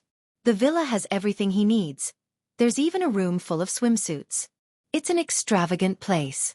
If it weren't for the fact that Silveria's gold coins are made of real gold, Wu Yan would have spent a lot of money by now. Of course, it was all worth it. When everyone walked into the room, they were immediately stunned by the scene in front of them. What appeared in front of them was a dazzling array of swimsuits of various styles and sizes. There were so many types that this group of little girls who had never seen such a big scene before could not help but stare with their eyes wide open. These are all swimsuits? Mikoto's jaw dropped in an exaggerated manner. Even the biggest swimsuit store in Academy City isn't as big as this, right? Where did Yen find a mansion like this? Chuju shook her head with a bitter smile. The world of Hay-8 the Whirlwind is filled with rich people. She has seen the private swimming pool of Sanqian Nunnery and Yi Cheng. The swimsuits prepared there are even more extravagant than the ones here, so she wasn't surprised. There are a lot of different types of swimsuits here. Some of them are good enough to cover the entire body. However, most of them are too revealing for the girls to see. Some of them only cover the important parts of the body. The girls looked at each other and started to get suspicious. Don't tell me Wu Yan arranged this on purpose? It has to be said that Wu Yan's image in the girls' minds isn't that good. Of course, Flandre-chan and Astria didn't think as much as the other girls. After cheering, they ran into the store to look for their favorite swimsuits. Shokuhu Misaki smiled and walked in as well. Anyway, there were only 10 of them in this stall. 9 of them were women, and although the remaining one was a man, which part of his body hadn't he seen before? It doesn't matter what kind of swimsuit she wears. Plus, it's not like there aren't any decent swimsuits here. Why are you thinking so much? No matter how revealing it is, it's better than being naked, right? Frenda shrugged as she giggled at the girls. The girls looked at each other and they nodded helplessly. Even if they are shy, they have to admit that in front of Wu Yan, it doesn't matter what they wear. At this moment, Astria picked up a swimsuit and placed it on top of her body. She yelled as she compared the size of the swimsuit. Hey, how about this one? No. Chuju and Mikoto objected without hesitation. Their faces turned red from embarrassment. What a joke. The one Astria is holding isn't even a swimsuit. It's more like a piece of cloth made of red thread. The pieces of cloth are about the size of their thumbs. Can they even wear something like that? Is that so? Astria shook her head and put the swimsuit back down with a hint of regret. I thought it was pretty good. At this moment, the other girls also started to disperse and look for suitable swimsuits. Kinuhata Sai-I, who was about to step forward, suddenly thought of something and turned to Takitsubu Riku and said, Takitsubu, super wait for a while before you change. Stay here and super watch. I don't want that super pervert to come in. That won't happen. Takitsubu Riku smiled sheepishly. However, her tone is indescribably weak. Obviously, even she feels that there's a high chance that Wu Yan will barge in. Once again, Wu Yan's image in the girls' hearts isn't that great. Mikoto, which one do you think is better? Hinajuku looked at the swimsuits that were similar to underwear, but she didn't even look at the cloth and lines. She said to Mikoto, looking like she couldn't make up her mind. I think this one is good. Mikoto looked around and picked up a swimsuit that was similar to the school swimsuit. There's a lot of places that can be covered.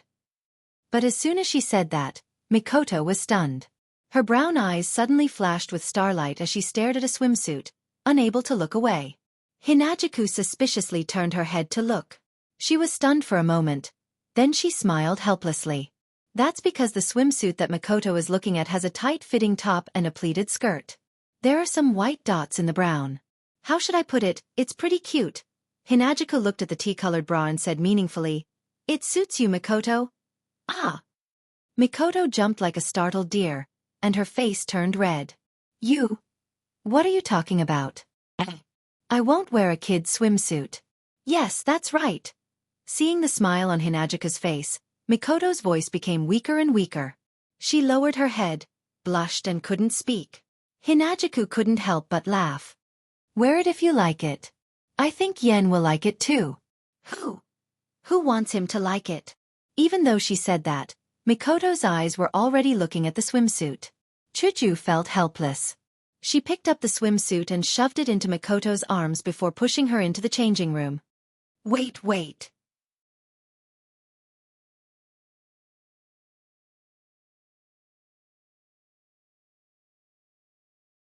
Chapter 383. Without a doubt, the amount of time a girl needs to put on makeup, change clothes, and tidy up her hair isn't something other activities can compare to. Even changing into a bathing suit that doesn't have much fabric took a full hour. Other than Wu Yan, the other 9 girls are standing in the middle of the bathing suit room. All of them have changed into bathing suits. If Wu Yan was here, he'd be dizzy just looking at them. Chuju is wearing a pink bathing suit. The top is tied with 2 straps at the back of her neck and the bottom is a very classic bikini style. Her pink hair and pink bathing suit together. It's like they were born to be together. Mikoto is wearing the bathing suit that Chuju forced on her. The color is brown with some white dots. It matches her hair color very well. The upper part is a tight-fitting suit with a pleated skirt. Even if it's a little underage, it's still very suitable for Mikoto. Standing next to Mikoto was Frenda. She had already taken off her black beret and her blonde hair was tied up. Frenda didn't lose her original cuteness, but she also looked a little weak. She was wearing a revealing red swimsuit that crossed her chest. She looked cute, weak, and sexy all at once. To sum it up, she looked cute, weak, and sexy all at once. To sum it up, Frenda, she's very cute. Compared to the 3 girls, Kinuhata Sai's swimsuit was a bit more common. It was the school swimsuit that Mikoto picked up before. It covered her petite body tightly, but the color was white. Coupled with Kinuhata Sai's seductive snow-white thighs, it didn't lose any of her charm. Instead, it brought out the beauty of her long legs. Flandrechan's bathing suit is a proper children's bathing suit. The color is her favorite red and white. The design is similar to Mikoto's. Of course. With Flandrechan's cute face, no matter what she wears, she'll attract a lot of attention, especially from some weird uncles. These 5 girls are the epitome of beauty, cuteness, and beauty. If they go out in public, they'll definitely dazzle a bunch of perverts. She was also very satisfied with her image. Before the other 4 girls came out of the dressing room, she had already changed her clothes. At this time the 5 of them, aside from Flandrechan, the smiles on the other 4 girls' faces disappeared the moment the 4 girls came out of the changing room. All that was left was unwillingness, jealousy, and unwillingness. Jealousy, and hatred. Shokuhu Misaki walked in front of the girls, revealing her beige bikini under the envious gazes of the girls. Her lips curled into a sly smile, and her body swayed with every step she took. Her voluptuous breasts bounced up and down, making her look extremely seductive. Ikaros had a calm expression, but her body didn't seem to want to be left out. The black and white striped bikini couldn't restrain her voluptuous breasts. Even though she wasn't as graceful as Shokuhu Misaki, her charm didn't lose to her at all.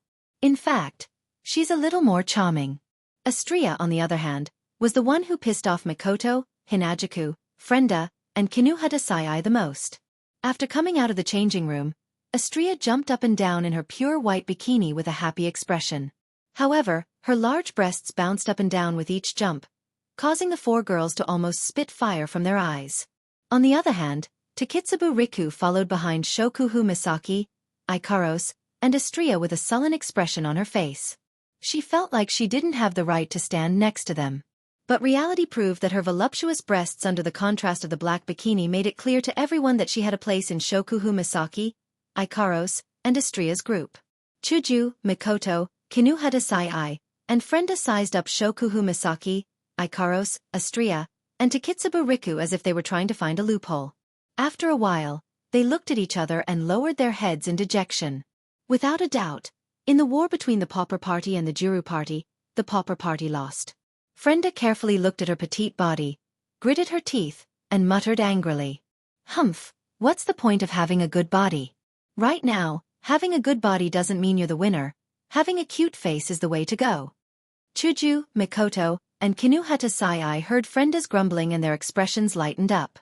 Of course, just because they got over it doesn't mean others will let them off the hook. Shokuhu Misaki glanced at Mikoto's swimsuit and chuckled. Her chuckle was indescribably creepy. Era Misaka-san, your swimsuit is pretty cute.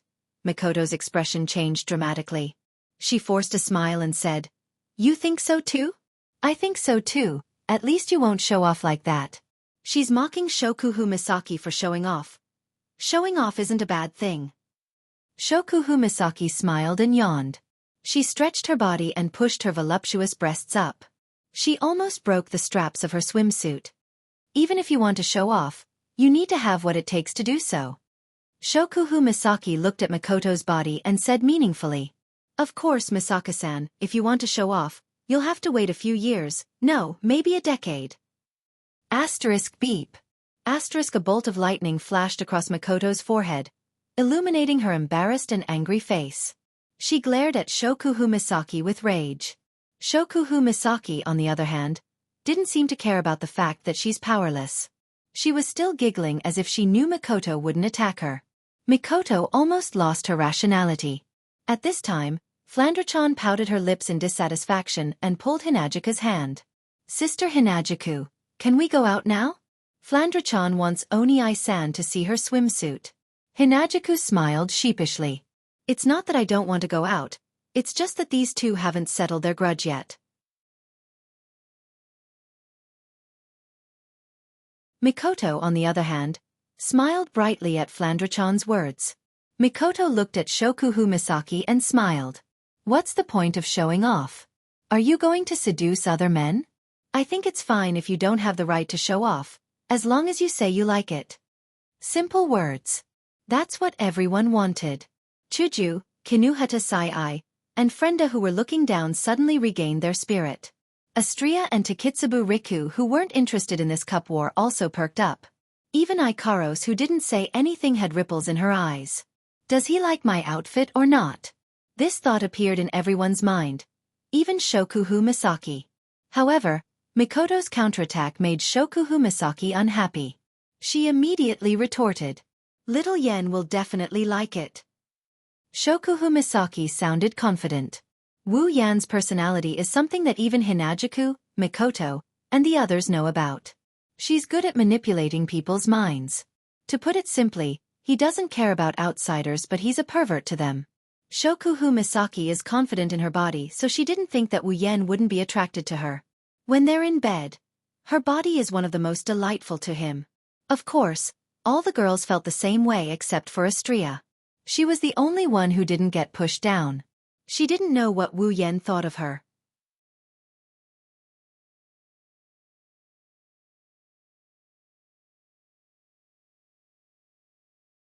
Chapter 384.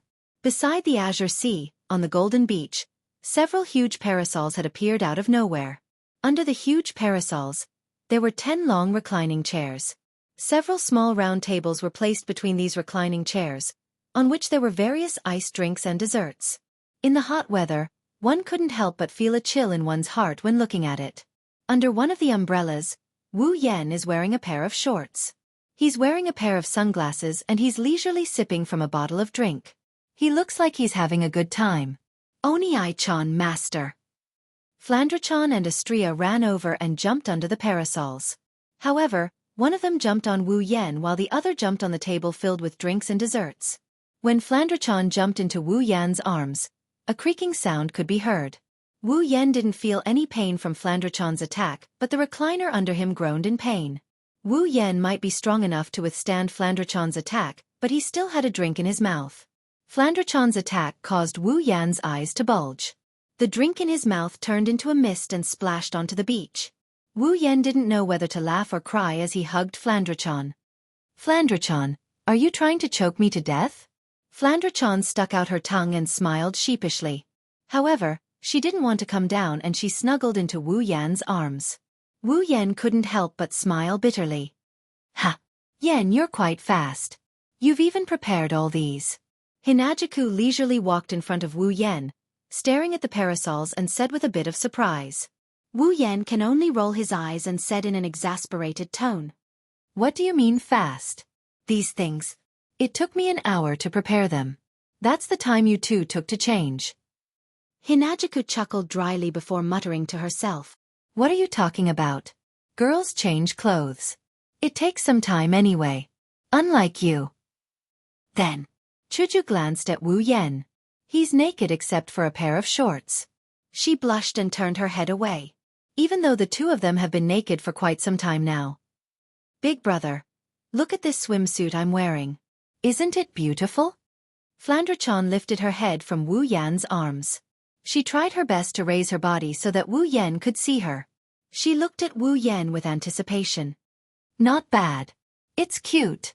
Smiling at Flandre-chan, Wu Yan nodded in approval. Flandre-chan couldn't help but giggle in delight. At this time, Wu Yan noticed that the girls had all come out of the villa. They followed behind Chuju and appeared in front of Wu Yan. Their swimsuits of different sizes stunned Wu Yan. He couldn't help but feel a little dizzy. Wu Yan's reaction was seen by the girls. Seeing Wu Yan in a daze, the girls smiled. They were very excited. After all, they were just discussing whether Wu Yan liked them or not. Wu Yan's reaction was enough to explain everything. Shokuhu Misaki came out of the crowd and came in front of Wu Yan. She grabbed his arm and pressed her breasts against Wu Yan's arm. Wu Yan couldn't take it anymore. Little Yan, do you like my swimsuit? Shokuhu Misaki smiled sweetly at Wu Yan. At the same time, she didn't stop. She continued to rub against Wu Yan's arm. Wu Yan knew Shokuhu Misaki's personality very well. He could guess why she suddenly used her seduction ability. She must be trying to steal Makoto's attention again. Wu Yan glanced at Makoto's pale face. He was even more certain of his guess.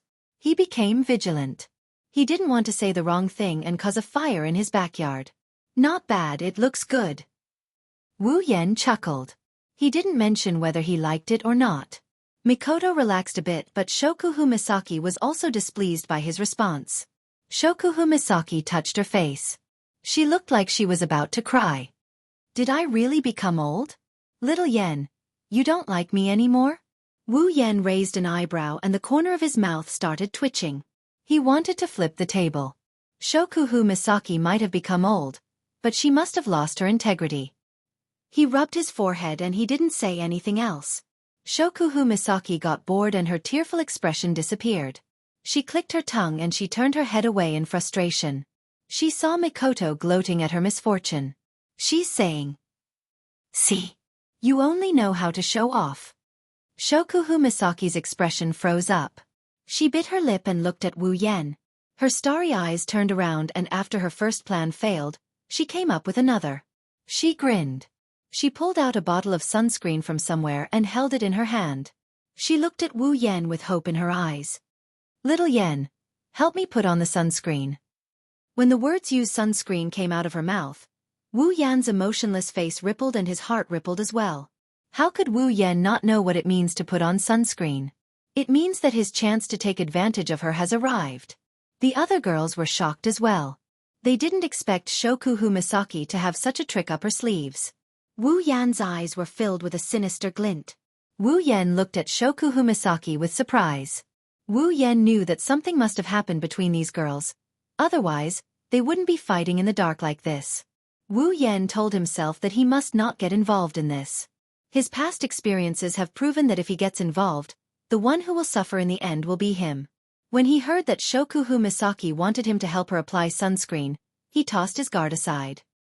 He took the sunscreen from her and he pretended to sigh. I really don't know what to do with you. The girls were furious. They cursed Wu Yan for being a pervert. How could he be seduced so easily?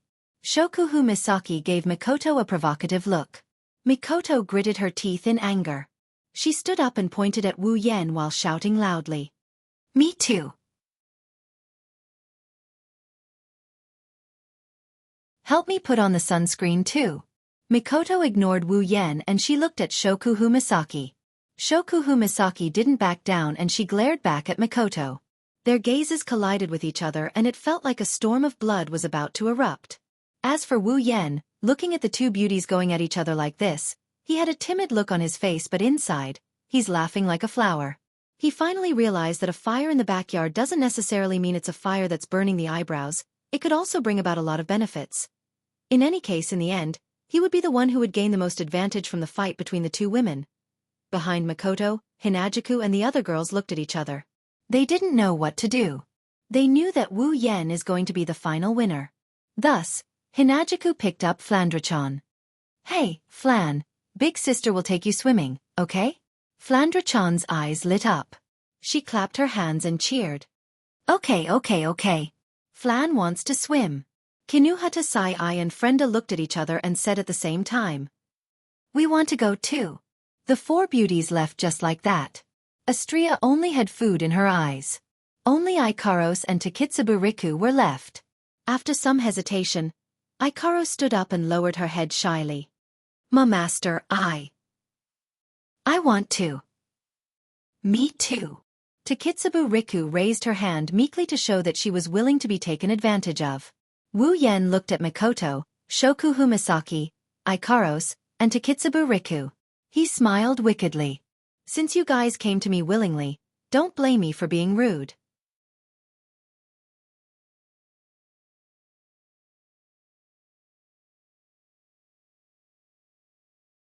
Chapter 385.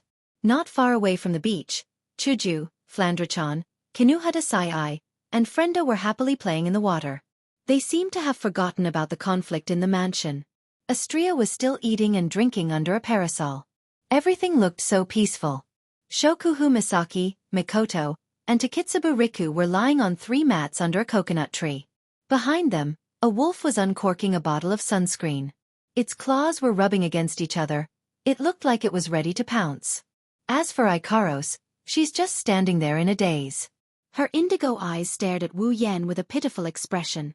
Since there are only 3 mats, Ikaros was excluded from the list and temporarily escaped from Wu Yan's clutches. However, she doesn't seem to be too happy about it. Shokuhu Misaki glanced sideways at Mikoto, and Mikoto did the same thing. Both of their gazes collided with each other, and it seemed like they were still competing. Takitsubu Riku, on the other hand, seemed to be frightened by the atmosphere between the two. She lowered her head and didn't dare to look at them. Who's going first? Applying sunscreen on his hand, Wu Yen glanced at the 2 girls. He pretended he didn't see the interaction between the 2 girls and told them. However, his voice couldn't hide the excitement in it. Of course I'll go first. Shokuhu Misaki immediately said. Mikoto shut her mouth. She turned her head away angrily. It doesn't matter who goes first. It's not like they said that whoever goes first wins. Shokuhu Misaki seemed to have seen through Mikoto's thoughts. She narrowed her eyes and smiled. It was a meaningful smile. Shokuhu Misaki straightened her body and reached behind her back. She pulled out her swimsuit. She undid it. Wu Yan's hand trembled and he almost smeared the sunscreen on the coconut tree. Mikoto's expression changed as well before her expression changed drastically. The redness began to spread to her face. It looked like she was provoked by something. He shouted angrily at Shokuhu Misaki. You, what are you doing? You filthy woman. Shokuhu Misaki laughed and mocked Mikoto. Misaka classmate, what you're saying isn't right. Isn't it normal to use sunscreen? Don't tell me that Misaka-san wants to make your skin black and white? But. Mikoto blushed. Stuttered. But this is the beach in public. Shokuhu Misaki shook her head and looked at Mikoto with disdain. There are no other men on the beach, and Xiao Yan is my lover. Xiao Yan has already seen my body. My lover. Mikoto lowered her head. Wu Yen and Shokuhu Misaki could see steam coming out of Mikoto's head. Shokuhu Misaki's bold statement was a fatal blow to Mikoto. Shokuhu Misaki smiled triumphantly. She didn't even notice that a certain wolf behind her was trying its best to turn its neck, trying to see through Shokuhu Misaki's back. It wanted to see all of her breasts, but it was quickly disappointed.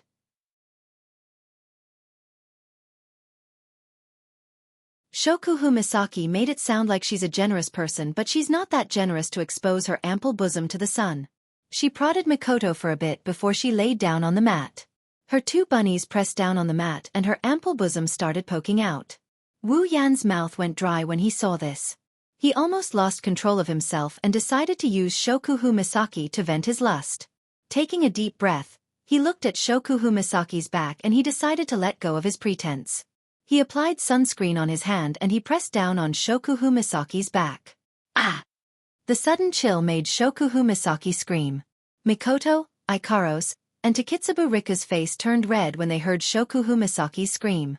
Wu Yen rubbed his hand on Shokuhu Misaki's back and spread the sunscreen on her back. Shokuhu Misaki's beautiful long hair covered her entire back. Wu Yen rubbed her back gently, and a pleasant sensation came from his hand. Wu Yan narrowed his eyes. Maybe Wu Yan's technique was too good, but Shokuhu Misaki's face started to turn red. Shokuhu Misaki felt like Wu Yan's hand was magical. The heat from his hand made Shokuhu Misaki moan. Shokuhu Misaki's face turned red when she realized how embarrassing her voice was. She regretted her actions.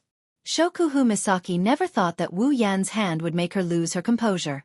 If she knew this would happen, she wouldn't have fought with Mikoto even if she was beaten to death. It was better than making such embarrassing sounds in front of Mikoto. Shokuhu Misaki didn't know that Mikoto didn't have the time to think about this. She was scared silly by Shokuhu Misaki's shinin. At this time, Mikoto was worried that when it was her turn, she wouldn't be able to do the same. Takitsubu Riku was the same. You. Shokuhu Misaki couldn't hold back her sobs anymore. She couldn't let Wu Yan continue like this. If this continues, she'll be embarrassed. Under Wu Yan's touch, her body started to feel a strange sensation.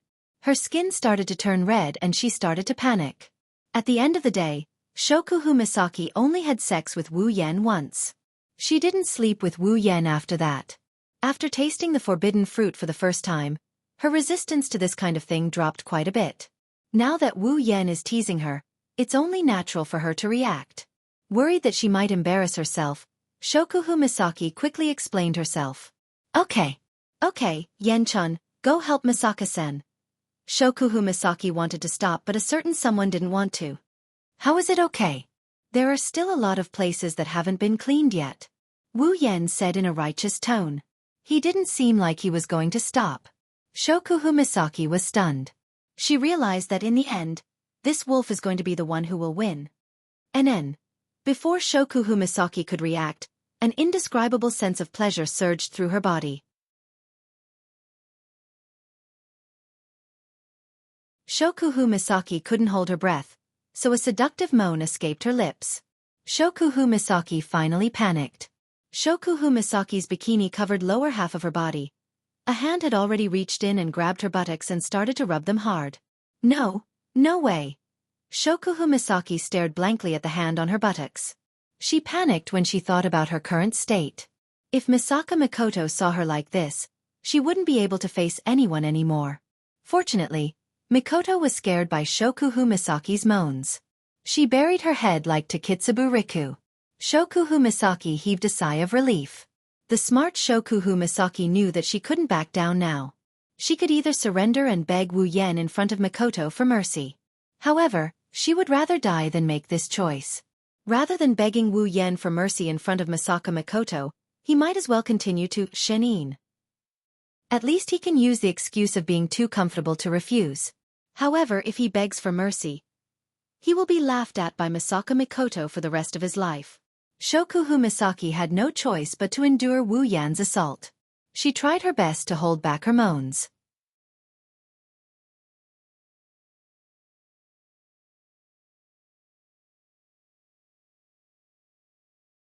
Chapter 386.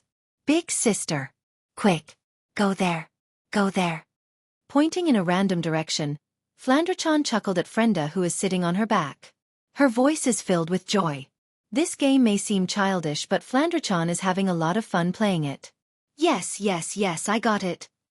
Frenda sighed helplessly.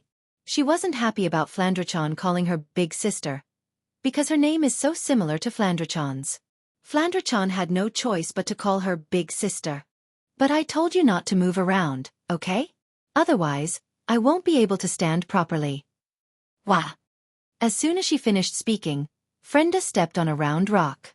She lost her balance and fell down.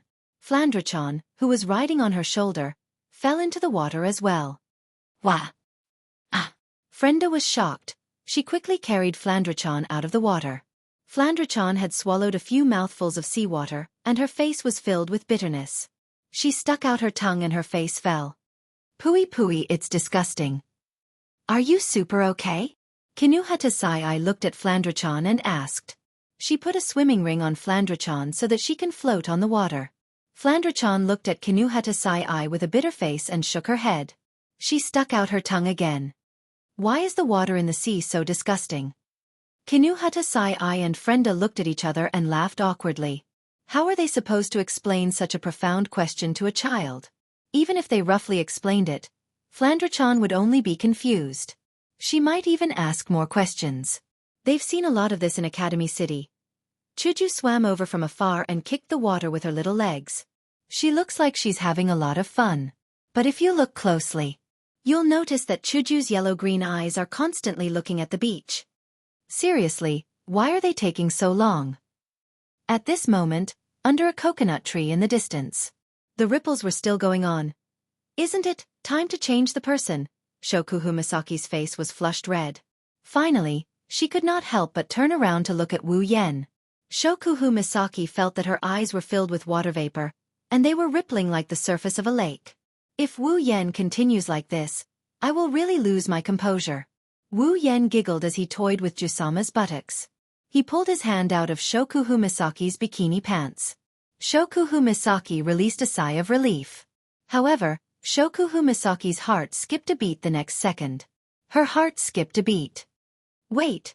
Shokuhu Misaki felt Wu Yan's hand slowly move from her buttocks to her soft back, then from her soft back to the sides. Shokuhu Misaki couldn't help but open her mouth. Unfortunately, Shokuhu Misaki couldn't speak anymore. His hand gently pressed and pinched Shokuhu Misaki's soft buttocks.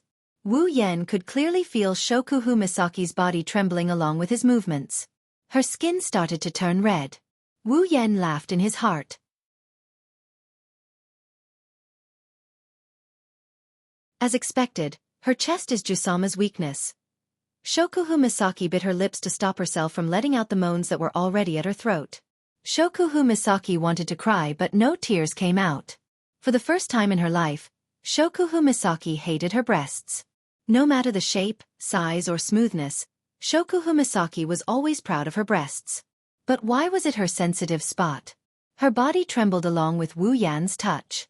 Shokuhu Misaki's heart trembled along with it. Her body was getting weaker and weaker.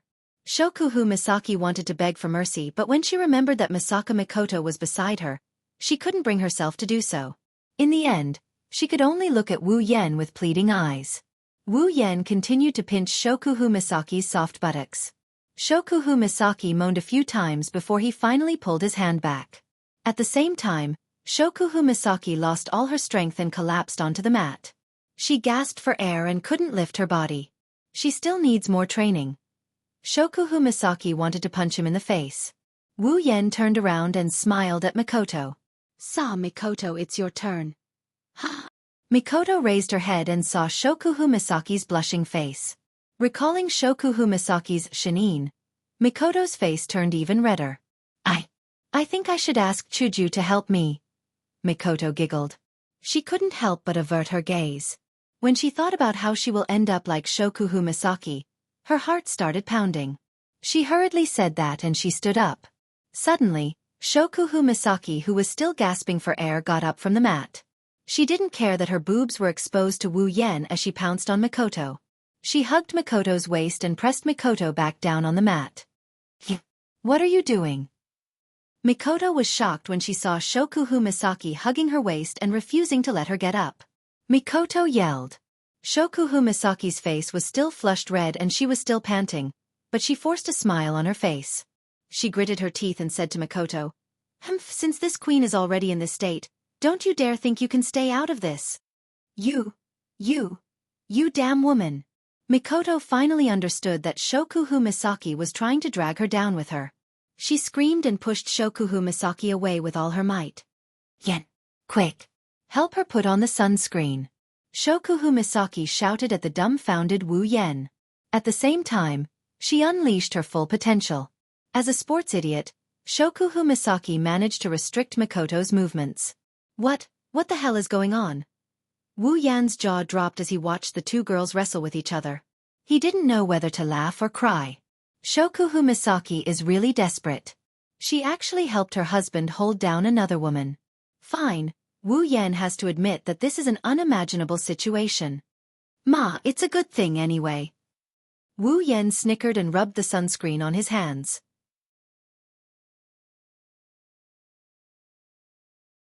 He quickly reached out with both hands and pressed them on Mikoto's cute bra. Mikoto stiffened up and her hands that were pushing Shokuhu Misaki went limp. Mikoto's face turned red as she yelled at Wu Yen in a coquettish manner. "Yen, you idiot!" Ugh. Before Mikoto could finish her words, a pair of large hands covered in sunscreen slid under her bra and into her chest. Grabbing her two little white bunnies, he began to gently knead them. Mikoto's brown eyes glazed over. She lost all her strength and collapsed on the mat, allowing Wu Yen to do whatever he wants to her. Shokuhu Misaki's eyes flashed with pride and she followed suit. That's because one of Wu Yan's hands came out of Mikoto's bra and grabbed one of her breasts. Grabbing a pair of big and small boobs, he pinched them while squinting his eyes. He turned to look at Takitsubu Riki, who was petrified, and sighed in his heart. "Hands, why don't you have two more?" Wu Yen chuckled as he removed his hands from Mikoto's breasts and placed them on the trembling Takitsubu Riku. He gently undid the straps on her swimsuit.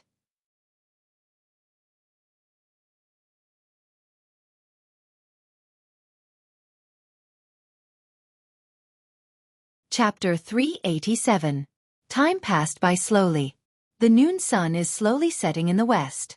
Chuju, Flandrechan, Kinuhata Sai, and Frenda are starting to feel tired. They originally wanted to wait for Wu Yen and the others to come down and play together, but they gave up on the idea and headed back to the beach. When the four girls returned to the shelter, a long barbecue grill was set up there. There were all kinds of meat slices and skewers placed on top of the grill. Wu Yen was standing behind the grill, spinning the grill in his hand as he tossed the raw meat from the table beside him into the grill. The barbecued meat on the grill started to glow. Wu Yen skillfully sprinkled some seasonings on the barbecued meat before brushing it with a layer of oil. Instantly, the barbecued meat turned into a golden-orange color. The aroma of the barbecued meat made one salivate.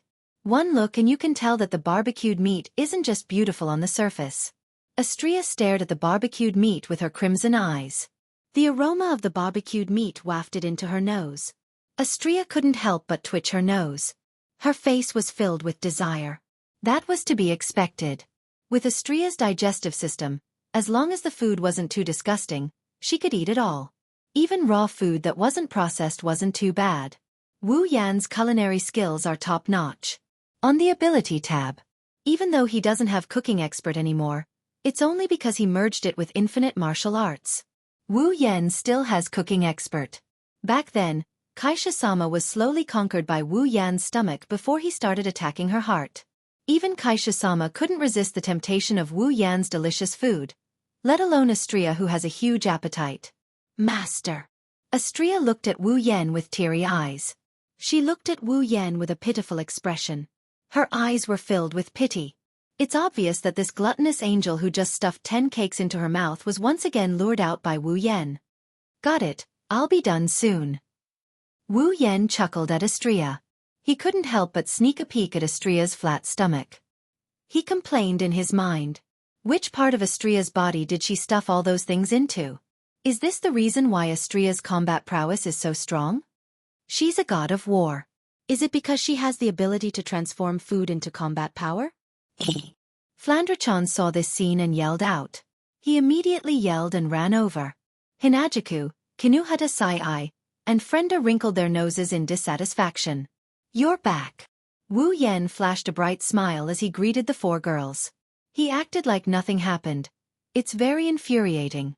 We've been waiting for you in the water for half a day. I didn't expect you to be enjoying a barbecue here." Chuju walked in front of the grill and snorted at Wu Yen. She sounded annoyed. "Mama." Wu Yen waved his hand and continued what he was doing. He looked up at Hinajaku.